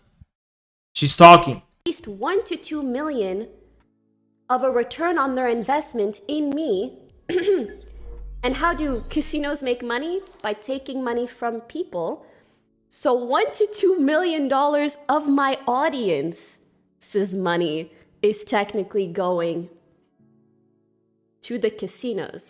Is that wrong? Is that I know the ratio is not 1 to 1. Yeah. But at least to some extent. True. That's kind of the gist of things. Very true. Right? That's so true. Crazy. Crazy. Absolutely true.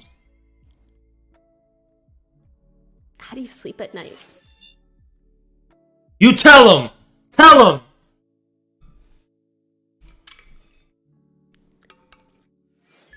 The fuck is that? Oh, I mean, the great water bottle. Great water bottle. At least 1 to 2 million. Chubby. Don't think too much.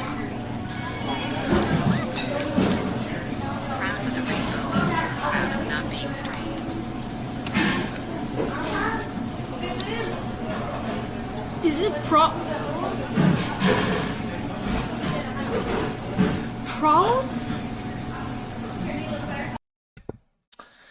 Very funny. Very funny clip. Hilarious clip. Pokimane again? Like, let's be honest. If you're getting an offer from a casino sponsorship, you're already a multimillionaire. You need to be a multi-millionaire? Very true. Like once you get to a certain point of wealth, you have so many options available to you in order to generate more income. Like, you are so insanely so true. Even so just true. investing properly. Even not even looking at what you're investing in, Very putting it in a random Vanguard, whatever fund, and just letting it sit. You're making free money. I feel like it would be a good idea for people to sit down at that point and think, like, what am I okay with doing? Very what is true. Ethically or morally, maybe just not worth it. Very true. I could not agree more. I could not agree more. Very true. Russell on all the drama and being too young. Let's talk about the drama. Let's go ahead. What's up, Russell? Let's see what the drama is. Talking about the drama. You understand? Let's see. You're really young, LOL. I mean that's what happens when you're born in a certain year. You're stuck to a certain age, and you have to grow up from that year. And then when you grow up from that year, you get older 1 year by 1 year by 1 year. But you can never get older faster than someone else who's already. Pokey is Canadian. Do you love Canada now? No. Older than you. So I stay younger than everyone else who's older than.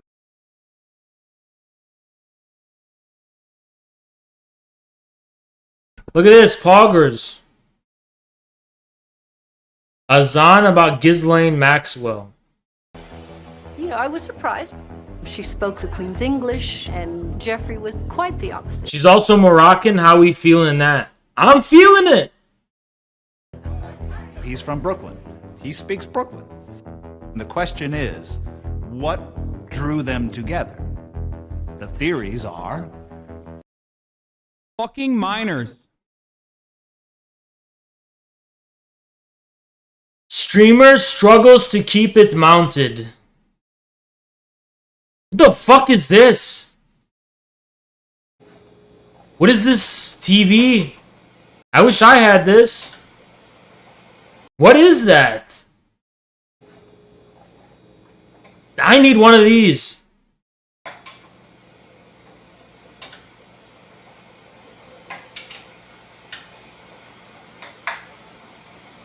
Okay. Saying poggers out loud is cringe. Zolo, weren't you banned from the Discord? So how about you come back in... Zolo, come back in 12 days, buddy. Big strong. Oh fuck! Oh fuck! Oh! Oh shit! Oh! Oh shit! Oh shit! I'm an idiot. I'm an absolute idiot. Never mind. Don't trust me with anything. Oh god.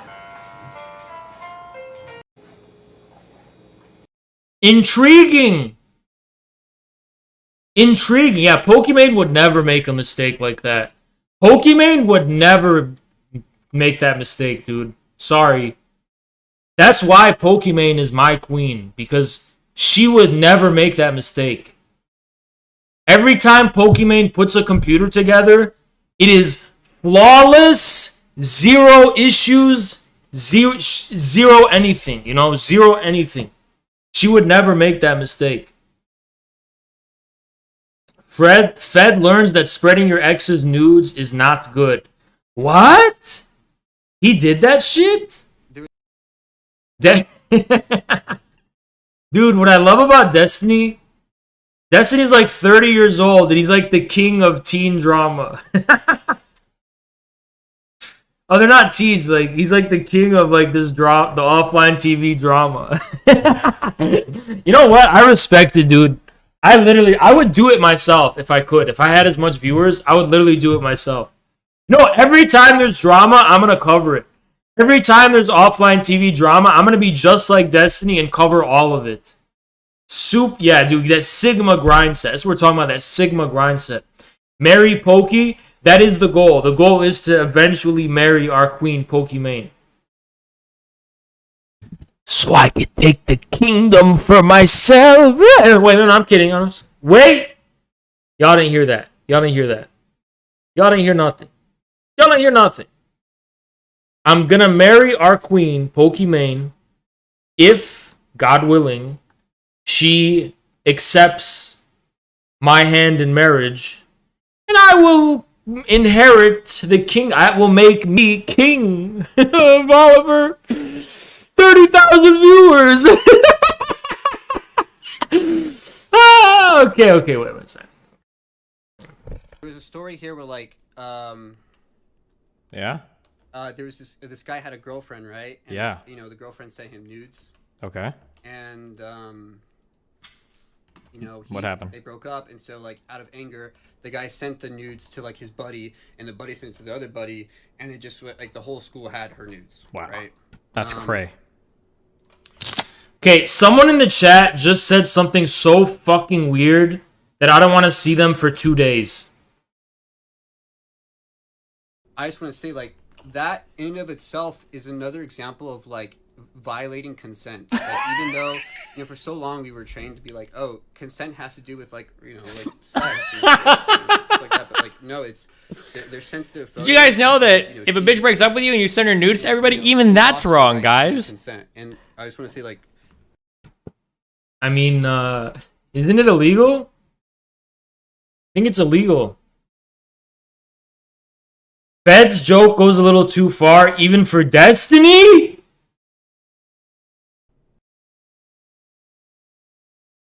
What? Even for Destiny?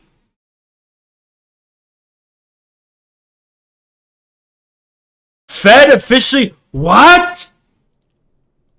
I'd like to officially announce. Go on, let me turn up the volume so we can actually hear. Offline TV rejects. Yo, Chris Chan. Albert, get on the phone, baby. What is up with Fed, dude? He looks like me. He looks more like me now. He's more tan. He looks a little bit more tan, and that's it, actually. Yo, we're getting a house. Big bit. Let's go. God, it sounds like a fucking porno. Let me turn on the volume. Oh my god, that might be like the worst joke. Oh no, I don't even know if I would make that joke. Yeah, it's... Dude, this is what I learned about the internet. It's super nihilistic. Jake Paul and people just, yeah, super nihilistic. What? Twitch email said it was a ban mistake? What?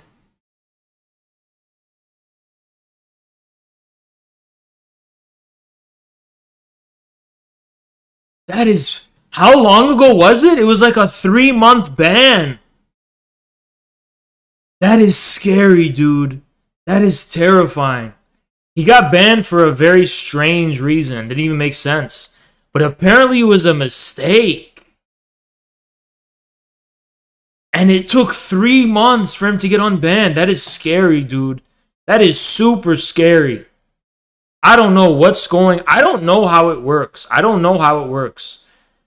But we're going to keep following the rules and, you know, keep it straight. Because that is scary. That is fucking terrifying, dude. That is legit terrifying. Honest to God, that's legit terrifying. Holy fuck. Dude, fuck YouTube. I will never go back on YouTube. Fuck YouTube. YouTube has no... I'm not going to even fucking begin. The lack of fucking emotes alone make YouTube shit. No, fucking YouTube is shit. YouTube is dog shit. Yeah, I have no moderation powers over the chat. No control over the chat. No fucking emotes. Literally dog shit community. YouTube fucking sucks. I get that our streams were more like high energy. That's because I had to make them high energy because there's no other way to get views because of YouTube's shitty algorithm. YouTube has a fucking dog shit fucking algorithm, dude. The tank debate couldn't happen on Twitch. I'm glad it can't. I'm literally glad it can't happen on Twitch because the abuse I suffered on fucking YouTube... The abuse I suffered on YouTube was way too much. Way too much. Way too much. Okay? I went through a lot of shit. Hassan reacts to Lily's song about him. Oh my god, Lily!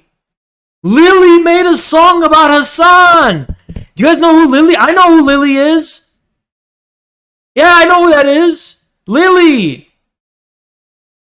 Yeah, Lily! Yeah, I know who that is. Definitely.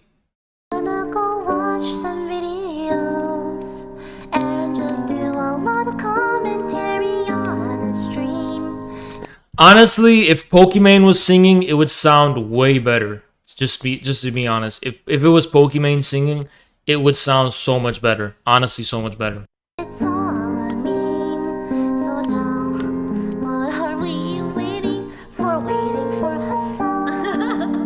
Oh yeah, the pizza debate. Let's finish this quick. What will he do when he's live? Dude, that is so... That's so cute, dude. What the fuck? It's like an anime outro, dude. What the fuck? That's so sick. Give me goosebumps, man.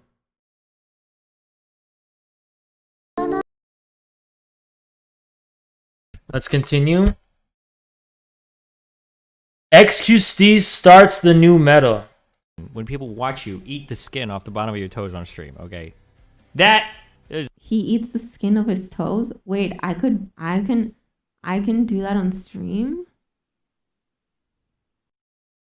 Pokimane would never do that. Hassan quit streaming to do music full time. I'm in.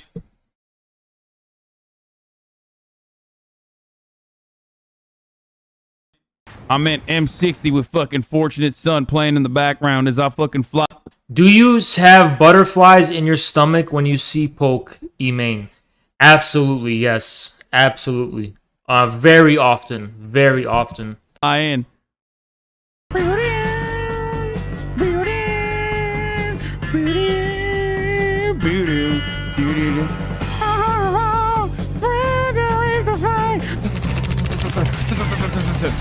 Super cringe. Super cringe.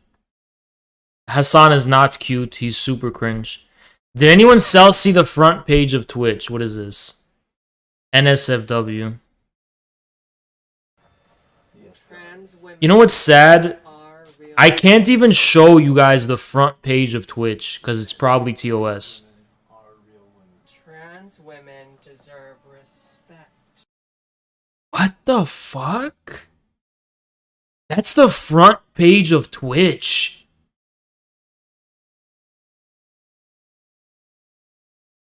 That's like what kids see when they turn on Twitch.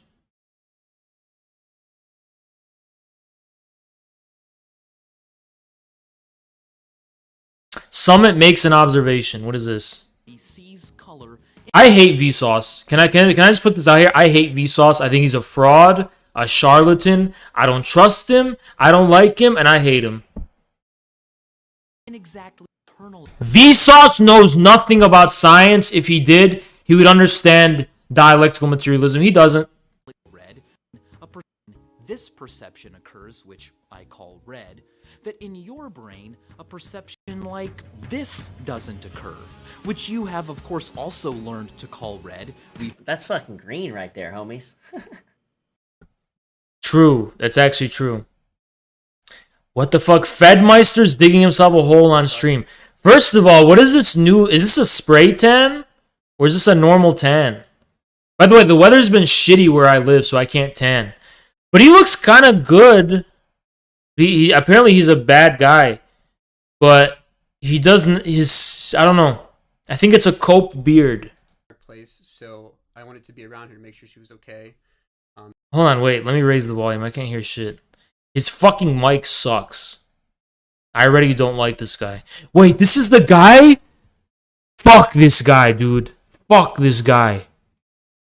Very dark place, so I wanted to be around her to make sure she was okay. This is someone that meant the world to me, so her happiness was important to me. As I'm hanging out with her so much, like there was this like sense of like intimacy that like started to grow, and it started to grow with like when you hang out with someone so much, there was a time when I was in a room and I asked like, "Hey, can I give you a foot rub?" And she was like, I'll fucking debate this guy. Who the fuck is this guy, huh? Okay. She said yes, but we were tipsy, and in the moment it felt real and honest for me to say like, I kind of like you. But when I woke up the next morning, it was like, oh shit, like I did not mean that. And looking back now, it was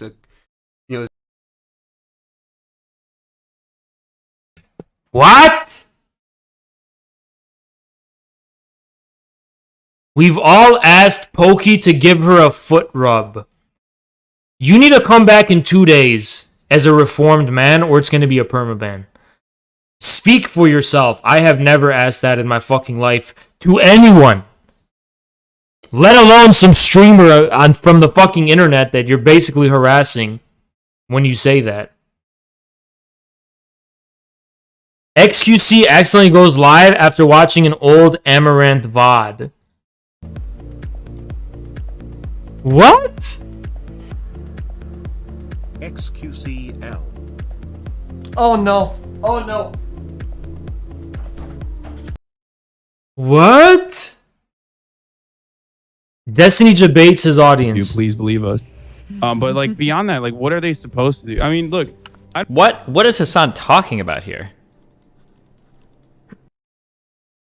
About Destiny? Because I'm putting 100%.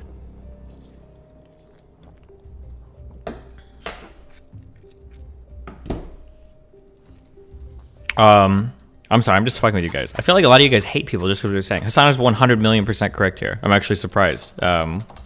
Yeah, okay, that's cool. XUC admits his faults with gambling.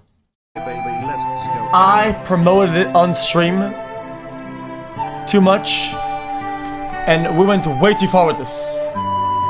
And it's all my fault because I'm a terrible person, dude. But then I bought a dog and I went to the gym. And now we're good, boys. Now we're back. Boys, what? Flint's, I don't know who the fuck this is. I don't think it's hard not to accept the sponsorship. Trying to deflect onto Twitch is weak. Miskiff leaks offers he got from online gambling services. Companies. I don't want to ever gamble, dude. Not because for moral reasons, just because, like, I don't want to do it.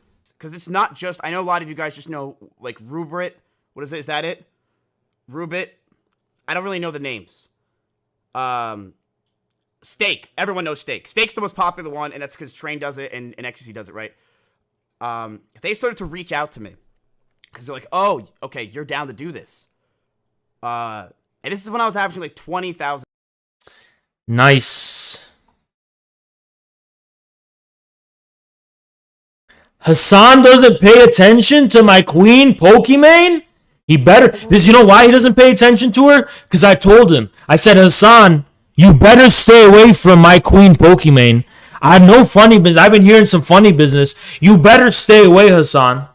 You better stay away. This is why Hassan doesn't pay attention to her no more. Because he got the message from me loud and clear. And I told he basically knows to back off now.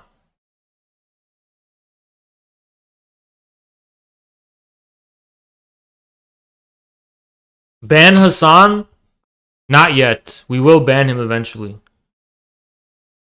We will ban him eventually. But yeah, Hassan learned to stay away from Pokemon. I won't be affiliating with him or his circle.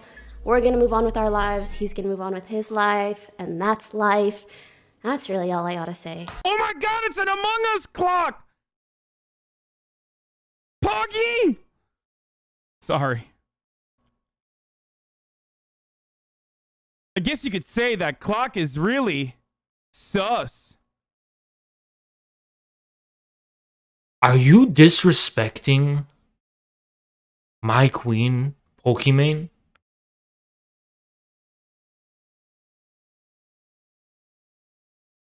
This sounds like disrespect to me.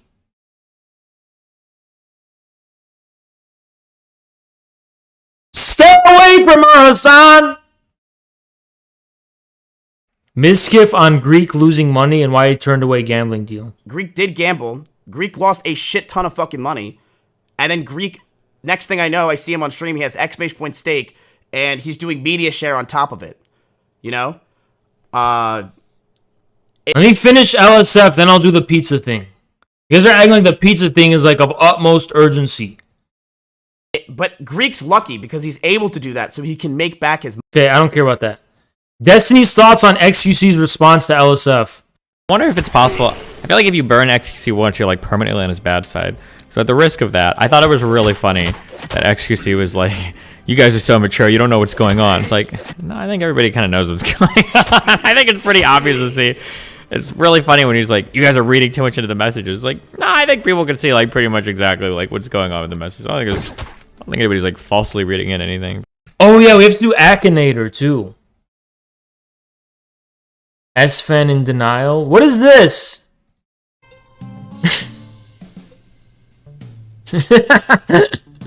This is not me. Not S-Fan lore, guys. Oh my god.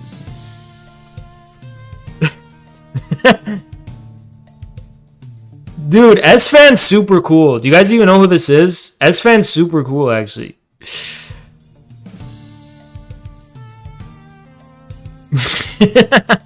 It's actually funny.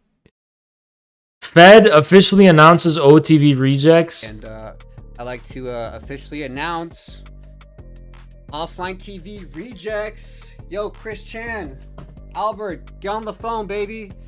Yo, we're getting a house. Bit by bit, let's go. Right down in chat. Down in the panels, you'll find a link called resources. You can learn about various topics concerning. I'm sorry, it's not topics funny. related to women. Actually, we can go through it together, just so I want to go through it. What I'm talking about. Yeah. This is just terrible, dude. This is terrible. Let's do that.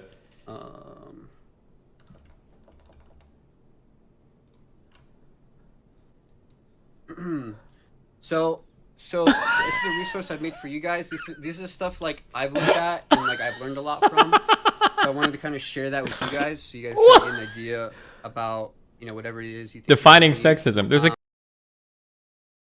No!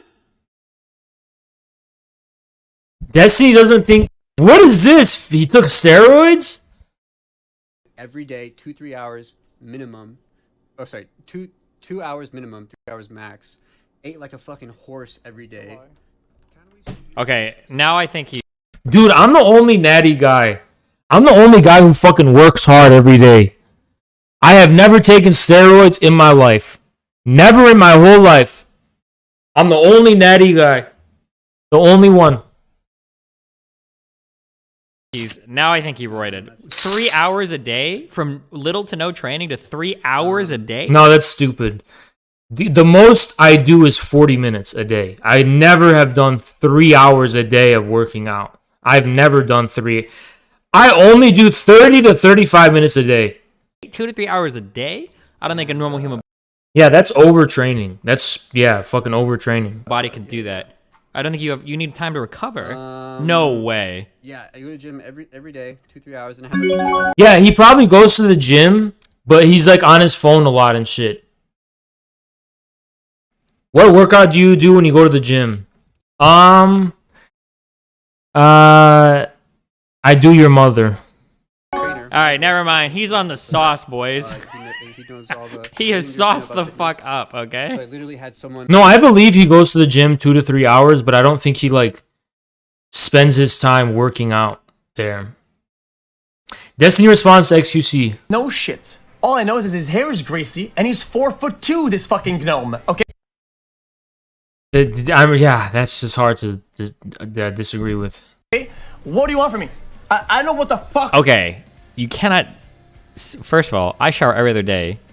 It's really hard to do. You should shower every single day, not every other day. Every day. I used to do every other day too. It's super gross. Do it every day. Personal digs at my hygiene when people watch you eat the skin off the bottom of your toes on stream. Okay, that is not. Shower every day, Destiny.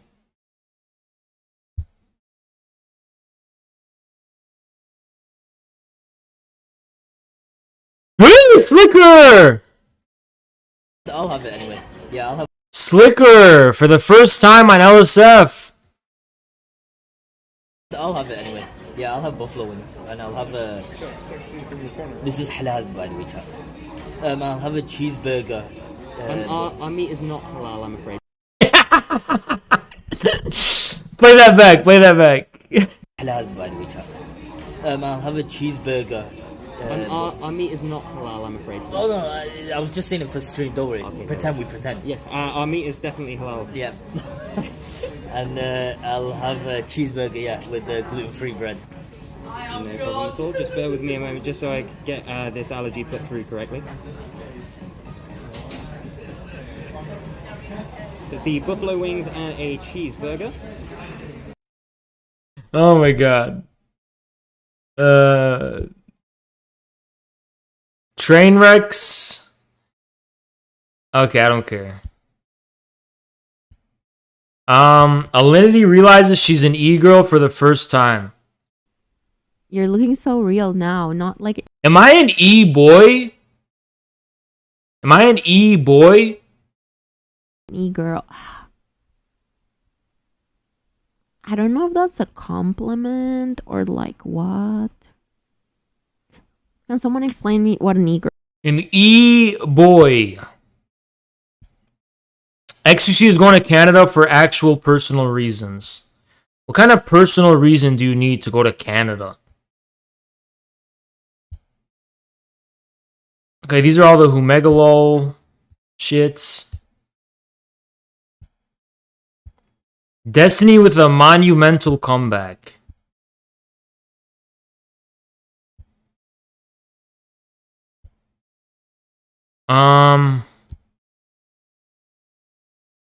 I think that's it for LSF. I'm scrolling.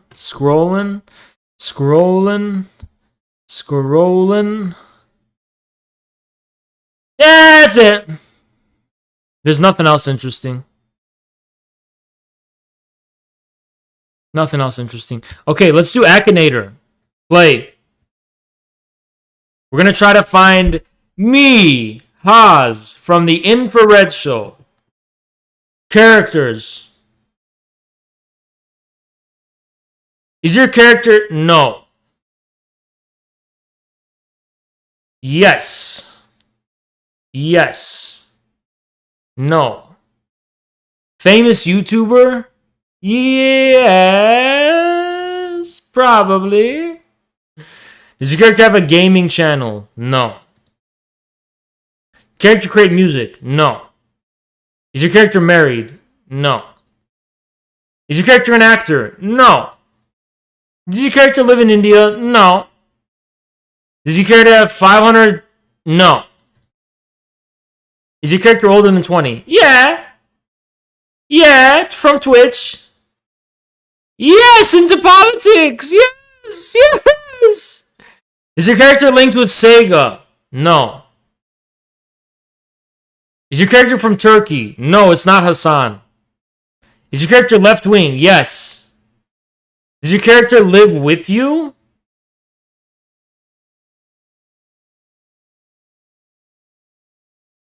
What? No. Does your character use a club or a bat? What? How the fuck would it know about the wig splitter? What? Yeah? Is your character chubby? No! Not fucking chubby. Is your character associated with politics? Yes. Is your character Turkish? No, they're not Turkish. Does your character have glasses? No. Is your character in a relationship? No. Did your character die? No. I'm not fucking Hassan. What the fuck is this? How is this Hassan? Am I not fucking famous again? No, I'm not Hassan. Continue, yes. No, I'm not linked with video games. I don't know what that is. Does your character have a mustache? Yeah. Does your character wear a hat all the time? No. Does your character have an illness? No. Is your character a clown? No. Is your character from YouTube? Yeah. Does your character have long hair? No. Is your character associated with King Henry VIII? No. Is your character white? Don't know. Have you lived with your character? What? Is your character an animatronic bear? What? Does your character wear a mask? No. Does your character talk about the government? Yeah. Is your character communist? What? Yeah. Is your character linked with religion? No. Does your character work with computers? No. Does your character support left-wing politics? Yeah. Is your character a talk show host? Yeah. No, not the full name. Does your character host a show where guests answer questions? Yeah. Does your character have a beard? Yeah. Is your character in an LGBT community? No. Does your character have a host a podcast? Yeah. Is your character gay? No. Ah! What the fuck is that?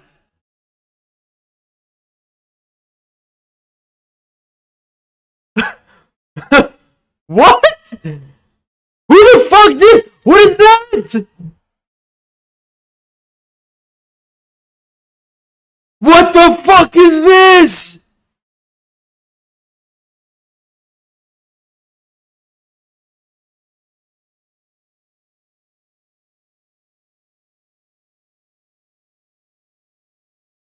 What the fuck? How the fuck is... What is this sorcery? This fucking guy knows everything. What the fuck is this?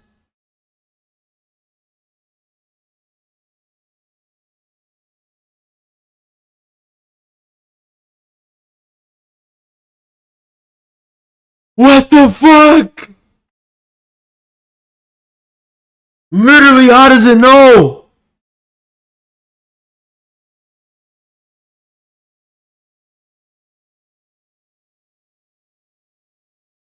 What the fuck?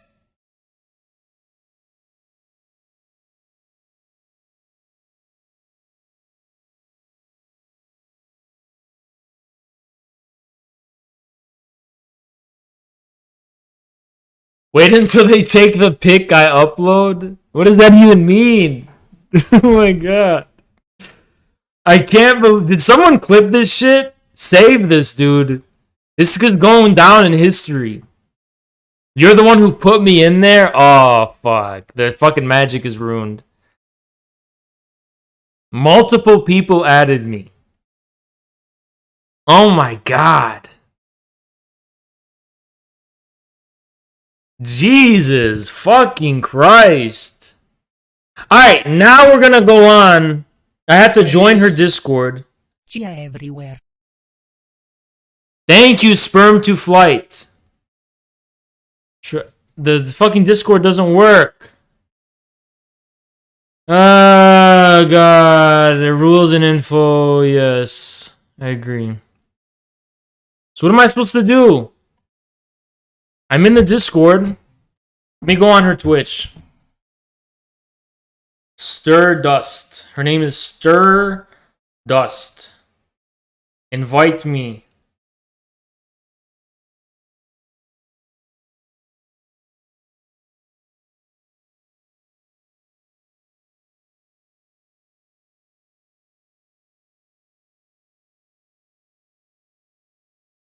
We're going based on a sauce. I told her to invite me. There's like a ton of people there too. Alright guys, I told her to invite me.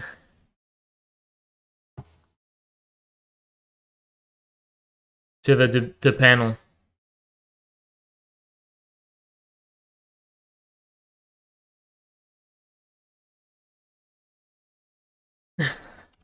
I'm in the Discord. Can't find a VC.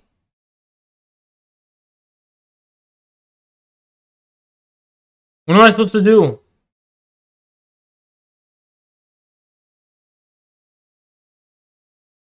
Oh, join voice.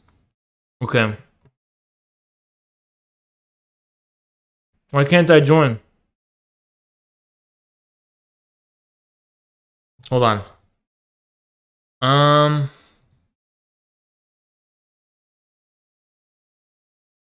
Okay, I'm in a lobby and they're gonna drag me in.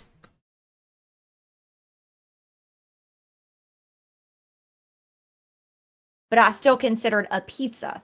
Does that not count as a pizza? You're simply incorrect. A pizza requires 3 layers. It requires the base, it requires the sauce, and it requires the tertiary. So that's the requirement of a thing pizza that is 3 ties it layers. together. Okay, hold on, let me Okay, so get the Discord if I can cut in, if I can cut in real quick, guys.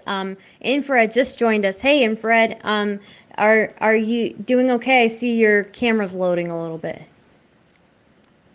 Hello? 1 sec. Okay, all right. I have to turn off the. Hold on. Okay. I don't know if you know how to do the virtual camera thing. I do. Deactivate. Oh, okay. All right. Okay. Should work now. You can. Get in the car. Oh, why the fuck am I upside down? Literally, what is this? I love it. Good stuff. Good stuff. Now you're backwards. Why am I fucking upside down? What is this? Hey man, it adds some personality to it. I can't be the only one looking like, crazy here, so. Okay, fine, I'll just Like keep you were a it. joke. You're streaming out of Australia. I can't even see you like on my end. Like I don't know what's wrong with my Discord. It looks weird. Like I still can't see him. I literally have no idea why it's like this. Well, hey, it works. At least you're not covered in glitter. The topic that we're on right now is what makes a pizza. I think we're all arguing whether there needs to be 3 central components to it or 2 central components to it. I don't know who was last speaking. I'm sorry for cutting in. Yeah. So I was gonna say that everybody's well, specifically Hans, because Hans is. Does anyone know how to fix this? Hans's opinion is actually quite discriminatory to people with health issues. Some of us cannot consume cheese, but it is still a pizza fundamentally. See, if I would say that I can't. If I said I can't eat sauce, You can't say that.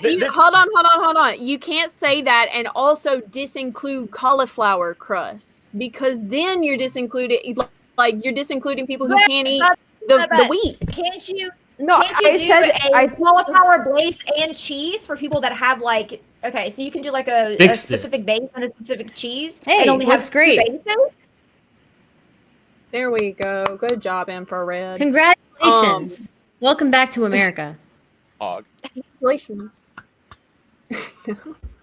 But some people do order a pizza and do just the base with just cheese because they can't do tomato because they're allergic to tomato. If that was a pizza, why do you go on Domino's website and you get pizzas and cheesy bread in different sections? So does the pizza define the toppings, or does it define the base and the type of way you cut it?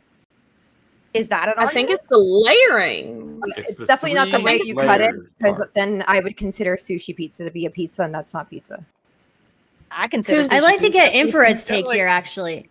Infrared, what do you think topologically makes a pizza? A pizza is bread, cheese, and tomato sauce. What about white sauce? White sauce, barbecue sauce. Fraud. Barbecue sauce. Absolutely fraudulent. Wow. Fraudulent. So it seems like a little bit discriminatory, dude. An impasta. Do you have something against white sauce? White sauce has been proven to increase rates of gynecomastia in males. Whatever your audio is doing, make it not do that. Very, very loud. Oh, I don't know. Do you have a source for that, or? No. His brain. It was explains. Okay, so we've got like a pizza sauce supremacist over here. I don't know, guys. I don't know if we can agree on whether cheese is a topping or not. Then, right? Or is I don't think this is a requirement. I don't think it's a requirement. What? To pizza. Oh, it's not. It's not there's definitely been pizzas that don't have cheese, that just have say herbs or other Wrong. Absolutely fallacious. Completely wrong. Everyone knows pizzas must have cheese or it's not a pizza. I'm gonna need You're scaring me. What the fuck? You have a pizza without cheese. Filling that third important spot of the topping that goes on top of the sauce and just ties it all together, stops it from being a fucking toast with tomato sauce. If you're not choosing cheese to fill that spot, you're making a mistake. Whether or not cheese is necessary, subjective. Absolutely fence sitter position. Everyone knows pizza must have cheese and it must have tomato sauce. And if you disagree, you should be in jail. You know it. I know it. Everybody knows it. All right. White sauce. I have a question.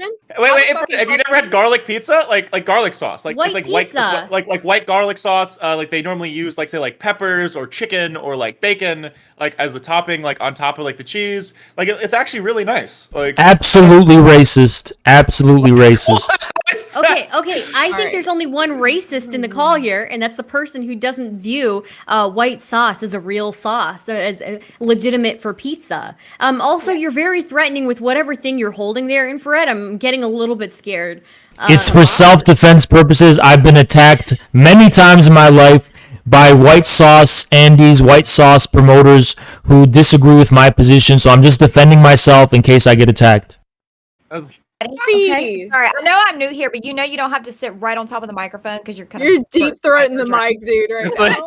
They have an ASMR. We can hear you. I want to see it, but I don't see it. We can hear you while you're sitting. I promise. Hans, if you want to leave and rejoin, sometimes that will fix it, or like I can drag you in immediately. Okay, because like I want the memes. I want to see them, but yeah, I can't I think you see have them. to see. You hear it? Yes, I want to hear the conversation, but I don't want him to like be like, "Oh my god," like in the microphone. Yeah, they have an ASMR category for this for a reason. We can hear. Okay, guys. I think it does add something though when you can get close to your mic. Okay, you know, I get it. I get it. I see what you're saying. It's microphones that you can't stick your tongue in it. Then I don't want to hear it.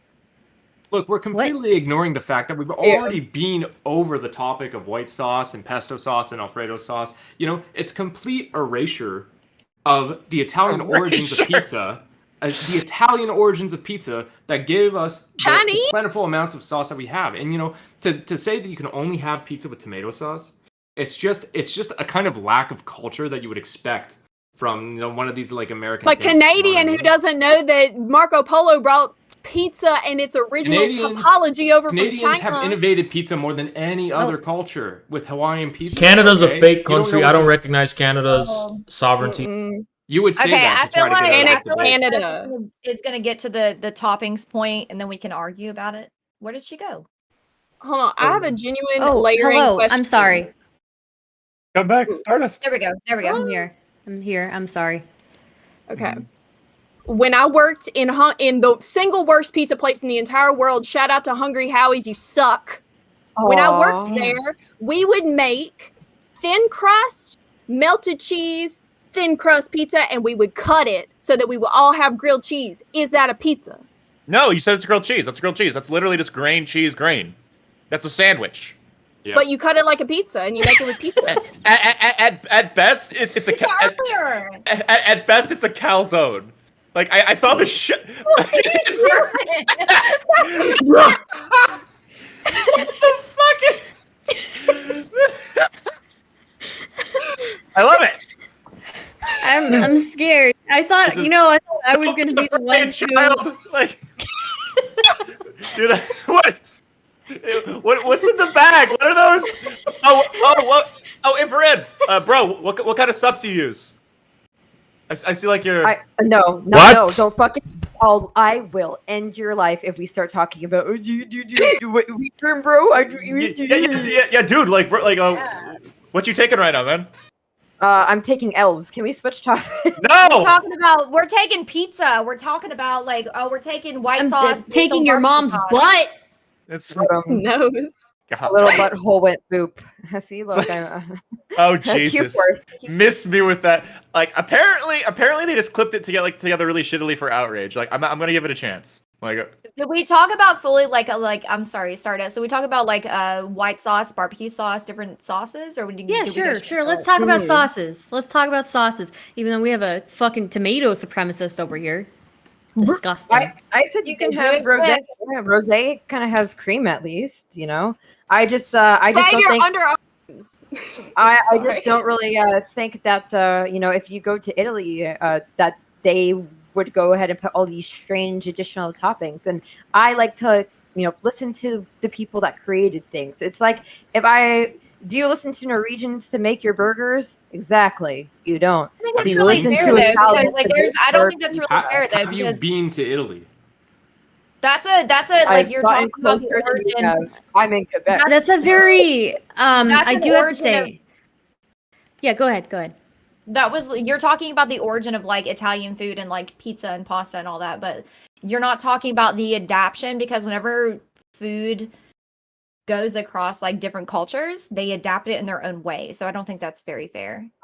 don't think that people are able to necessarily just take any type of food and adapt it. If someone started taking jerk chicken and say, I'm just going to add mustard to it now, it's my own adaptation, I kill you. But if they mix it with the right ingredients and the right recipe, they can make it their own. That's kind of what chefs do. Like, yeah. Like, I feel like reason around as anti-experimentation. Like, do you not realize that like we made food better by like trying new shit? Like we like realize that like it's not so much like the specific toppings. God, Infrared, I love your eyes. They're beautiful. Okay, so all of your origins are fraudulent. Your entire philosophy on this shit is fraudulent. Check your fucking sources, because Marco Polo found a dish called Kong Yu Bing, or scallion pancakes, in China, and then he brought it to Naples and somebody put some tomato sauce on it. And now you can call it a pizza.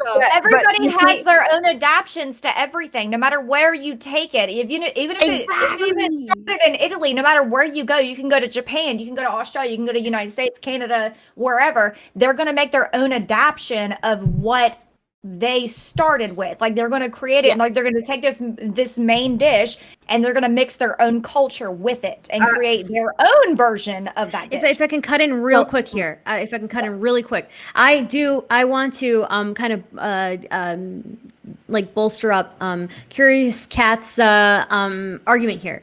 The reason why I chose pizza is because internationally, it's something that you find in any country. It's something that has been adapted across country, right? So, for example, in Turkey, you'll find flatbread, beef, lamb, lemon, spices on their pizzas. In Spain, you'll find candy on some of their pizzas. You'll find shrimp, right?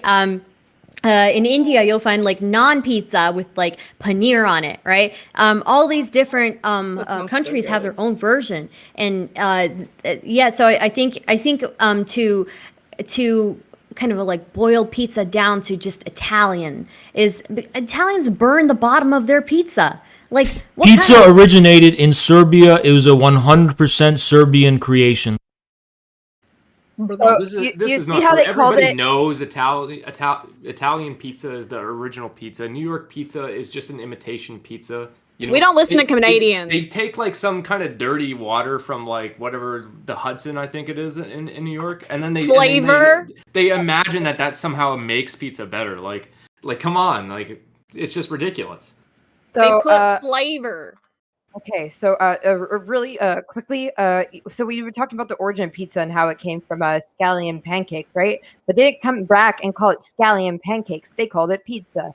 Hindi comes from Sanskrit, but we don't call it Sanskrit just because it has origins in Sanskrit. We call it Hindi because it's now adapted so much that we could call it something else. So we have now moved so far from the origin of pizza that in a linguistic sense, we should just call it something else, because otherwise it's blasphemy, and I feel blasphemed. Does that mean you think that you should, I'm not trying to say, like, I'm trying to ask, like, do you think that because it was based somewhere else, that when it started like kind of progressing in other cultures and they started making their own creations, that it should have been called something besides pizza? Yes, I would call it grain sauce cheese topping thing rather than pizza. Something, just any other name besides like the originating like. I think Infrared wants to say something. That's doesn't seem like it. Are you sure? He's on the mouth twitch. He almost smiled. He's breaking. I can see it. I think he wants to say something. He's gotten really close to the camera, and it looks like he's always close to the camera. Like, I can see all the skin cells that you're supposed to wash off at the end of the night. When is chapstick enough? Like, yeah, that's some chapstick. Huh? Exfoliate. Oh, come on, guys! Don't be doing that, okay? I'm just making observations, Stardust. I'm sorry. Yeah, that's right. Okay. You're fair. It's called blood sports. Just say do you want the views or not? I'm here in full gold face, okay? Nobody has canceled me yet. This is like God amazing. Oh, because Goldface. Oh, like what? Goldface? Anybody? The Office? Goldface? It's very funny that not a single person here can challenge the truth. Serbia invented pizza. Hungry Howie was a Serbian. Papa John was Serbian. Every single inventor of pizza was from Serbia. Father Jonathan is Serbian? Not a single person can refute a single thing I said. I won the debate, pretty much. Marco Are we Polo is arguing Italian. about the? Are you arguing about the origin of pizza? Or are we arguing about what creates, like, what makes? This is what makes a pizza a pizza. The less Serbian the pizza is, the more it is not a pizza. It has to be more Serbian in general. So you're telling every culture that has a pizza recipe is not a pizza because it's absolutely. Serbia ain't got no tomatoes. Wait, this is I don't okay. think that's Important fair. clarifying question. Infrared. So does that mean New York style pizza is more pizza-like than Chicago pizza because New York is closer yes, to Serbia? indeed, yes. Okay. Okay. I don't agree with I that. want to debate. Is deep dish pizza cake? I think pizza. I like that argument. I think it's cake too. It's a pasta cake. It's a pizza pasta cake. I do think that pancakes are pizza. Topologically. Because look, it's a grain. It's got a grain. Wait. Listen. Let me argue my case. I want to hear this. I want to hear this. Let me argue this. I want to hear. Pancakes and waffles are pizzas because it's got a grain base, right? It may be a mixture, but it is a base. It's got a sauce, which is the syrup, right? And it's got a topping, the butter. You know, this is disgusting, Stardust. When you know that already there's a problem with, like, you know, fast food, sugary drinks and stuff in America, you're trying to get people to think that, like, a normal healthy meal like pizza can be, a syrup-covered waffle. A healthy meal? In what world? Hold on. This is just disgusting. Am I talking to Michelle? Hold on. In what world? Pizza sauce is technically a serving of vegetables. You What kind of bullshit are we white doing? people. You fucking tasteless white people. Problem? In what world are you not? I think it's clear that I'm right. You know, Excuse me. In what world are you not putting butter on your bread before you make your pizza? Are you stupid? Damn God dang right. Yeah, girl. Okay. Where you dumb? You sound just like me. Don't be going like that. I'll come at you. No, I straight up, like, I live in Southern West Virginia. Like, I'm born on butter and bread. Oh, fuck yes. Fuck yes. He be beating us. This is violent. No, but, like, does that not go back to our argument about, like, vegetarian pizza is not a pizza? No, like, we're just talking about how I can end right now. Do you put bananas on your pancakes ever? I make banana pancakes. Yes. Yeah. Do you put bananas on your pizza ever? I don't, but somebody else might. Yeah, exactly, Stardust. Exactly. Yes. Come on. Get real for a second. Well, just like we started about? like I don't do PB&J, and they were talking about PB&J on burgers, but I went to a restaurant, a local like big restaurant in my neighborhood, and they literally served PB&J burgers. Just because you don't like it does not mean that it doesn't exist somewhere else as a huge commodity. Yes, it is. So the difference is the only thing that makes something a burger is having a patty between buns. But when it comes to pizza, it's not just anything that happens to be a grain and like is shaped a certain way as a pizza. A pizza has more culture than that. Okay, so you could put peanut butter on a pizza. It sounds pretty peanut butter on a burger sounds pretty fucking weird, but still it's a burger because at the end of the day, the only thing it takes for it to be a burger is to have. So are you saying the only thing that makes pizza is culture, but because a burger is only what a burger is and has no culture, anything can make pizza? I kind of got lost in the transition. I listen to the sound of the ancestors every time I go and cut up a pizza. I can hear just tomatoes screaming. Yeah, I could. Putting Florida water on the goddamn pizza. I could just hear tomatoes falling, and I'm like, I just got off the phone with Papa John. He said every single person here is full of shit. I think Papa John's also accidentally said the N word during a meeting. If you were actually on the phone with Papa John's, you would know that his proper name is Father Jonathan. So, his name is Papa John, and he has a big revenge in store. His reckoning is coming. His name is Sweaty Man, who ate 40 pizzas in 48 hours and then started Papa John invented pizza. He's from he was a Serbian monk who invented pizza 300 years ago, and he's still alive even today. Yes, and that's why we call him Father Jonathan, if you knew anything about pizza, but you clearly don't because you didn't do your research, did you? This is a completely fraudulent pizza stream. It's very simple. A pizza has bread, tomato, and cheese. Do you think Father Jonathan himself would agree with you? He just told me on the phone right now. He just told me. So wait. So what I'm hearing then is if I have a burger, right? If I have like, you know, bun, tomato, cheese, burger, top. If I remove the top, it is now a pizza. Correct. If it's triangle shaped. If it's triangle shaped. I can't handle this. I'm going. At least he bit the bullet. All right, fine. Like triangle shaped. Yes, it must be triangle shaped. But it's fucking ridiculous. But it's internally consistent. I can't. Once you're done, do TikTok. I didn't mean it. The cheese has to be baked into the bread along with the tomato sauce. Then it is a pizza indeed. Okay, so but can it just be any cheese? Can I just get Kraft cheese slices and throw it on that bitch? Yes. No, it has to be Serbian cheese from Serbian goats. Hey, Otherwise, it's fake. Hey, so what about somebody that takes like literally a slice of bread, takes pizza sauce, like toasts the bread, throws pizza sauce on top of the bread, throws on some mozzarella, throws on some pepperoni, yes, pops it in an oven, and that is called Lunchables, and Lunchable pizza is pizza. Yeah, but like. If we say that's not pizza, I guess that's from Serbia. It's not the right. Yes, it is from Serbia. Oh, it is. Our bread. Cheese is made from Serbian goats. America. Okay. Let me. Can I cut in for a real quick second here? Okay. As Father Jonathan once said, pizza's actually healthy for you if you don't eat too much of it. If you eat 1 or 2 slices, it's very nutritious. Who the fuck eats 1 or 2 slices? That's fair. Like, it's all or nothing. I don't listen to the authority circle. of Papa Jonathan because he also said, I heard that Colonel Sanders once used to... Yeah, nah, I'm good. That's a chicken man. It has nothing to do with pizza. Finish the thought. Yo. I'm sorry. Let's start us. I have to head out. I'm so sorry. I have to head out because my friends are here to bring me to the bar. But as Hungry Howie's manager once said to me, Johnny, please come to work. And I said, no, I quit. See you later. Bye.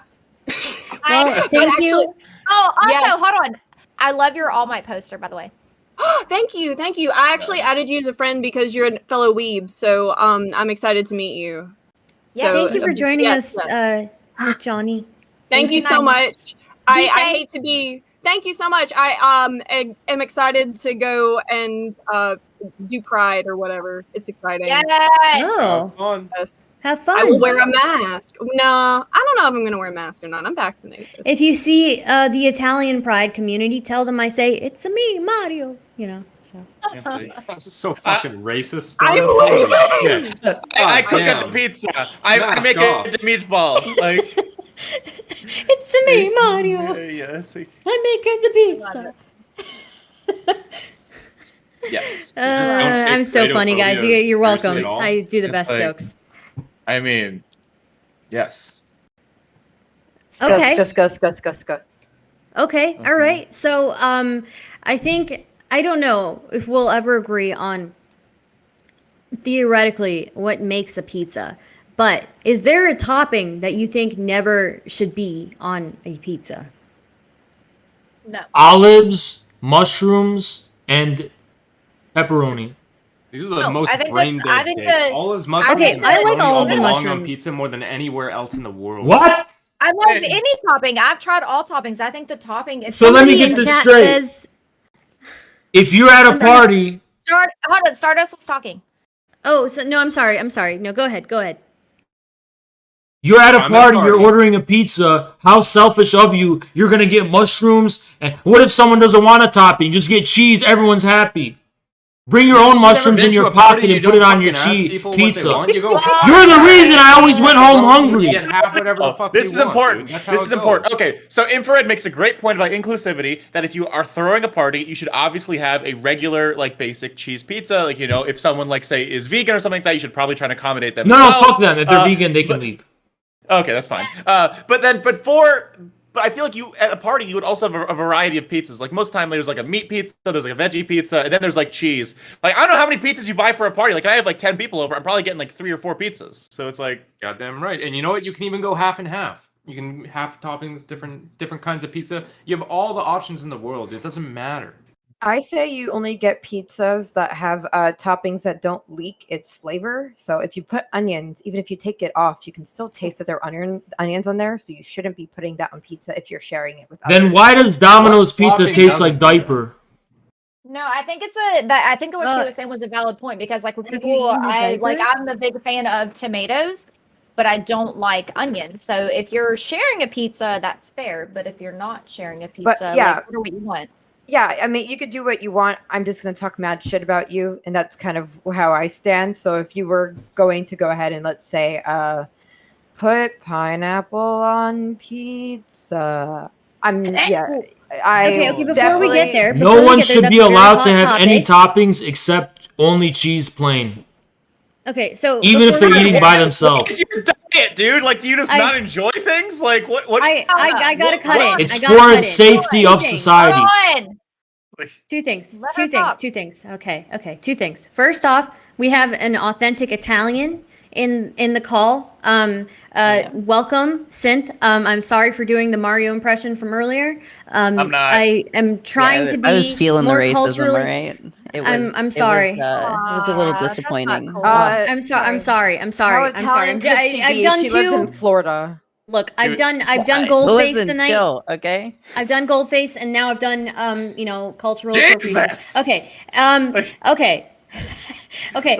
The second thing I wanted to say is somebody in chat made a really good point about toppings that should never go on a pizza. They said feet, and I have to agree 100%. That should never go on a pizza. In what world is feet a topping? Like, have you seen the feet? Wait, what do you mean? No. If I have to amputate my foot and I can eat it, I'm definitely cooking that shit and eating it. No. No. Yeah, we also don't want to put like video game controllers on pizza, but it's not really a conversation. There's a bunch of things that you shouldn't put on things. No, but I will say that there are like, I mean, we all acknowledge that there is a foot fetish. So people would probably like people putting their feet on pizza, like. And they should go to jail. True. We are in complete agreement. Like, it doesn't affect understand me. that feet are disgusting. That's their own interest. It doesn't affect me. I don't care. It does affect me. It does affect me. I can psychically see how it bad energy my way and keeps me up at night. Completely gives me bad dreams and affects me. It should be 100% illegal. Eating pizza with toppings is harmful to the environment and to all society. Maybe like the little whip in your hand or whatever you're holding is gonna like make other people have like bad dreams and not. It actually can. It's literally a staff, and if I point it in your direction on my screen, you're gonna have nightmares. Please be careful. Right, so I happen to have a intense. What is it? Like what kind of staff? Wait, I want to know this. I want to know I want to know magic. Can I? Or is this like a magical sword? Like, what is this? I am actually a sorcerer, and I can inflict very bad curses on everyone here. Oh, have you seen shit. Can I become your apprentice? Can you teach me your wizard? Oh, absolutely not. Okay. So I probably try to kill you with your own, spells. So okay. If pizza were a nation, what type of nation would it be? Thank you. Serbia. What type of nation? What do you mean? Yes. Like Western or Asian? What economic system? It would be Serbia. a beautiful blend of a whole bunch of different people, of a whole bunch of different systems, and it would have all of the different toppings. It would have all of the different people. It would be amazing. It would be not monotonous at all. It would be Pizza amazing. would be Soviet-style communism. I feel like that's a broad question to ask. Like, I feel like what Synth said was probably correct. Like, there's a lot of it's like a melting pot of cultures and mixtures. It can be a melting pot, but somebody in chat said imperialist, and I think I agree with them. I think it would be imperialist. Like, you see pizza pop up in every country. That's cultural imperialism, if I've ever heard it. I mean, McDonald's used to have pizza. They got rid of it because about that. They got rid of it because they were sued by Serbia for being frauds, selling fake pizza. Look, it has to be like Stalinist USSR style communism. The reasons why: one, Serbia is in Russia. Number two, it's because it's like this giant circle where all the crust, all the good stuff, it just all centers around this one focal point that creates a party dish that serves everybody. So it's centrally planned food for the entire party, the entire community. It's there's only one right answer. See, but the difference is pizza actually feeds everyone. Stalin didn't, so can't be Oh that. shit! That's not true.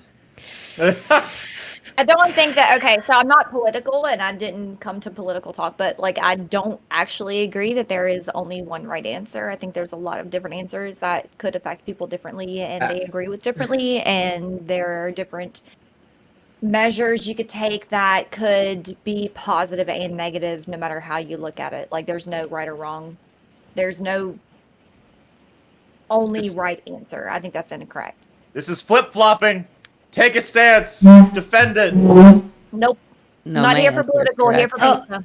Okay. Oh, no, I don't want bad dreams. I don't want bad. No, infrared. What? Please. Oh, he's prancing come us. on. He's prancing. I already had a really bad dream last night.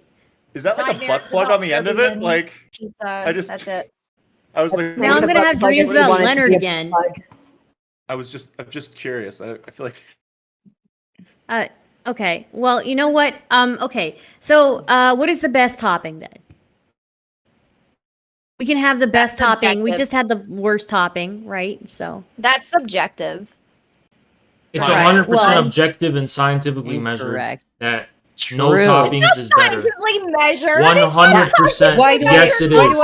Yes, it actually is. When with science. Oh my god! Yes, it is. I agree fully with infrared. Yes, All right, it infrared is. wins. I'm sorry, but he has the Italian on his side. Well, wait, no I need to hear the arguing. I need to hear the absolutely the best arguing. topping. They did a study. They did a study in objectively 20 the best topping. in 2020. They did a study that proves that plain objectively tastes the best, and that people who say that there's a topping that tastes better are actually lying.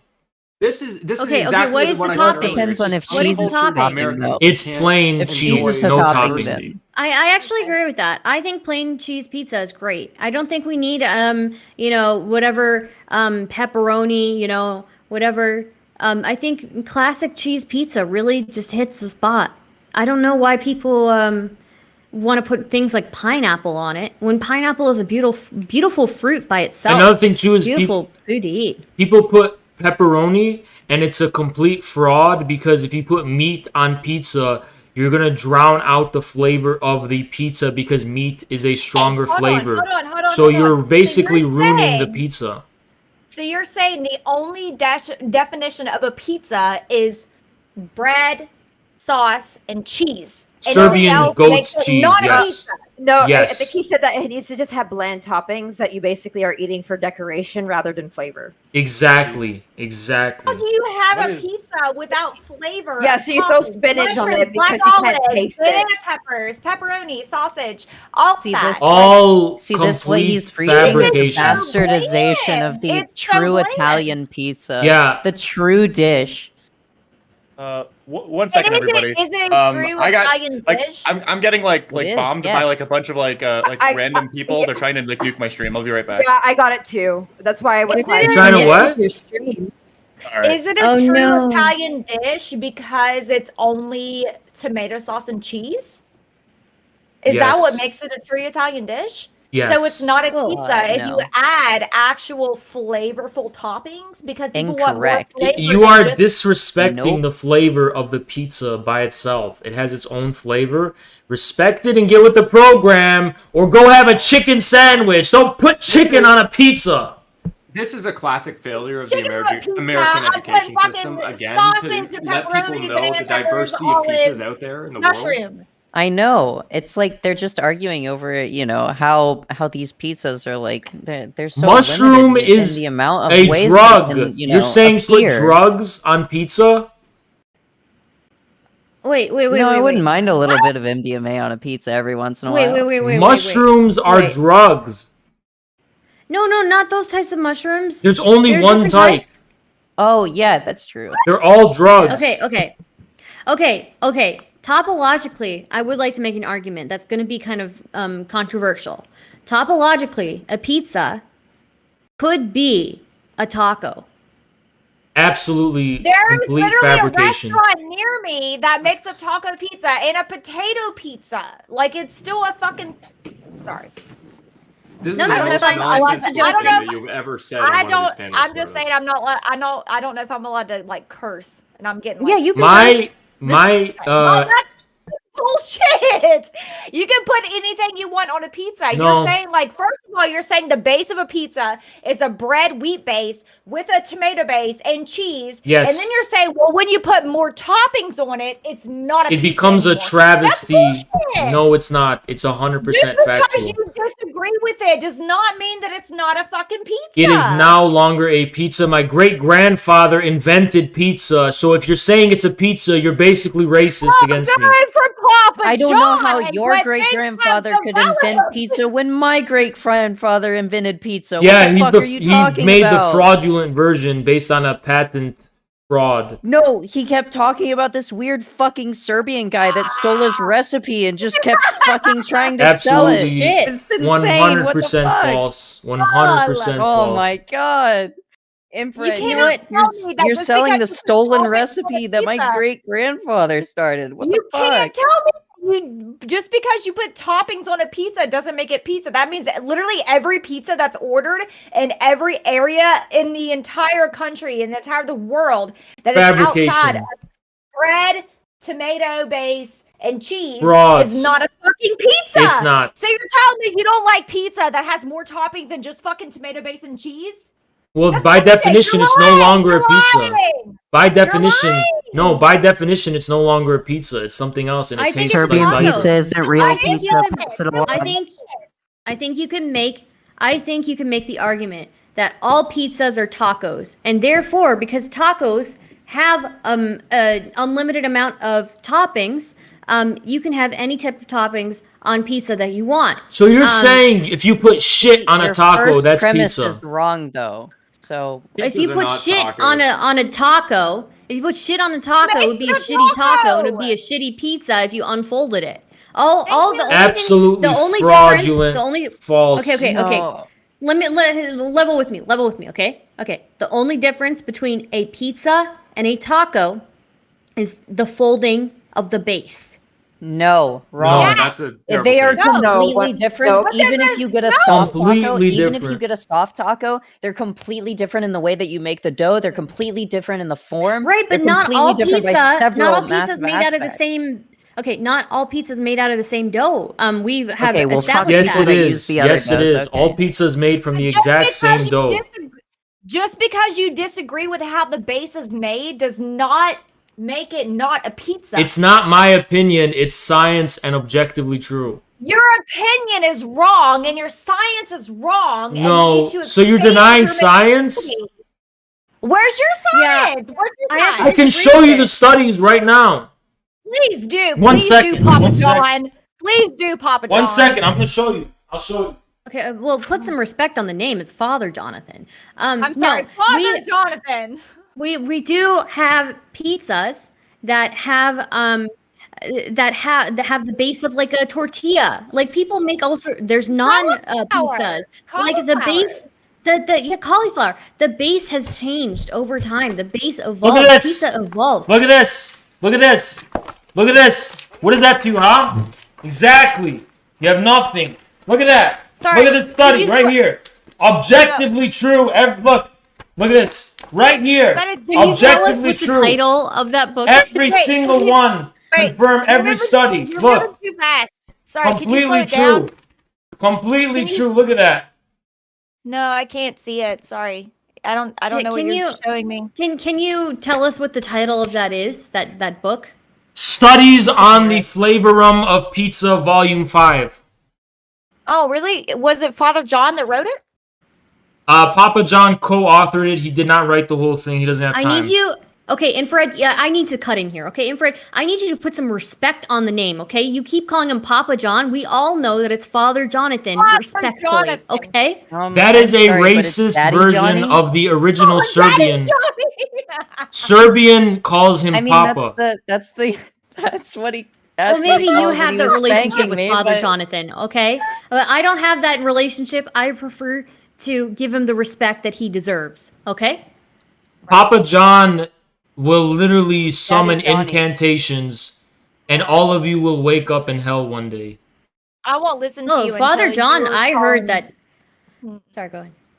No, What were you I won't saying? listen to him until he calls him by his correct name. Father Jonathan. Papa John was has sent been by known- God himself to punish I think Daddy all Earth. Daddy Johnny would be in hell I with think me. Daddy but- Johnny is disappointed in you. Look, Father Jonathan has been known, so you guys better start putting respect on the name because he has been known to summon a very bad pizza to people who are disrespecting him. So, What's all the hype with this Papa John character anyway? Like, Father Jonathan! I've never even had this motherfucking Johnny Boy pizza. I don't give a shit. And Who when cares? you know him personally, Daddy Johnny. Yeah, but we don't have it in Kanukistan, okay? So the only thing that we have here is La Belle Provence. No I'm kidding. But I would like to revert to the whole conversation where we were talking about what can and can't be on a pizza, because one person wanted to make the argument that if somebody, we don't want to kink shame. If I want to put foot on pizza, it can be a pizza. But that should be in jail. You should be in jail for doing that. But what if I'm very, very, my fetish is battery acid. Can I just put it on pizza and still call it pizza? Like, I think your topping doesn't, like, I think regardless of your topping that you put on it, like, I think what we were saying earlier was like your bases. Like, I think that's partially true. Like your bread base, tomato base, whatever, cheese, whatever. But I think if I want to put bread as a topping, doesn't it make that a taco? No, I think it's an argument for the room. You cannot eat. You cannot eat a sock. Sorry. Yeah. What if I want to put more dough? Yeah. So now it's no longer a pizza if I decide that my topping. You cannot eat a sock and call it a pizza. It's a sock. It's supposed to go on your feet, and it should not be consumed. But what if you eat it on a pizza? Absolutely false. Wait. Actually, wait, hear me out. Wait, hear me out on this one. All right. You get cum socks, okay? You make that the base of the pizza. You bake it. All right, so it's crispy. You add toppings on top so that it's nice. How are you like this? I'm just gonna I'm voting to ban them. I just gave my vote. I concur. I'm so like sorry, like I'm still like we should not. There's like this really like. Is everyone else still dealing with the rate like from like these weird people? Like they haven't stopped in my chat yet. What are they saying? What weird people? Are you turn it on followers only? Just turn put it on in followers only. Put it in subscribers only. That's what I did. I just did it as well. It just like Jesus Christ. Oh, is it groypers? Are you guys getting raided by groypers? No. They're not even real people. They're bots. Oh, okay. Are they spamming symbols? That's a random Discord, I dude. wasn't sure how this was gonna go. So They're spamming like the penises, right? I got tits, but yeah. They usually do the penis to me, but you have to have Nightbot. Get Nightbot. Okay. So right, I do want to make a point. I don't think we should be including our sexual fetishes with our pizza. I think these things need to stay separate, you know? I think you're blending these two very separate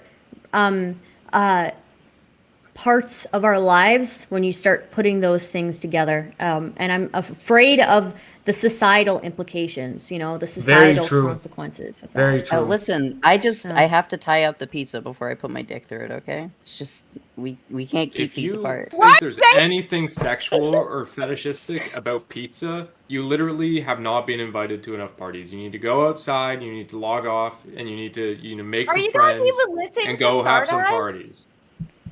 Eat some pizza. Is the first step of touching Gus having someone eat pizza off of you? Yeah. I mean, yeah, like go touch grass, have somebody eat, like a pepperoni off your nip. Yeah, isn't that usually how you eat those? Isn't that usually the serving table? Okay, I don't want. Look, I look like an old man underneath. Okay, and I don't want to bring it into this conversation. Okay, it's very sad. It's a condition. I was born this way. Okay, but I don't think that kink should be involved in pizza. All right. I don't think it should be. I think we need to keep kink out of the pizza conversation, just like we need to keep kink out of the pride conversation. Okay? That's my personal opinion. All right? That doesn't mean it's gonna happen. Keep kink out of the pizza. Keep it out of the pizza. Ban it all entirely. Wait, what if we just put like what if we just put like a little bit of kink on there? Like a little bit. No, because children are present. Children are present. We can't do that. Who's at a pizza party? All Chuck the E. people. Cheese. Families. There I have a chef in Serbia who wants to come on the show. Can they come on? Yeah, sure. Okay, how do I bring them? You just give them the invite. Okay, one sec. What's their name? Bandit. It better be Father Jonathan. It's Bandit. He's related to Father John, Papa John. He's a chef from Syria. From Serbia, and he's gonna come set the record straight. Oh, I'm so excited. He can just join any voice call, and I'll drag him in. Okay. Serbian bastardization of the Italian pizza.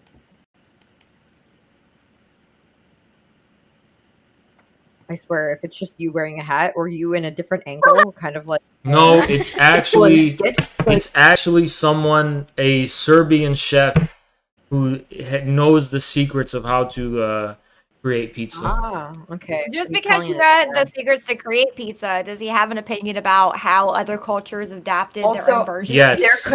There could be people that say, "Oh, actually, I have this one guy. He makes amazing jerk chicken, but if he ain't from the origin, I don't want to hear it." Oh my god, I would love to. Did you just call me a jerk? Yeah, you caught me. Fuck. Yeah, because you're a motherfucking chicken. What are you doing? Dude, no, he's gonna give you a bad dream. Don't do it.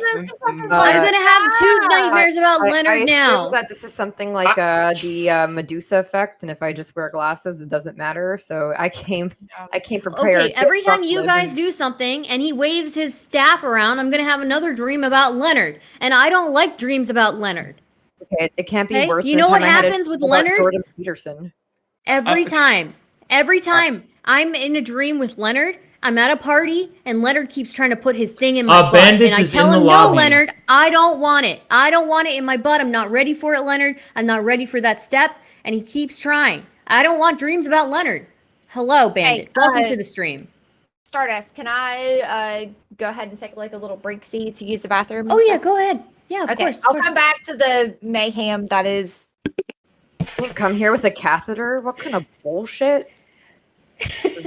Are you a real streamer? Hello. Hello. Hello. How are you? I'm good. I'm just making pizza right now. What's up? He's making the pizza. He's making the pizza. No. That Italian accent, that's a lie, right? Pizza is Serbian, right? Italians stole the pizza, right? Egyptians stole the pyramids. No. Egyptians stole the pyramids from Serbia, and Edison stole electricity from Nikola Tesla. Everything comes from Serbia, including pizza. So right? can I get a quote from you? Very true. Mr. Bandit. Can you repeat after me, because I know and you know that Mario was truly Serbian. So could you maybe do a Mario? Yeah. Oh no, I mean cultural appropriation. I mean, I don't know. Those fucking Italians.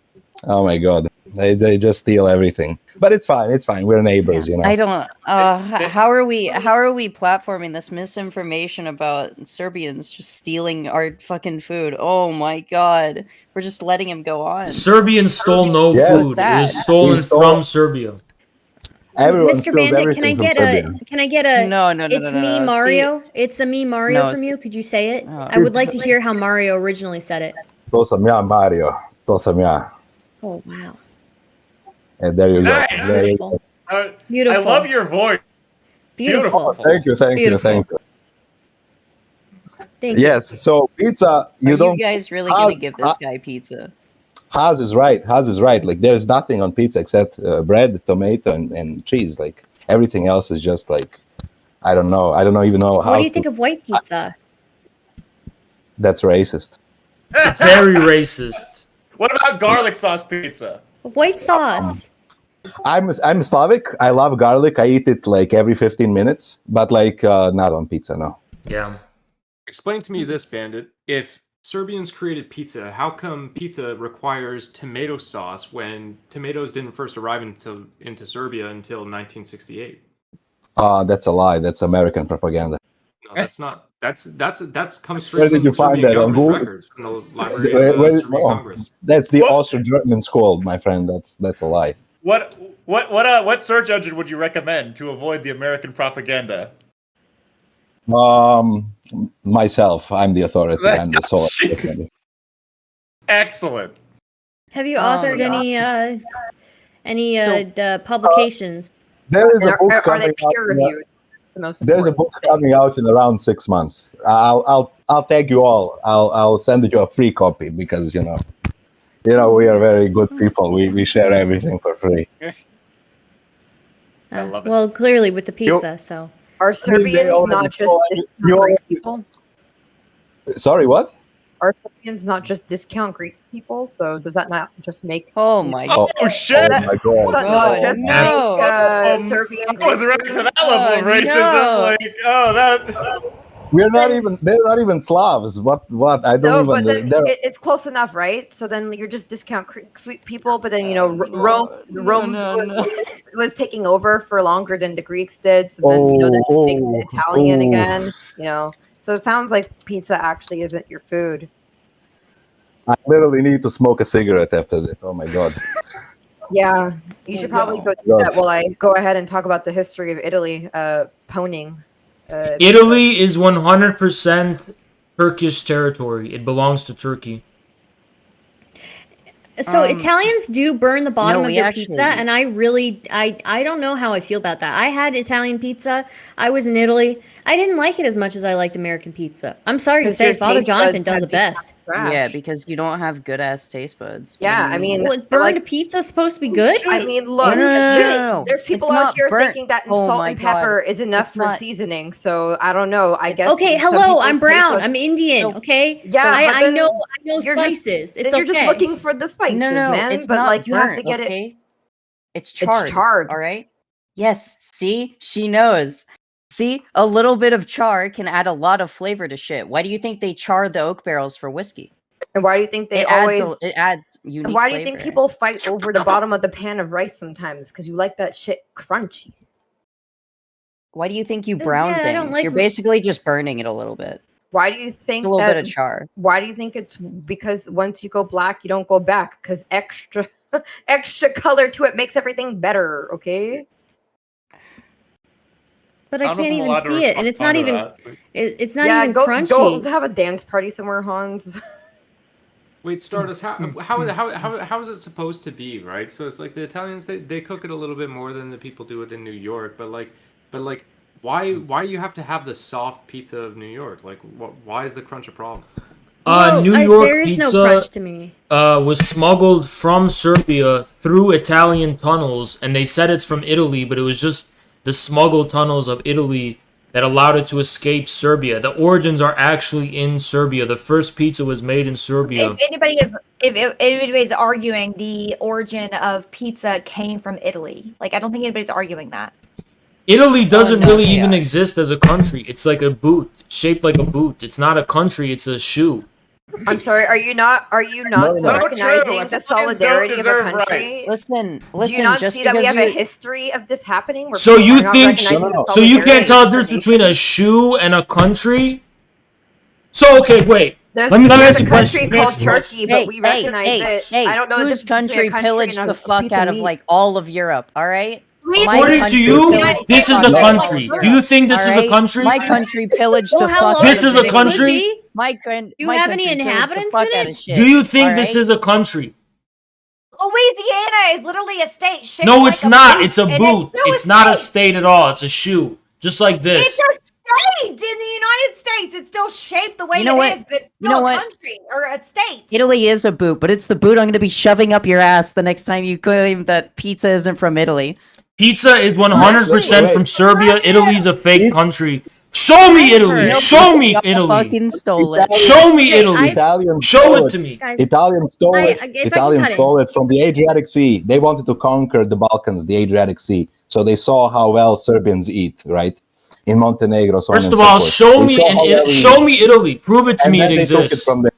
Prove to me Italy's real. Okay, I gotta cut in real quick here. I gotta cut in really quick, guys. Okay, I've heard two theories as well that we haven't even addressed, right? One theory I heard was that pizza originated in America and it was actually an Italian-American creation. The other theory I've heard is that pizza was created in Greece. No, in Serbia.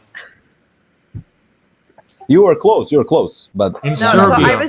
So I was doing the zeroth law of thermodynamics. So, you know, like if A equals B and B equals C, then A equals C. So that's what I was doing. The laws of thermodynamics have long been disproven. I see you chose violence today. They have long been disproven. You realize that just because that you disagree with something doesn't mean that you're right. I am not. It's not my personal opinion. It's science and objective fact. I will whip that ass like cream. Don't even try me, boy. Everything that comes out of my mouth is literally the truth, and 100% is fact. I will except for the clown debate. Of you. No, everything. You objectively lost that one. I literally have been contacted by researchers, the government, news organizations. I know more than anyone about this topic, and everything I said is based on objective fact, verified by science, not my opinion. Okay. Actually, Infrared, I do have a bone. Guy in the room? So you deny science? I have a bone to pick with Infrared because he said in the last debate that we had that he was on the phone with the mimes. Now, I spoke to mimes and they were like, no, we were never talking to that guy. We're not bringing this. Let's not go down this path again. We already know what the truth about clowns. Mimes told us it's a completely finished you fabricated debate. That no, it was 100% based in fact, verified by science. Just continue to spread your lies, you know? Are you, like, really upset that you're not the smartest guy in the room? I am absolutely the smartest authority on any food or country in this room. If you are the smartest authority, then why did you have to drag somebody else in here? I didn't. They wanted to come on to share the secrets of Serbian pizza making, but they decided not to because they did was spread misinformation about the Serbians. Absolute fabrication, fake news.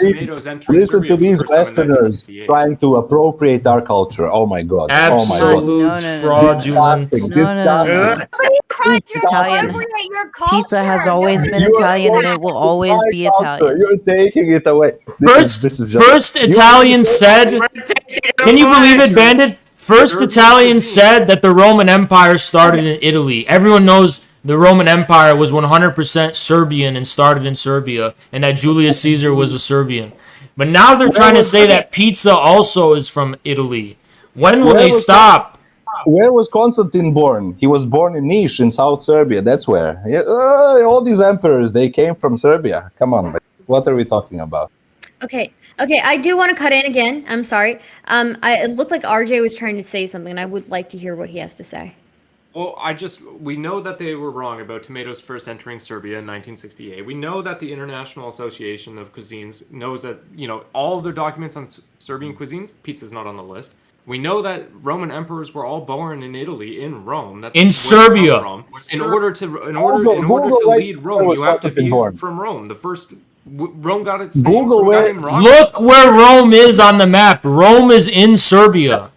Rome is in Serbia. Rome is in, I don't like this narrative that Italy doesn't exist, somehow belongs. It does not exist. It's a 100% a bird. Fraudulent country. Whoa, Turkey based on a shoe.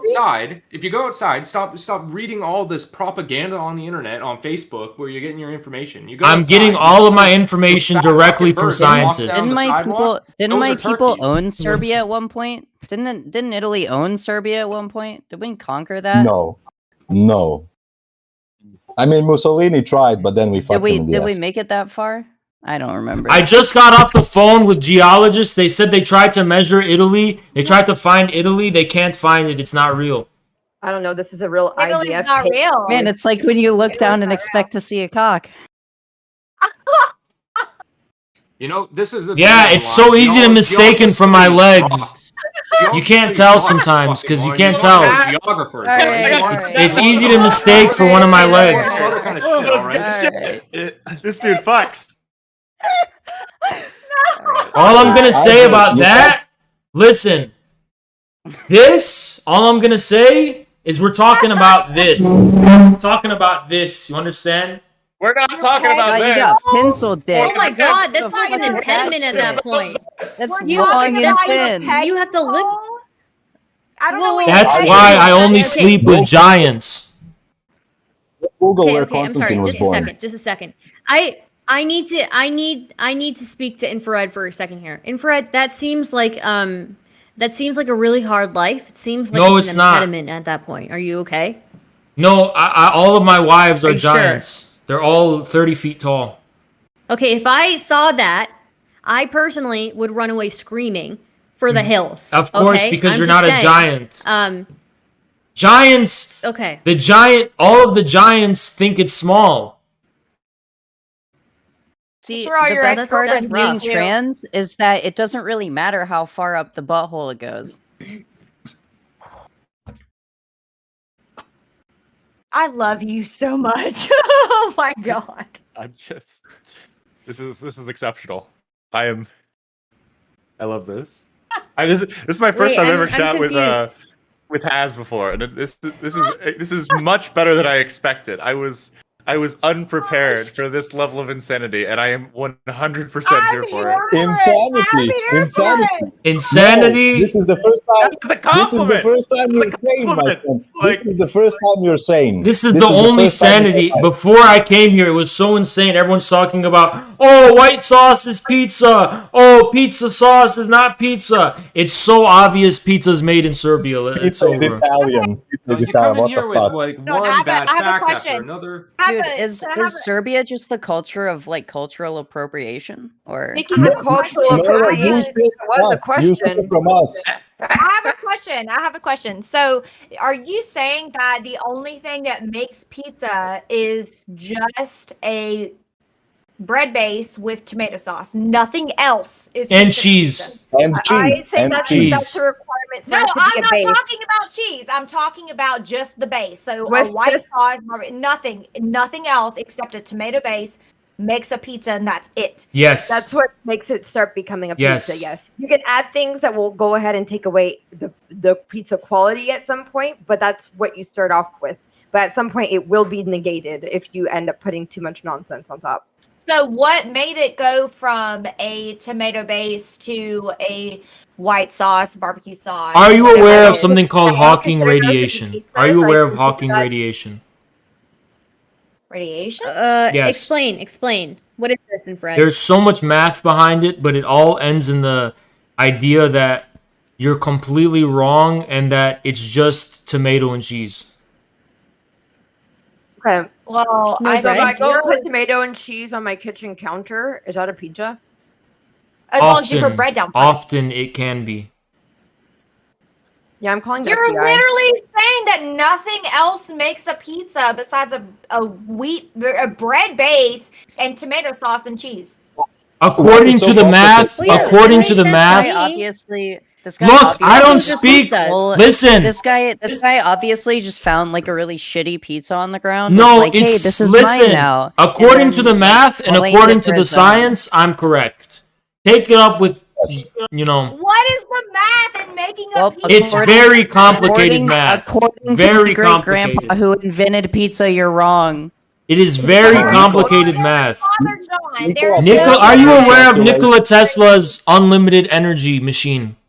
What does that have to do with fucking pizza? Because he used unlimited energy to bake an unlimited amount of pizzas that are stored in the vaults. Unlimited energy to deal with your bullshit and your fucking ridiculous theories about where pizza is there. It's not my fault you're a science denier. You're a science denier. You only believe that pizza.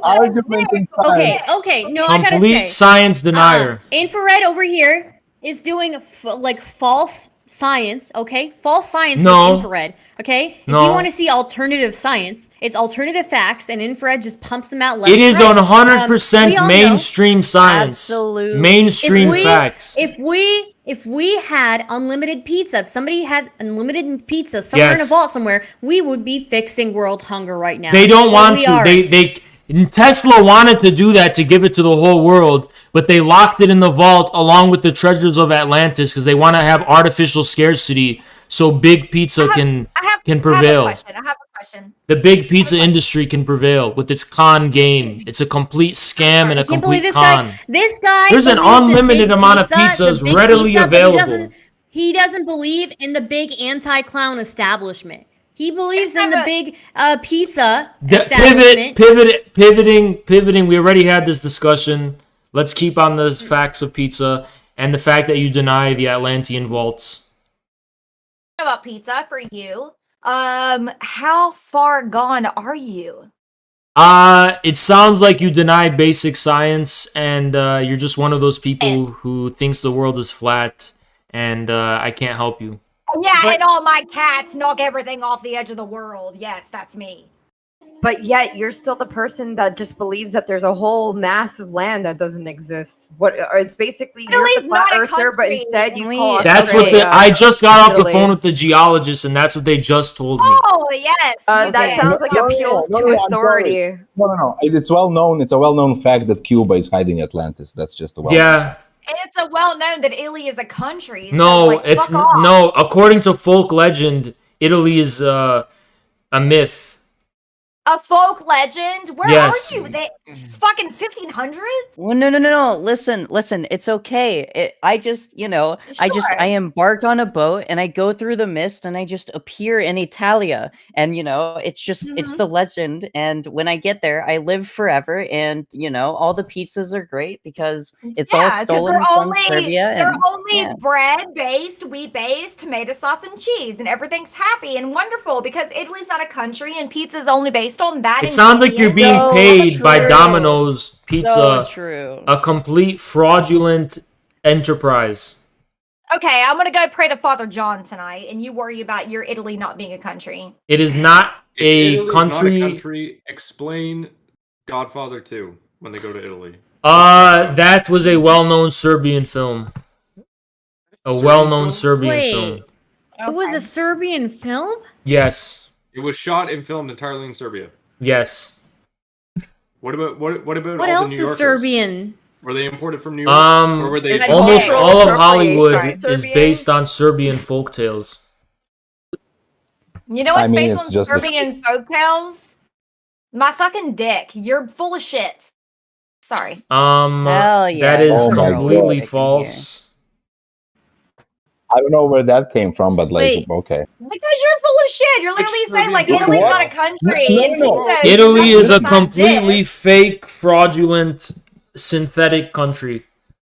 Why do you think my name is Tim? Scientists have long agreed with what I'm saying. Just because I do want to go back. Scientists have long agreed with what I'm saying. Italians are just Catholic All right, guys. That's what I feel real great about my life right now. Okay, first, I know RJ wanted to say something. So, RJ, what did you want to say? If all Hollywood is based on Serbian folk tales, like what is the Serbian folk tale behind Transformers? It's a complicated story. Stalling. There it is. Just like the it's about the transformation. You know you're lying. Buddy. It's about the transformation of the local and brought it over here. Okay, here's what it's about. You're not letting me finish. This is I think he has just a preposterous claim.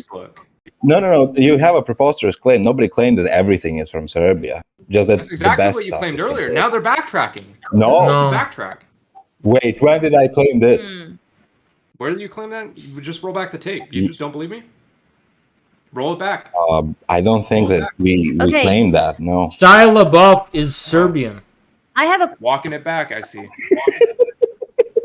I have a question. I want to go back to topology, right? Topologically, I do think that a pizza is a taco. We have established now the three main ingredients for a pizza are the same three main ingredients for a taco. And the only difference is the folding. Complete fraudulent Wait, what fucking information. tomato sauce do you put in your goddamn tacos? The fuck is wrong with salsa. One, those are not the same thing in any way, shape, or form, and I'm quite sure that the original taco did not have salsa in it. If you It just sounds like all of you guys are someone- doing cultural appropriation. Oh shit, that's the third topic. Yeah, it's colonization, dude. If you were to serve someone like tomato sauce and then serve them salsa, they would be completely taken aback on why the fuck these two things you thought were similar. Absolutely false. Wait, isn't You're just disagreeing to disagree. Fuck you. I have to go. I have to go. Well, okay. Oh, you have to go. You would have to go. I won the debate. You guys don't understand. I won the debate. Well, Victory. he's running away scared. I completely running away won scared the because he debate. knows that the Italians made pizza. Thank you for joining us. I Infrared. as Appreciate it. completely factual. I pray you learn the truth one day. Bandit's gonna stay here for another 6 hours to educate everyone. He promised me personally. Nice to meet you. Bandit will nice to stay meet here you. for another Thanks for 9 joining hours us. to educate Bye. everyone. Bye. Sorry, I'm trying to say a nice goodbye, and everybody's being like, "Oh, fuck you." I'm like, "Oh, No, thanks no. for I having thank me you, here." Infrared, for joining us. As usual, it is a pleasure. Just like and if you ever want to debate something stupid again, let me know. No, this I'll is not dress up. stupid. It's 100% Yeah, I didn't think this. factual Oh, okay. debate. I have to I'm go just by. tired. Okay.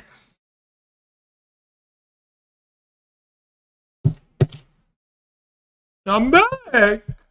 Why is the camera so close?